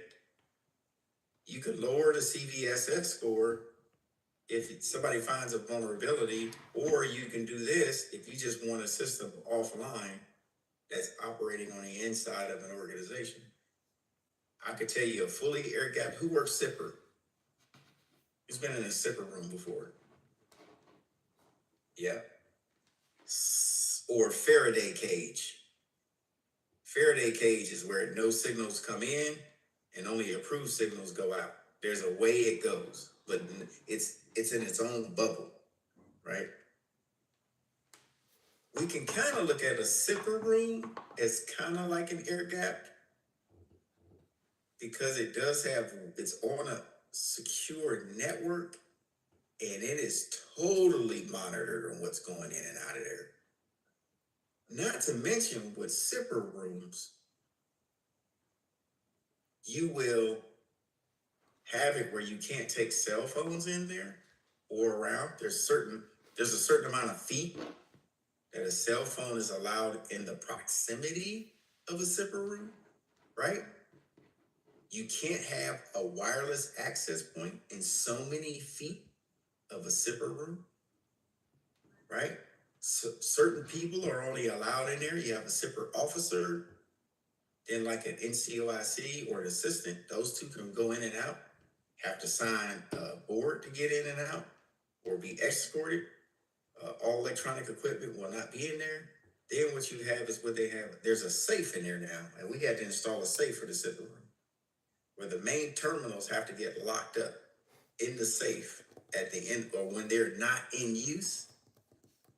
The safe actually has its own power station built in it, so it still can get power while it's plugged up, and it has extension cords. So if you have to pull a laptop out, it can still be on. Work with it, you put it back and you lock it back up again. So there's different varieties. That's not the only variety, but there's different varieties that you'll see to make sure that the information is secure. This sounds like the room we go to, we get clearance. Yeah, exactly. It's the same one. Yeah. That is the zipper room. Screens have to be turned a certain way. No windows at all. I've seen it before where they use special paint on the wall that dissipates any kind of radio waves or something that lead. So it's kind of crazy. They get to that point. All right. And again, we can go on and on. That's just a lot of features that you'll see.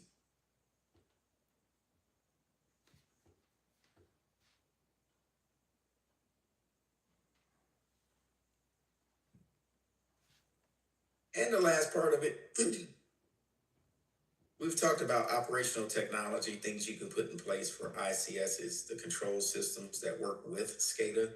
It's kind of like a seam has to work with a sword type of situation. You'll see ICS and SCADA together, right?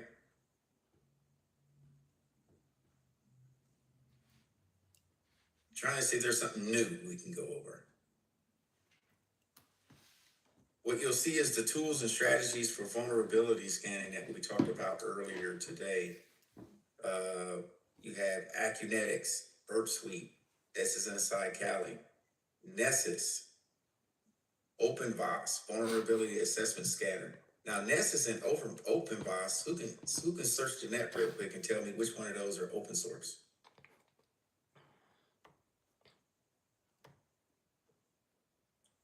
Let's see. Charles says, I went to a visit to the sea room in Iraq looking like NASA and had to have clearances. They had guards. Yep. In Afghanistan, they had it too, where I call them the alphabets. The reaction team was right next door with the SEALs. They were all in the same compound. So they had a special back door they went into to get quick stuff that they needed. And us normal folk, we had to get patted down, coming in the front. But in the back, they just come in and out because they live in that compound. Yeah. Yep, 50 screens. Yep. Computers and goons. That's what I'm talking about. All right, Mr. T has reported that OpenVOS is the open source. Don't need a license for that. You can actually download it and take it on a trial run. Is it Linux? Burp Suite is open. Is OpenVOS Linux based or Windows? Or is it doesn't care what operating system you use it on? I guess that's the next step. Most of these do work on some can be vendor specific. Linux, but can be used on Windows. Okay, thanks, Mr. T. Appreciate that. So it can go either way, but it's Linux-based, but can be used on Windows. There you go. So you have to look at this stuff too. What meets your check in a box, which you want to use. If you want to introduce this, because a lot of you will go out into the wild, as we call it, and you'll get a job out there. Mike looked at me like, what the heck? You'll get a job in the wild, and they will look to you like, Martin, we need this. Hey, man, you're the expert. We're vulnerable. They're crying on you and everything. Martin says, calm down. I got you. Ooh, he's sweating. He's going to look up everything. But they're going to look at you like you are the expert. So be prepared. Be prepared. Look at these different tools. This is where you're at in IT. They want instant. Now, I've seen this. I've been a victim of this. You walk in and they think they're instantly secured because you just walked on the premises. They know everything. Even me, I'd be like, we'll figure it out. Inside, I'm like this. Outside, I'm like, we'll figure it out. We'll gather some information. We'll see what we can do. I'll be right back. Go to the restroom.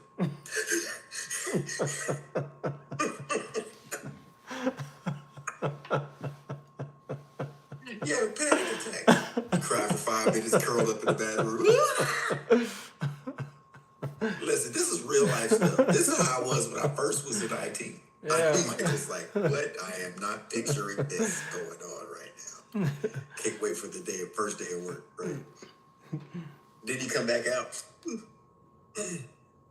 Let's get back to business. Hey, I'm only saying what y'all thinking. Who's thinking the same thing? That their first day is going to be nobody? I'm by myself. I mean, yeah. Somebody's thinking what I'm saying. So I'm going to say it for you. Yeah. All right? It feels like it's going to be a panic attack on the first day. What Kevin says, I won't even make it the first day. Now, thinking about it this way, look at my track. Mike's like, that's me. I'm going to be like that. Thanks for not leaving me hanging. I felt pretty weird for a second.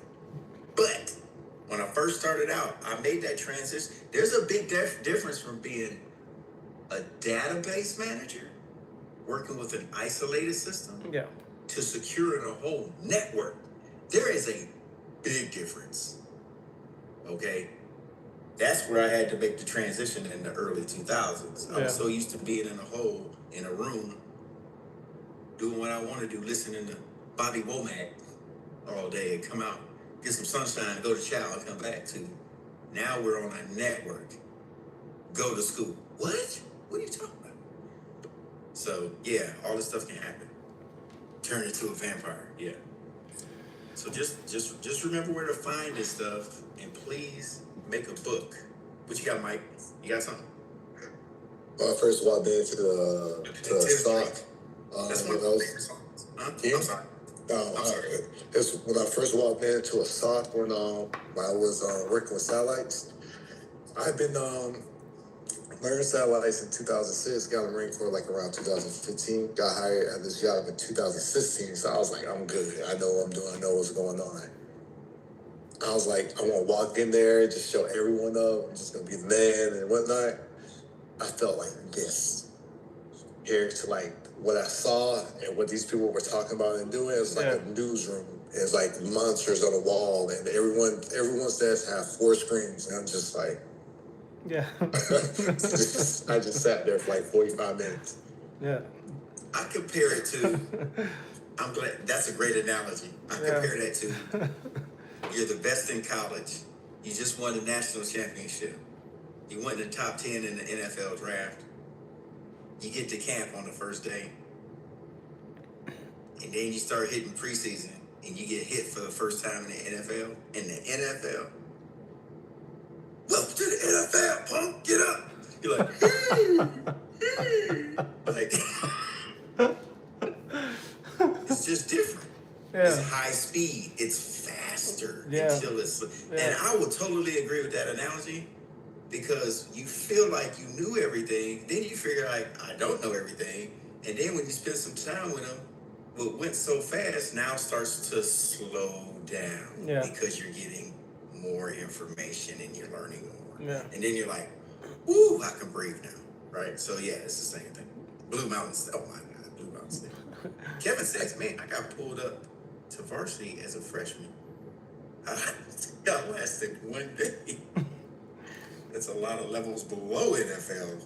So very motivational, James. Yeah, it's like it could be like that." But any questions on the lesson? I'm gonna let you guys read the rest at your leisure. Probably a couple of slides. What you got, Mike? No, like you know, you think you can. I was thrown to the wolves my very first day. They wanted to see how I can handle pressure. They like put me on everything. I had no clue. Everybody knew I was new, but I had no. And they would ask me like I had shareholders asking me questions. But you know, sometimes I kind of like that because they do that on purpose to find out what your skill level is. Now they know they got a baseline of, oh, okay, he's good there. We don't have to worry about this is where he needs to work. So it's kind of like he's telling us or she's telling us where they're at just by us giving them basic things to do at this job. Yeah. And then they'll see how you work. They're going to do the same thing to you on the first day, wherever you go. They're going to ask you to do some things and say, if you got any questions, let me know. They're expecting you to, it's expected. It's expected. You got like a 120-day curve anywhere you go. All right. It's a 120-day curve Yeah. where you get spooled up.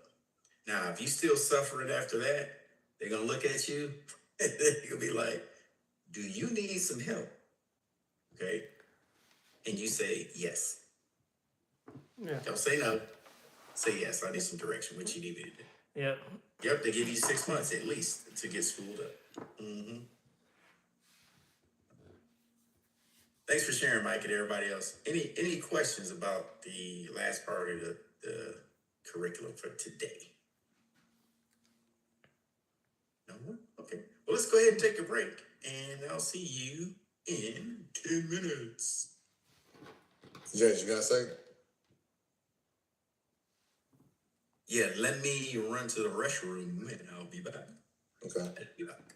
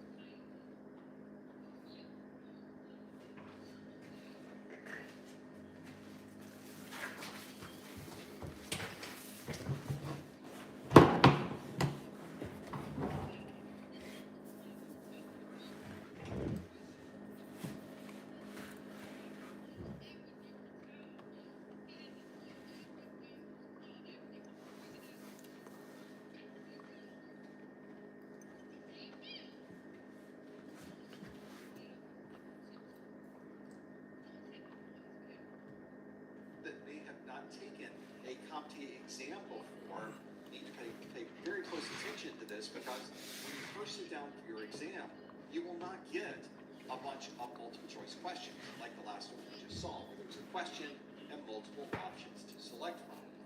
What you'll get in the very first part of the exam is a handful of questions. You'll get maybe up to 5, somewhere around plus or minus 5 questions or so, maybe fewer, maybe more than that we call performance-based questions.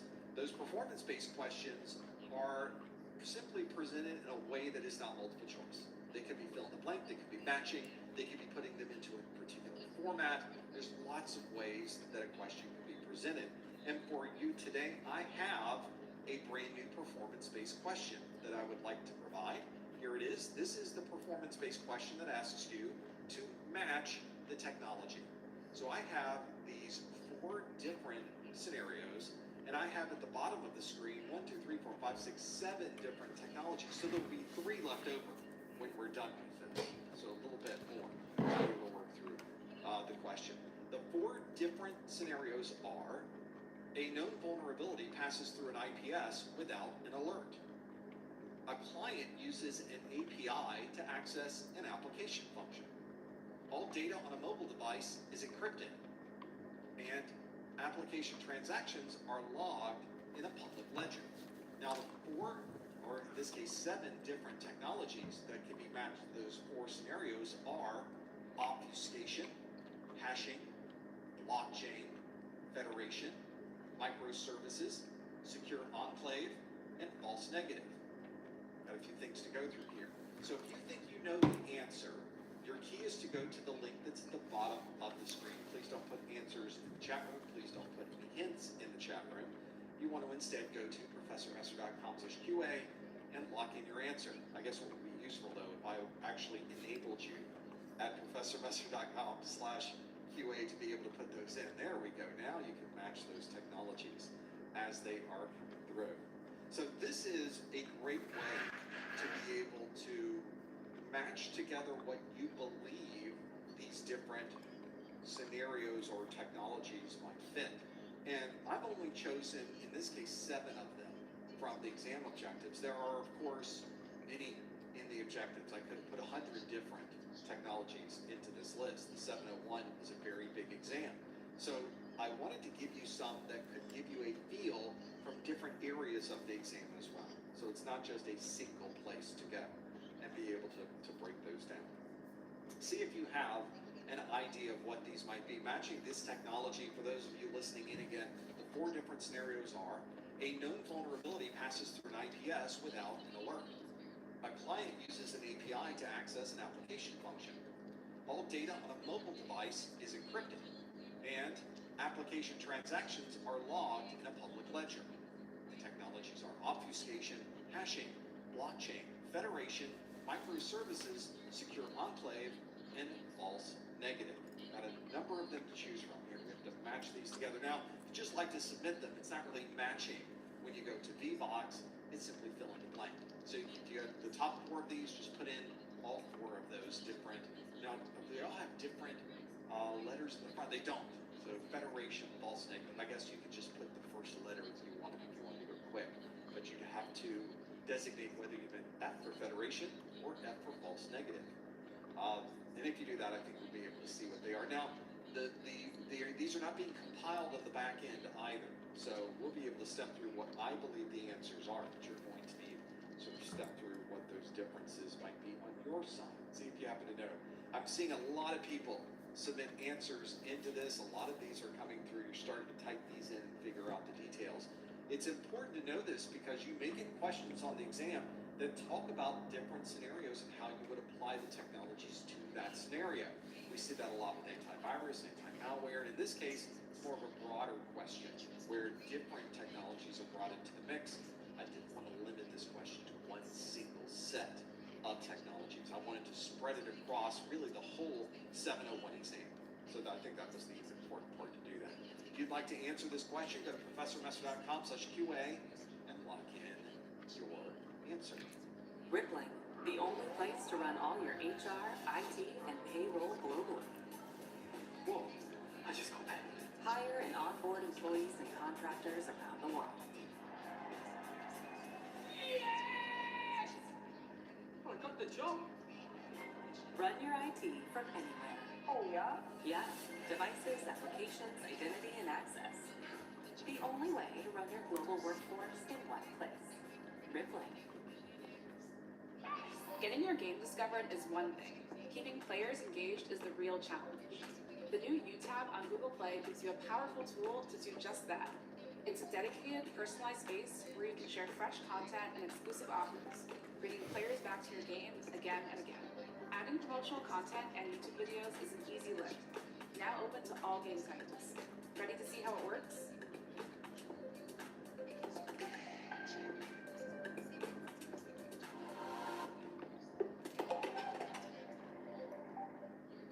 Good.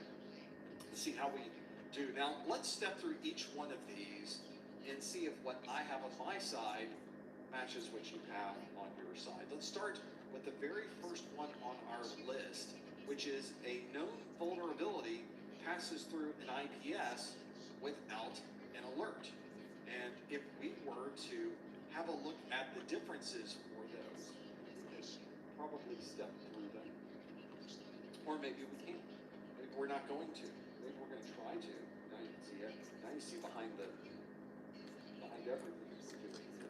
The differences, there we go. So now let's have a look at each one. I'm going to put false negative under the first one that we have there. Known vulnerability passes through an IPS without an alert. That is indeed a false negative. A little bit different than a false positive. A false positive is the alarm bells go off, everything starts ringing, it tells you there's been an alert. When you go to look for it, you can't find any alert there. It's a false positive. In this case, a vulnerability did go through this. We had some type of attack that was attacking a particular vulnerability on a system, and the IPSs, especially for known vulnerabilities, those IPSs are designed to find those and stop them. But if maybe the IPS is not up to date with the latest signatures, or perhaps this vulnerability has been modified in a particular way that the IPS can't recognize, it may slip through the IPS, and someone could attack a system, and you would have no idea. When you don't get any type of feedback, there's no alerts are going off, no alarm bells are ringing, there's no lights flashing, but a real vulnerability was exploited, then indeed we have a false negative. Next on our list is a client uses an API to access an application function. There's lots of ways to do this. There's many ways to simply set up an API call on your system that talks directly to another device and do it that way. But we have certain options here at the bottom that we need to choose from. And if I had to choose from any one of these, the only one that makes any sense is microservices. Microservices allows application developers to break the application into tiny little pieces and be able to access the back end and database and other functions of that application through that single slice of the app. This allows them to have a way to scale this application very easily.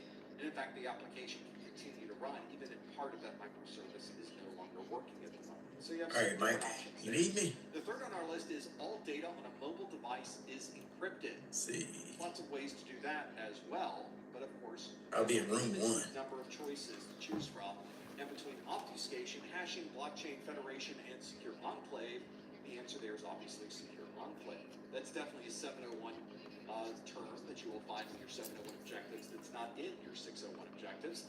It is a term that the industry is using quite a bit to describe the technologies that are built into our mobile devices, into our tablets, and in some cases even into our laptop computers, so that we can have protection of those systems as we take them other places. And being able to encrypt data, Secure Enclave has extensive cryptography features and the ability to store different very important security keys.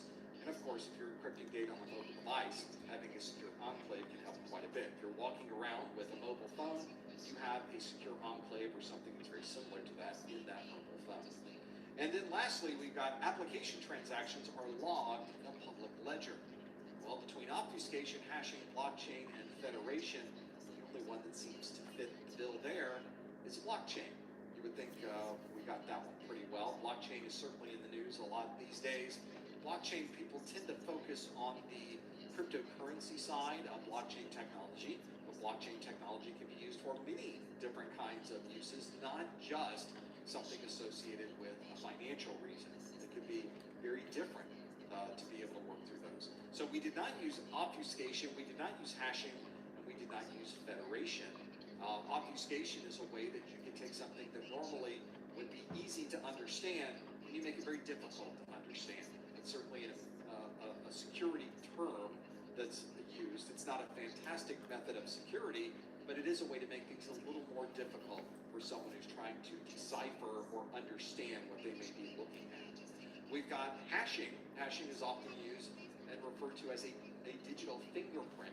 That fingerprint, just like we have a fingerprint that's on our finger, a digital fingerprint or a hash allows us to understand if a particular text or a particular document is one that matches that particular hash. That way we're able to match the hash to the document, just as we're able to match a fingerprint to a person.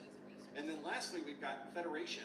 If you've ever logged into a website and you've not logged in with a website-specific login, you've logged in with your Google ID, you've logged in with your Facebook ID, you've logged in with your Twitter or X ID, it's federation. So those are a very common way to authenticate, and a very secure way to authenticate as well. It's one that's used more and more. I see a lot of websites giving me the option these days. So out of those 4 options, a known vulnerability passing through an IPS without an alert, that's a false negative. A client using an API access an application function, that is microservices. All data on a mobile device is encrypted. We do that with a secure enclave. And application transactions are logged in a public ledger. That's your blockchain. That is your matching question today. That is your performance-based question. Hopefully you did pretty well with that one. A lot of these topics are new, and if you're going to get questions wrong, now's the time to do it. Hopefully, if maybe you got all of these right, but if you got any of these incorrect, now you know what the answer is. And if you see these topics on your exam, you'll be able to decipher them a lot easier now that we've gone through those specifics. That is our performance-based question of the day. Let's shift gears and now do a different question. Now let's go back to our multiple choice-based questions.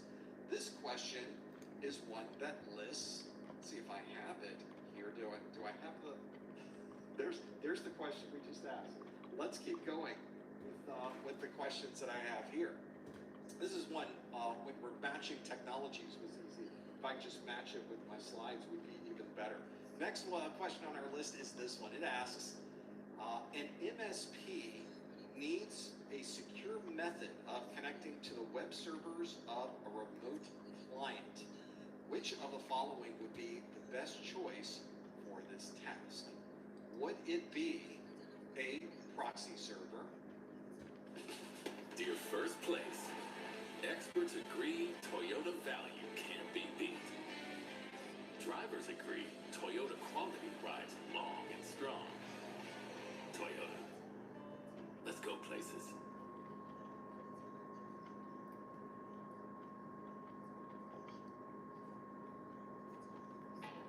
Organic and dairy-free. Here we go. At Sprouts, our shelves are filled with new, exciting, and delicious discoveries. This is that Sprouts feeling.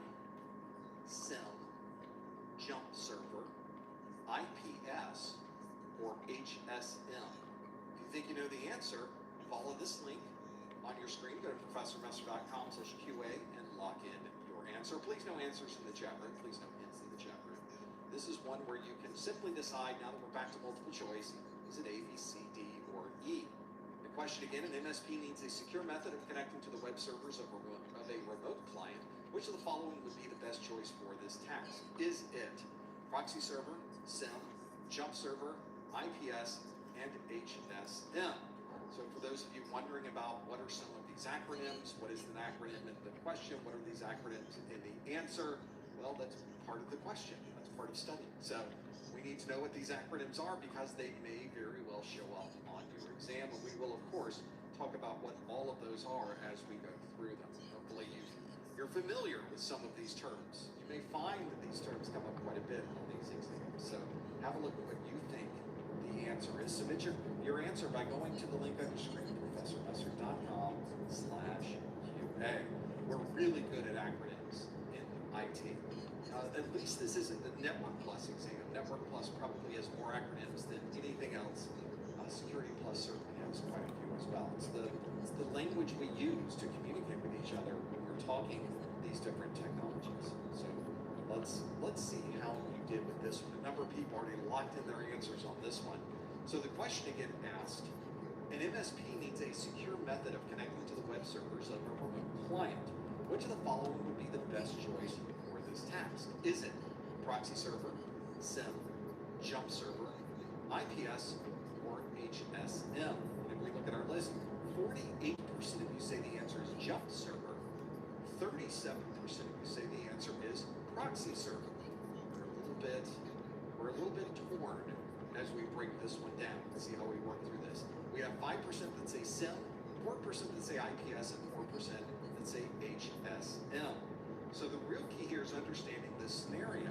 The scenario is it is a managed service provider, and they need a secure method of connecting to the web servers of a remote client.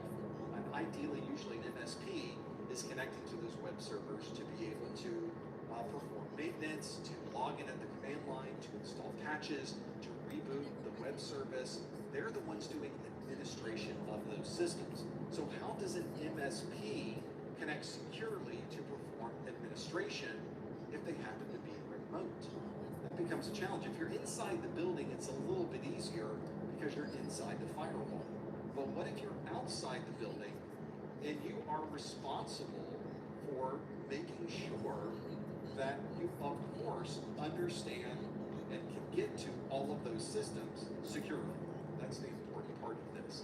And if you are working with an MSP, then you are probably very familiar with a jump server. Jump servers are devices that sit on the outside of the network. So our private network is here on the right side. You can see there is a number of servers on the inside, application servers, web servers, database servers, and a jump server. And if you are an external client, there's probably a little pinhole in the firewall. There is a rule that allows us to access one device on the inside of that network. In fact, it might be even more secure. There may be additional access controls here. But if you're on the outside of the network, using a number of different features, you may be able to connect to that jump server that's on the inside. And as the name implies, this jump server allows you to jump to other systems. That gives you a lot of access on the inside of your network, and that's why we say the jump server is almost always a hardened device. We've made sure that it has limited access to the internet. We want to be sure to monitor it so that we know it's not being abused. Usually we're connecting to the jump server through some type of method, SSL, we're connecting over a tunnel, maybe we VPN into the jump server, and from there we jump off by using things like a desktop or secure shell. So that's a good example of how you might be able to securely access systems that are on the inside of a different organization, even though you happen to be on the outside of the organization. And indeed, jump server is the correct answer. 48% of you got that one absolutely right. And on it, we have a large number, 37% said proxy server. And I think a lot of people thought, well, they're connecting to a web server, so they could use a proxy. It's just an automatic thought. And indeed, if you're, for example, connecting to ProfessorMesser.com right now, you're connecting through a proxy. You don't see it, you don't realize it, but there are additional security controls put in place. But you're a user. You're someone who's accessing that service. You're not someone who's administering that service. And MSP, Managed Service Provider, is someone who is managing those systems. They're not going to use a proxy server. They're going to use a jump server so they can SSH, or they can remote desktop into those systems. So proxy server, although would be great for the end users, not very good for the MSP. The MSP needs additional features that can only be found from a jump server. And that's the one we were looking for. The rest of the answers, interestingly, are all those acronyms we talked about. A security information and event management device, or a SIM, is one that is commonly used to aggregate all of the log files from all of those different devices on the network. It's also a great reporting tool when you have all the logs in one place. Why wouldn't you do a report on what you have discovered? That is commonly referred to as a SIM, and although a SIM is very good for reporting, it doesn't provide any access for remote connections to any device on the network. We've got IPS, an intrusion prevention system. We've already talked about IPSs today. We know that IPS is designed to look for vulnerabilities, someone attacking those vulnerabilities, and be able to stop that traffic before they're able to exploit that vulnerability. In this case, securely connecting to a server doesn't have anything to do with stopping exploit of a vulnerability, so it would not be an IPS. And lastly, an HSM, hardware security management, or hardware security monitor, or hardware security system. This is the systems that we have in place to collect and store and manage and maintain all of our web server certificates are often used with, in conjunction with, an HSM to be able to properly store and secure those, especially in very large-scale networks. So if you're in a very big network, got a big data center with lots of different servers, you've probably got an HSM that helps you maintain and manage all of those different systems that you might be working with. So that is the answer we were looking for. Jump server, 48% of you, about half of you got that one absolutely right. That is what we would use to be able to access those. That is the right answer, and that is what we would use to be able to understand what the best choice might be if you happen to be a managed service provider. Well, we've gone through a couple of questions already. One of the things you may have noticed with these questions is that there's a lot of topics in here. We have 601 and 701 course notes. I have my 601 course notes up here now. Someone asked in the pre-show, do you have 701 course notes as well? We sure do. So whether you're taking the 601 exam or the 701 exam, we've got course notes for you. There's plenty to see here. The 601 course notes probably a little bit bigger, but they are all, look at the 701 course notes here. They're beautiful. They're full color. They are indexed.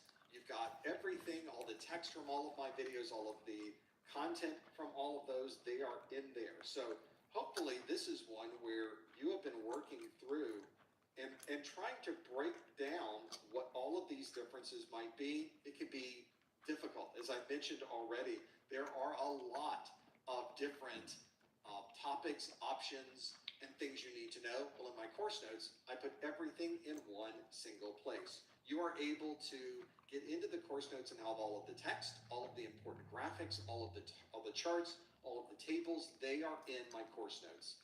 So have a look and see if that's something that might help you. This is a great place to go. My course notes, it can save you a lot of time. Doesn't replace watching the videos, but it does give you a way to consolidate all of that information and carry it with you wherever you happen to go. There are both physical edition and digital edition PDFs, and if you purchase the physical edition that I'm holding right here, the printed version of the course notes, you get the digital edition for free. So you have the choice.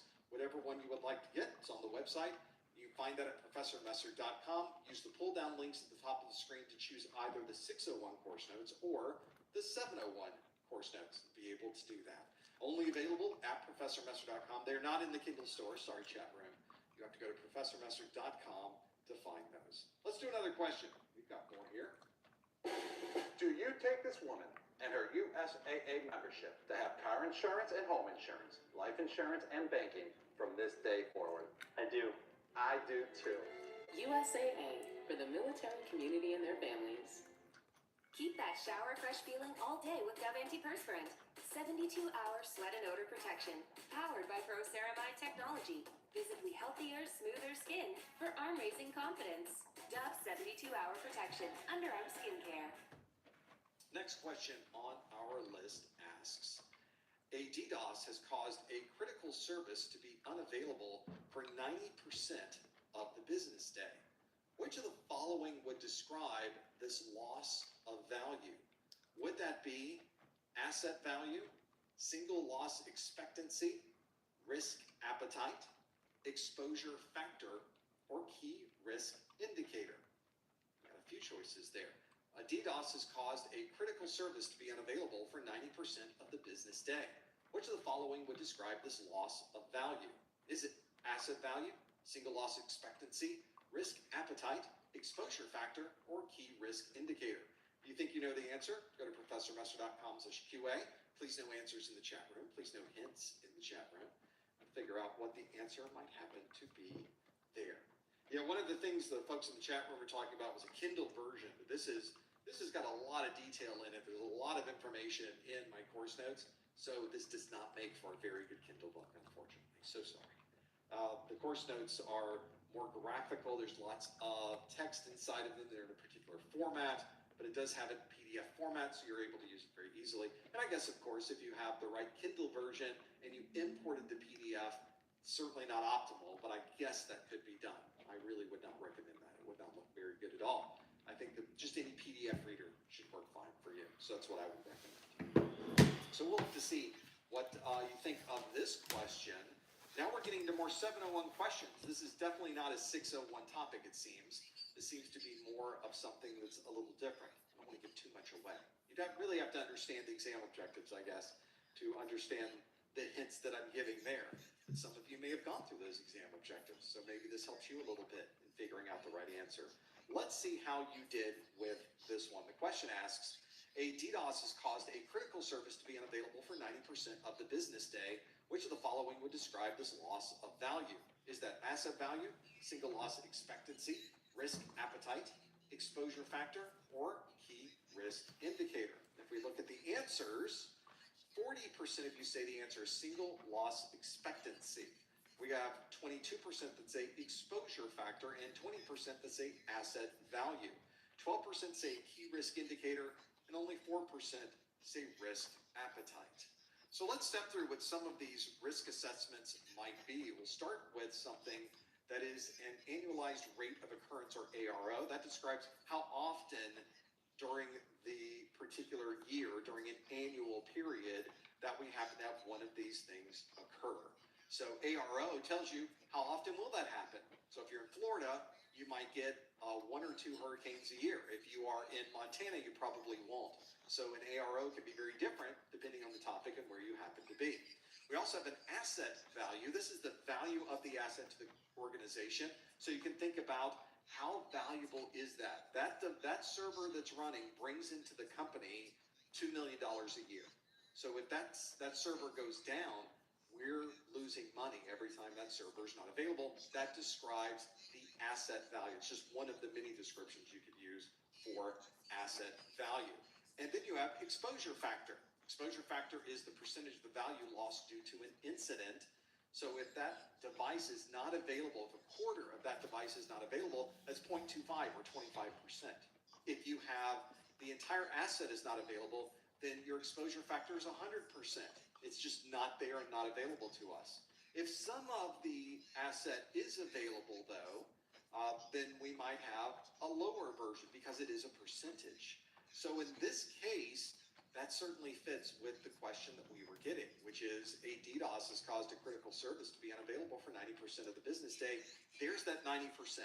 So it was available for 10% of the business day. So at least we got a little bit of business done on that device. Obviously, 90% is a very large number. That's a significant problem. But now we understand that what we were hoping to find was an exposure factor. We have an exposure, 90% of this device not being available gives us the idea that we have an exposure factor of 0.90 or 90%. So in this case, exposure factor was the number we were looking for, 22% if you chose exposure factor. Now, to be fair, this is a brand new topic from the SY0701. Maybe some of you have never run into this topic before, and now you have some insight into how you might calculate things knowing that there happens to be an exposure factor. A single loss expectancy would tell us how much we lost by having that available. For example, if a web server goes down for the day and we make $10,000 a day on that web server, our single loss expectancy would be $10,000. But you can see here our number that we were looking at was a percentage. So there's no dollar value associated with the percentage. We have to first understand, what are we losing? How much money have we lost, or how much of a service have we lost? And then be able to understand how often that service was unavailable. In this case, the exposure factor was indeed 90% in this scenario. Asset value describes the asset itself. We already talked about asset value in that previous slide. And I guess the only one we haven't talked about key risk indicators. Key risk indicators can be used, it's a very broad term that can be used across many different parts of IT. In the security world, we use key risk indicators to understand what different things may be indicating a problem or a risk associated with a particular service. So that's another good one to think about. Risk appetite, maybe we'll talk more about risk appetite as we go through this, but that is one where An organization needs to understand how much risk are they willing to take. And when you talk about understanding risk, well, do we buy a firewall or not? Well, how much risk would we be willing to take? That would be our risk appetite. We make a number of decisions with budgeting, with purchasing, with implementing new systems. We always consider, what is our appetite for risk here? Because you could spend a lot of money on security, you could spend a little bit of money on security. It's really up to you and how much you would like to risk. And being able to understand when it becomes a little bit too risky, maybe that we don't have an appetite for that. And that's our risk appetite.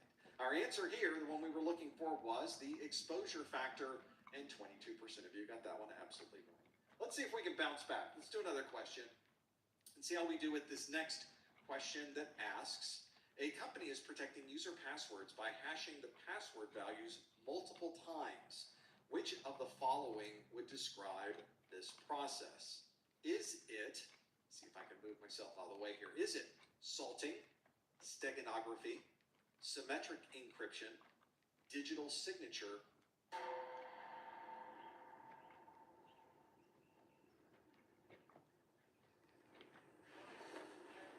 Good morning, Carol.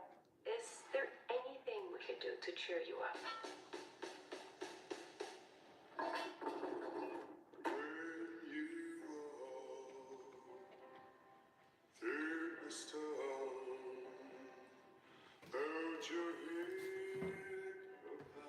or key stretching? A company is protecting user passwords by hashing the password values multiple times. Which of the following would describe this process? Is it salting, steganography, symmetric encryption, digital signature, or key stretching? If you think you know the answer, follow the link on your screen, go to professormesser.com/QA, and link in your answer. See what you think the answer happens to be. This may be one that you're familiar with. I don't believe this one was in the 601, but there may be other CompTIA exams where you did learn this topic. So this is one you might want to even break down and understand a little better. See if you happen to know what these options are and where you might find them. Let's go through, I'm going to let a couple of extra people answer on this one. We have people that are coming in with this one and answering these. I want to give everybody a chance to lock in what they think the answer might be. If you want to answer, simply visit the link on your screen, go to professormesser.com/QA. You can lock that one in. Let's see how you did. The question again asks, a company is protecting user passwords by hashing the password values multiple times. Which of the following would describe this process? Is it salting, steganography, symmetric encryption, digital signature, or key stretching? You have a few different options there. And what might be, we'll have to see what those are. A number of you have already input your answers, so let's see what you chose in this list. And we got another sort of a tie to be able to work through these. We don't have everything that's there. Let's see how you did with this. We have 43% that say key stretching. We have salting at 37%, two big numbers, and then everything sort of drops off after that point. We've got 11% that say symmetric encryption. We've got steganography at 6%, and then hardly anyone chose digital signature at 1%. Well, in this case, we're taking a password and we're hashing it. Then we're taking the password again and we're hashing it again. We're hashing the hash. And then we hash the hash again. We can do this over and over and over again. We refer to this process as key stretch. We are effectively taking what could be considered a very longer by simply hashing it multiple times. Now, that by itself might be really useful to you. So this, sometimes you'll even hear this referred to as key strengthening.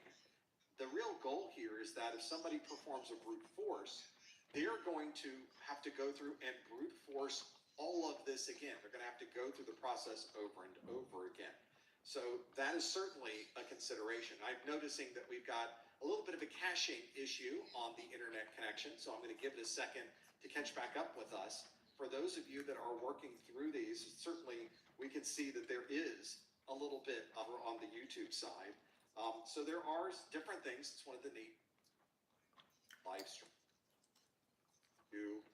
a look at what we're doing here, the details. And fortunately, the internet is still up. We're going to let the group know we are aware and waiting to bounce back, which it's okay. That is the norm of everybody working on the YouTube. It's sort of the normal thing to be able to work through. This is one I think if you're familiar with these, relatively familiar to see how this works for you.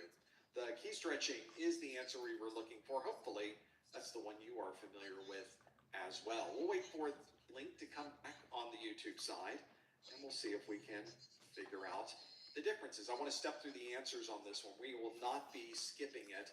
We'll make sure that you're aware of these, being able to find them. Let's reset, since it seems like YouTube may be having a little bit of a challenge there. We're going to maybe try bouncing this a little bit and see if we can work around what some of those might be. In the meantime, I'm going to bring this up and see how that works. We know that on the YouTube secondary server, I do see similar problems. So not much different. For folks who are working on the YouTube side, it just tends to do that. These tend to... This is a team feeling zen. And these are the Dell PowerEdge servers that make them feel that way. They take care of themselves, so the team can spend less time stressing and more time growing their business. Known for sharing what you love. No one wants to be known for cancer, but a treatment can be. KEYTRUDA is known to treat cancer. FDA approved for 18 types of cancer, including certain early stage cancers. One of those cancers is triple-negative breast cancer. KEYTRUDA may be used with chemotherapy medicines as treatment before surgery, and then continued alone after surgery when you have early-stage breast cancer and are at high risk of it coming back. KEYTRUDA can cause your immune system to attack healthy parts of your body during or after treatment. This may be severe and lead to death. See your doctor right away if you have cough, shortness of breath, chest pain, diarrhea, severe stomach pain, nausea or vomiting, headache, light sensitivity, eye problems, irregular heartbeat, extreme tiredness, constipation, dizziness or fainting, changes in appetite, thirst or urine, confusion, memory problems, persistent or severe muscle pain or weakness, muscle cramps, fever, rash, itching or flushing. There may be other side effects. Tell your doctor about all medical conditions, including immune or nervous system problems, such as Crohn's, ulcerative colitis, lupus, or myasthenia gravis, or Guillain-Barré syndrome, an organ, tissue, or stem cell transplant, or receive chest radiation. KEYTRUDA can harm your unborn baby. KEYTRUDA is an immunotherapy and is also being studied in hundreds of clinical trials exploring ways to treat even more types of cancer. It's true, KEYTRUDA. See all the types of cancer KEYTRUDA is known for at KEYTRUDA.com and ask your doctor if KEYTRUDA could be right for you. To bounce back pretty quickly, so we're going to give it a moment, and then I'm going to check the primary server on the YouTube side. So not much we can do on this side, but to sit and to wait.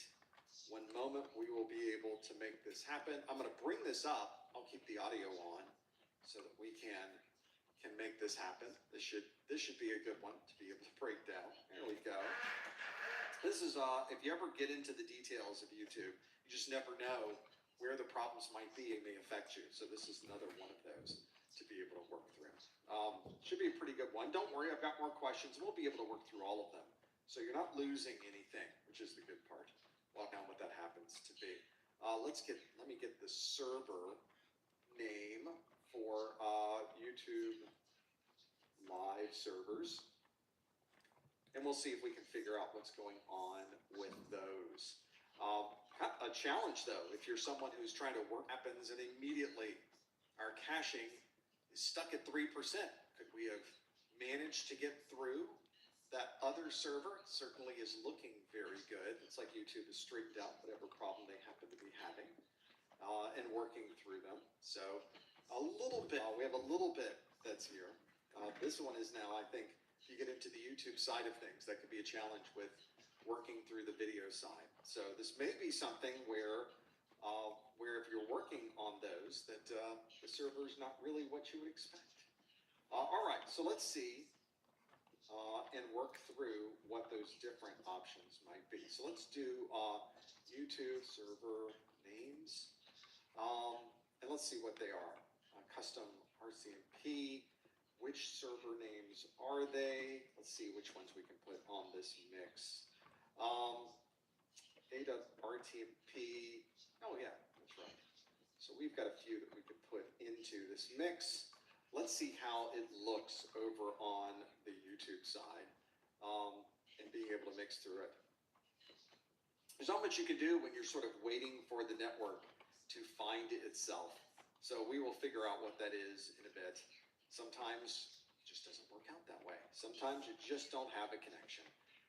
And that seems to be what we've got here as well. Let me grab the server, and we're going to do a trace route to that device, be able to figure out what our different options are. There are some IPv6 outages, though, over on the Google side, and it seems to be that that may be what we're seeing with this is an issue with IPv6. So I think what I'd like to do is maybe flip this over and see if I can break this down and force it into IPv4. I have to see if that's the case.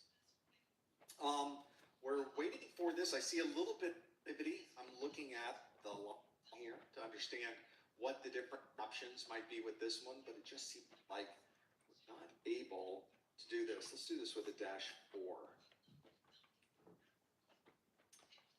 Because right now, YouTube is definitely having some problems, and I do see some Alright, outages. welcome back. Well, wait a minute, welcome back. Y'all always been here. I'm the one coming back from a breakout room.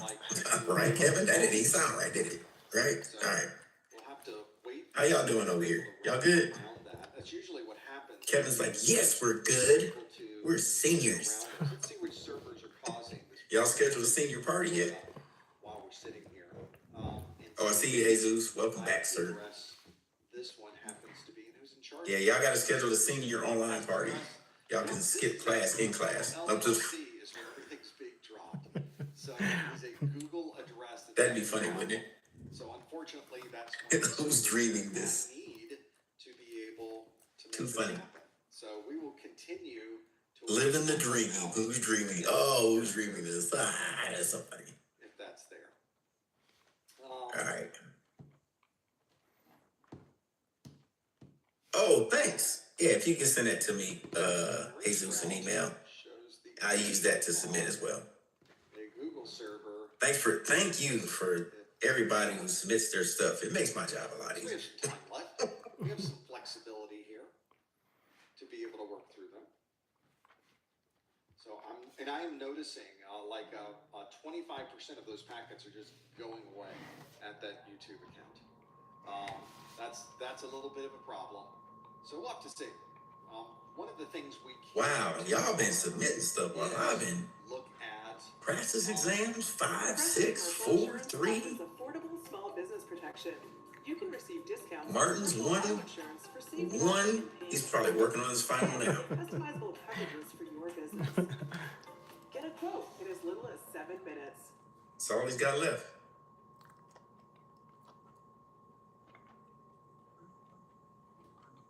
Gillette lamps is just a fancy looking Fusion 5? No, it ain't. It's Gillette's best shape. And its ultra sharp blades last 50% longer. Hey, Joe, come feel my cheeks. Dad. Gillette, the best a man can get. Get it while you can. anything specific to these real-time questions. We want to be able to make that happen. So unfortunately, we're not able to make that happen. And we'll have to figure out what our different options might be to break those down.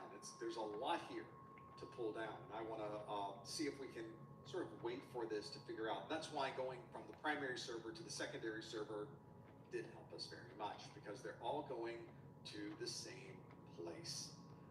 We will, though, sit here and see if we can. I do notice, now it's starting to creep back and then creep back down again. We're having differences here in the quality of this, but it is getting a little bit slightly better. I'm seeing the numbers creep back up now as we are getting better and better again. It seems like whatever the problem was is tended to resolve itself. So I'm noticing that our caching numbers are coming back up, and we will probably catch up with that cache in just a moment. And then we can continue on with the last question. And then, of course, we will get into questions from you. So stand by for that. Yeah, this looks really good. Our caching is coming back up. We're starting to see numbers happen. We're starting to see things happen. It does look like it's starting to clear. For those of you, you really can't see the numbers on your side. So Hey Zeus, I would say do what we did before. Just jump in there if you can. Take screenshots when you go until I get it approved. But at least you'll already have at least. Just start out with like at least 3. Try to do it 3 now. Like same like last time, like after class and in the morning. Yeah, we'll do 4. I still gotta wait to get it approved. But at least you'll have it. If he says yes, it's already in there. Yes, sir. Yeah. It's not perfect. I'm watching some of the numbers that are there, but it's doing a little bit better. Now it's starting to go back down again. So as soon Oh, and there's a difference between flex rooms because y'all are in CYSA. So if you're making up time, here's the difference. Okay? When you go to Canvas, that's why I couldn't find y'all before. So we were so good. Our rate, it was going Okay. and then it wasn't again up past 25. We're getting there. In CYSA, you guys' flex room turn into CSS. if you ever make up time, it's right over here. It's called the CSS flex room. It's a special flex room just for people that are in CYSA. Yeah. So if you're looking for the regular live online, like one that was in the courses before, that one's not there anymore. So like they switch it over. So that's why, just to let you know why I couldn't find y'all before. So I'm good now. Yeah. And it is maintaining that cache number, but it's just still going up and down and up and down and up and down. So Random side comment, if you guys are a fan of music, if you go on YouTube and type in sold out, there's this like AI of DMX, 50 Cent, all like 50s like soul Motown renderings, and they sound like amazing. Oh. Much better. There's one server, it's the Google server, that's having the biggest problems. So I'm going to stick around though a bit longer. We'll see if they can clear it up. Over at Google. All right. Let's see what those differences are. Oh, we got a lot. Now it's got a little bump back up again. So it gives me a little hope. There's just a little hope there, and then it takes it away again. We'll have to see. We're getting there. And then that's it. If you're someone who is sort of working through this, I'm looking at the numbers here. The numbers look a lot better as I'm looking at these. I'm going to zero this out and do it again and make that happen. Let's make that. And see if I can break that down. See how the numbers are looking now. Now they're looking much better. Let's see if they're able to get through. I don't see any more packet loss. We should be getting the cache number coming back up. It's not there yet, but it's trying. So it looks like whatever they did to reconfigure or converge on a different network connection, we're getting there. So we'll have to see where we end up. The number's going up, which is the important thing, or I guess down. We want the line to go up and the numbers to go down. It is getting a little bit better. I'm seeing on my side that the amount of packet loss over on the YouTube side is significantly lower. So that's a good sign. So maybe this cache will come back and we can continue. I was looking at a 74.125 address, and that's the one over at Google that was having such massive packet loss. So I could have the perfect network here. My ISP is running exactly as one would expect. We're having great success in sending data to Google, and then that's the real problem, is that you run into these scenarios where even Google is not going to have a way to fix that particular problem. We'll figure it out and get down into the details. So, and then I can give you some more information. I'm seeing this come way up on this side. You can see we're up to 17%. Looks like they've managed to, it seems, resolve the issue that they ran into. We'll have to see if that's indeed the case. As we get, now we're going really well. So we're back up now to 3%. Looks like we've caught up with each other. Whatever that temporary outage was, I saw significant data loss over on the YouTube IP addresses.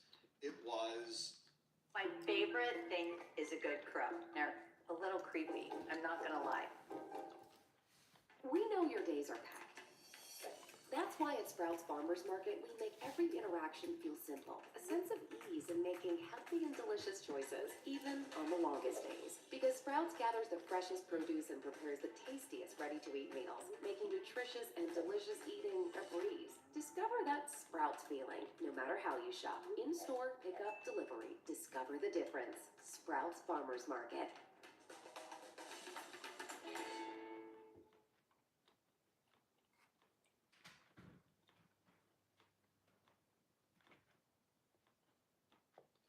Those things. It's one of those situations where my network was running exactly as it should. My local ISP was working perfectly, and I was watching the trace route go all the way into, let's see if I still have the trace route up. So my 15th hop. So this is now in California, that 15th hop was the one that had massive data loss. So finally they found it.